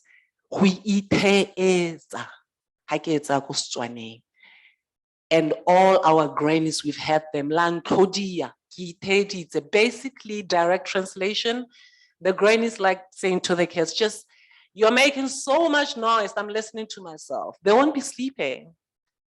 So we do have those things in our culture, and unfortunately, as Haribato, we don't explain why we do things. It's just a taboo, you know, and maybe that's why the younger generation or some people are not really interested, because we don't have the backstory.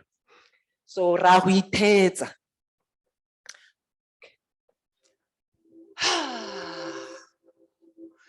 And I'm going to lead you, reduce the volume for me again.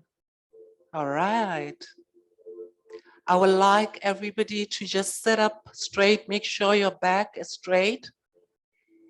Have your hands placed on your thighs, either facing up or down. It doesn't matter. And if you're not comfortable with your eyes closed, have them gazing down or gently close your eyes.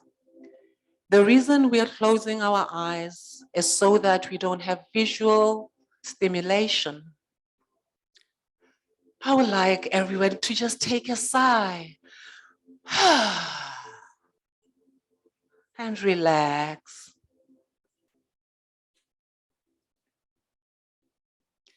Breathe in and breathe out.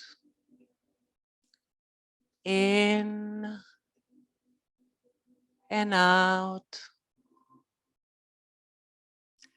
I would like for you now to take your attention to your feet and just have a moment and feel how it feels to have your feet supported by this floor. And just breathe in and out. This is your time with your breath. No to-do list. No right or wrong. Nothing to achieve, but just to be and just breathe. And it's okay. Give yourself the moment. Breathing in and out. Relaxing. And as we do this, gravity is supporting us by just pulling you down and down and down. Relaxing. And as you do this, the mind may become busy, and it's the mind's job to think, and it's okay. However, if you feel it's just too much, you say to yourself quietly, I'm breathing in when you breathe in. I'm breathing out when you breathe out. In with your breath in, out when you're breathing out. And relax, taking your attention back to your breath and just feeling it on your tummy. You may feel your tummy going in and out or contrasting.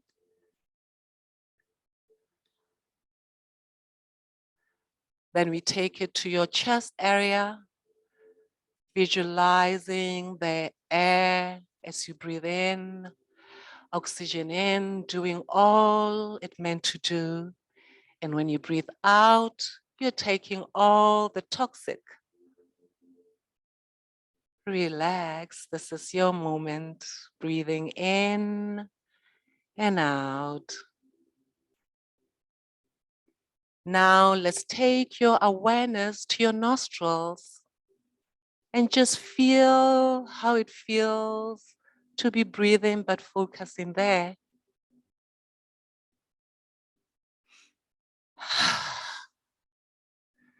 You may feel it expanding and contrasting.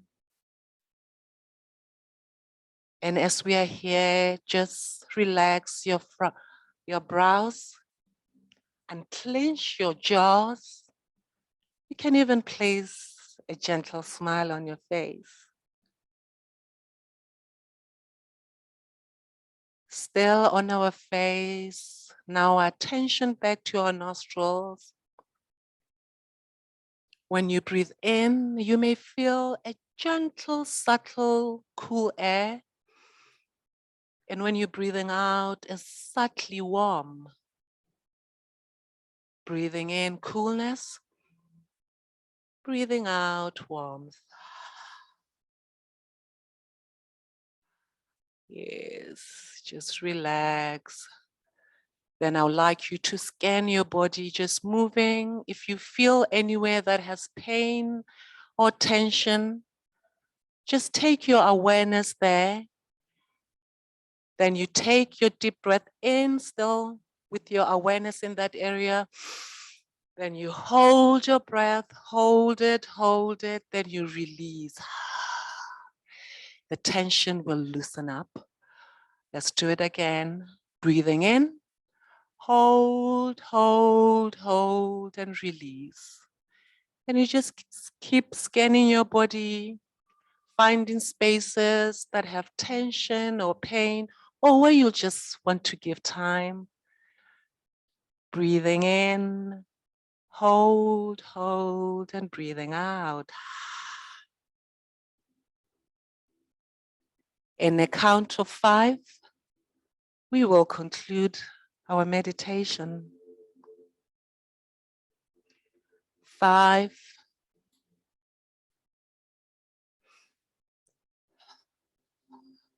4,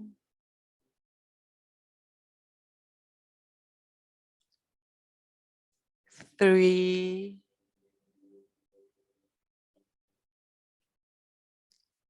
2, 1, and gently open your eyes. You'll feel like your eyes have been washed with spring water, and just wiggle your fingers. Namaste. Thank you. Can I share again about a namaste? I'm a Pan-African sister. So I'm that, like, Africa has so much wisdom.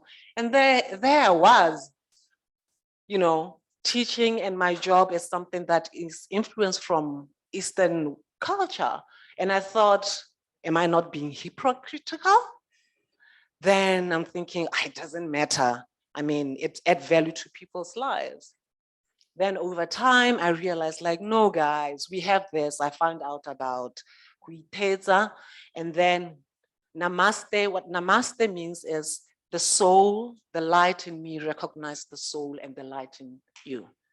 Most of Botswana, if you are ever, anybody who's not in Botswana, I would like to give this advice. Anyone you see, you have to greet first, every single person, even the security guard who is taking care of the building. And most people will just pass, and then you go back and say, want help. They will ask you, I'll say it in Setswana and direct translate. Oh, so I'm no heta.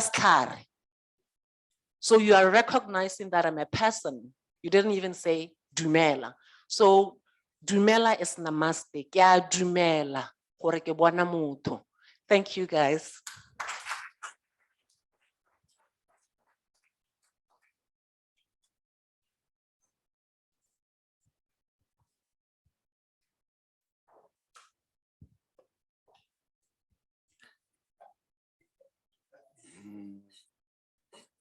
Namaste. I can also like get it dumela. Mother K, even though I'm going to say thank you, but I must express, you said dumela ke, botoba Setswana, and me kabot ka setho sa Setswana ha ona le moagisani, you advise them of the other benefits that in your possession. I mean, you talked of this room, and I've been saying, I had, you haven't shared that. I believe. Me, you are my neighbor. We are so, so I think, Go gongwe go re tshwanetse gore re baakanye kgang eo ka re nkabe ke ne ka tsaya nepe kgantele. Oh my word, it was never Maria.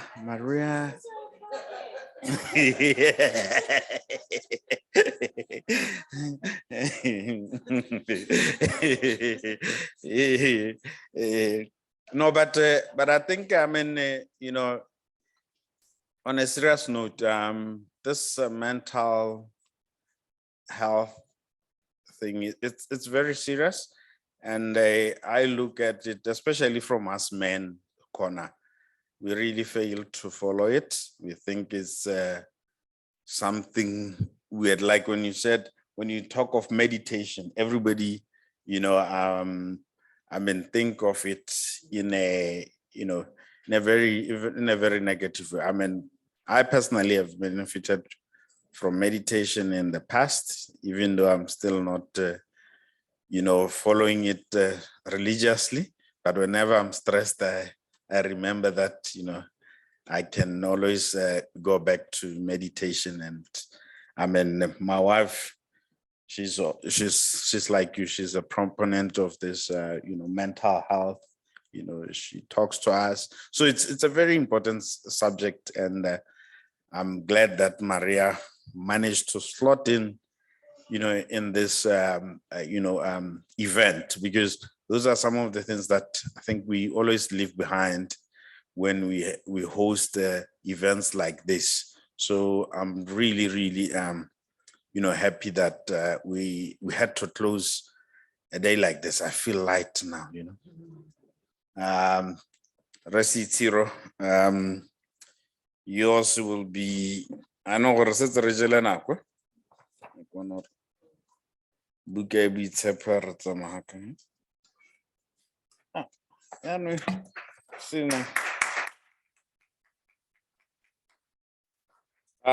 Resi Tiro is giving us closing remarks. Is the COO of GPFI Botswana. I got to assume our COO, right? You know. Thank you.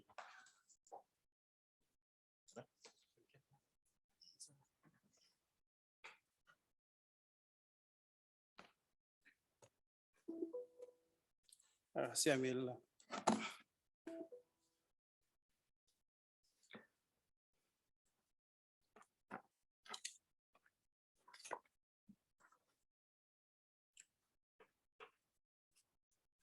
Good afternoon, Dumela. Just before I say anything, may I kindly ask that we give ourselves a round of applause.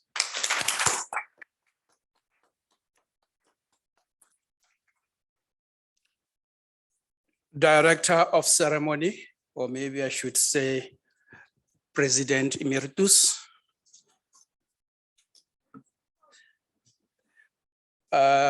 distinguished delegates, I must say protocol is observed. I had with me a 15-page speech for closing. Maybe I was using font 80, you never know.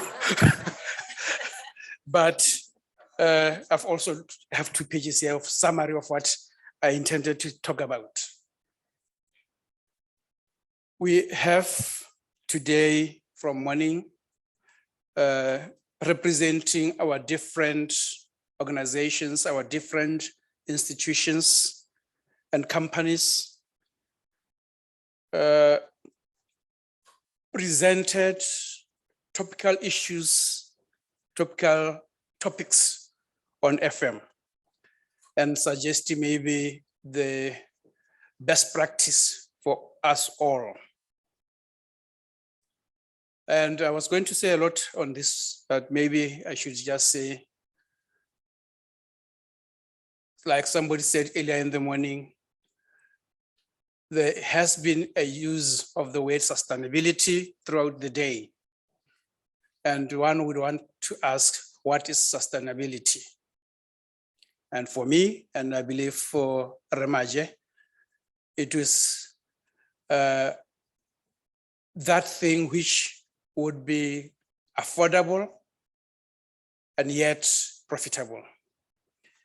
And therefore, I want to believe that as FM practitioners, we'll endeavor in all our doings, whatever we'll be doing at our different places, to be offering our services at an affordable rate, affordable cost, but also be making sure that both our clients and ourselves are making profit out of it.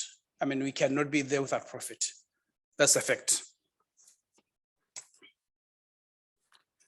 Also this morning, somebody says or said, people are drivers of business.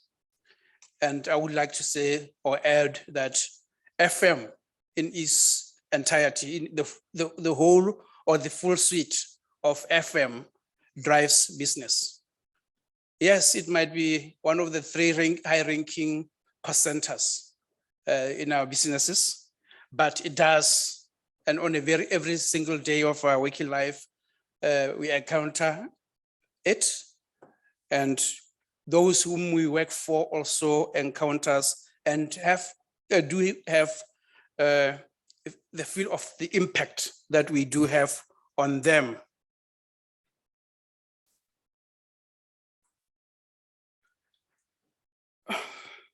Globally, organizations are constantly looking for better ways to optimize their assets, reduce costs, become more efficient, focus on the environment, and drive growth through innovation and improvements. We see ourselves as the natural and the best partner to support organizations at the different levels of the FM. I'm quite pleased, and it's quite heartwarming to have recognized this morning that we have and we do still have representation from government at the highest level. We had Ma'am Bulai here as the Deputy PS at the Public Works Ministry. We had still at the Public Works Ministry, the Director FM. We have organizations, public organizations like the BHC, Bostwana Housing Corporation, and we have the different organizations dealing with FM. We have our vendors with us today, and I'm quite happy to say, let us not count the number of hours we've been here since 8 a.m. this morning. Rather, let's the number of hours that we've been here count. Yes, I know I was supposed to introduce myself as per the President Emeritus, or rather MC. I am Octavian C. Siro, the country COO. COO is Chief of Operations. And I'm with the GPFI, a happy sponsor to this event today. And we will hear more of GPFI tomorrow, when either myself and maybe the group executive director, Dr. Mko, will also be presenting and giving specifics to what we do. And yes, we offer a lot of things in terms of facilities management. We offer the whole suite of that. And the Standard Chartered Bank, I don't know whether we still have members here today, can attest to that. I cannot, and it's not possible to cram everything that was said over the last 6-7 hours into 10 minutes. And therefore, I can only urge all of us here today to make sure that we continuously learn all the facets and aspects of facilities management and share and collaborate with each other, because ka Setswana gate wa o ese ga o ele. And I believe when we mingle after what Rem just said earlier on outside here, we will get to know each other more. And I believe also that we should be able to set up some appointments to meet, not here again, but at our respective offices, and map our way forward with each of us, as a vendor, as a client, or as a co-FM provider. And with that, I want to profusely thank all of you here today. I know it's late, but I believe there is a lot that we can learn from each other. And therefore, I urge you not to leave immediately as we leave this room, but stay in the foyer, conference room foyer there, so that we can know each other better.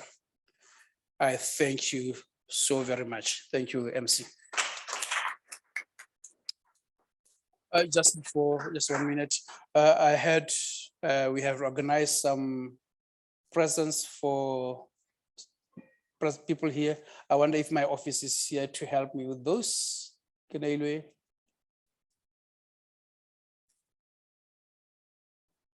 Okay, we will see what you do with them.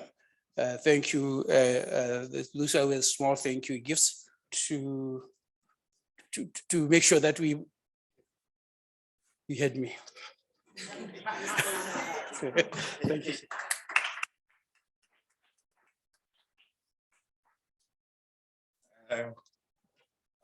Thank you, Rasitiro, for clarifying this COO. You're saying this chief of operations, but some they call it chief operations officer, So I wanted not to make assumptions, because earlier on, I thought this GPFI, Botswana, it's a BEV company, So I get air cocktail event, so I get on get the beverage. Okay, so, but you've explained okay, it's a facilities management company. So the rest I confused about it's not a BEV company. It's a facilities management company. Resitiro opaletswe ke ke gore ha dimpho tsa nna ke rata mpho. I was looking forward to that mpho. I don't know gore motho no mmitsa o ha kae ka dimpho tsa rona, but na being myself, I'll give you the present, Resitiro. You can come back. Let me just say thank you to you for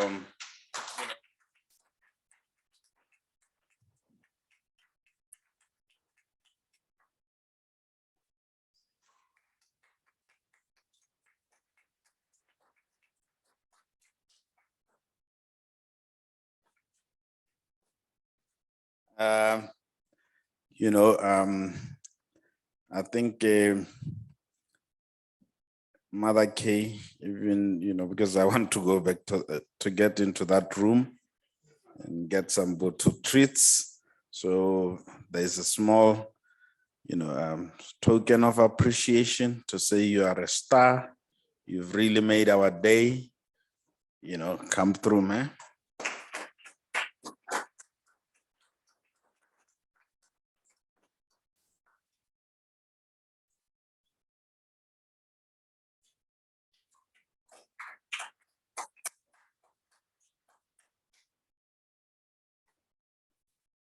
That was a Zen moment there, So then I'll say, to make it a little bit different, I'll say Clive and crew, they can come here so that, I give them the stars and we have a 4-way picture. Clive, Clive and the cleaning crew.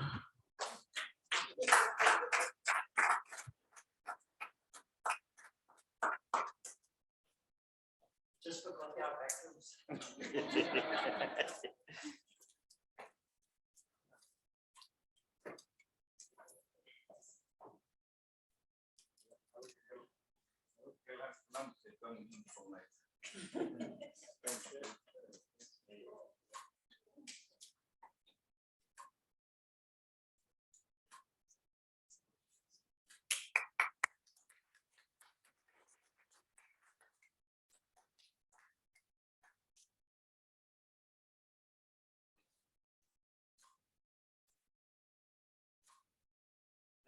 Thank you. I don't know if Kariso is around or she's left. Ladies and gentlemen, with that, I would like to call you, to come and fill the stage, to feel how it is to be on top. While we take a picture, Thank you.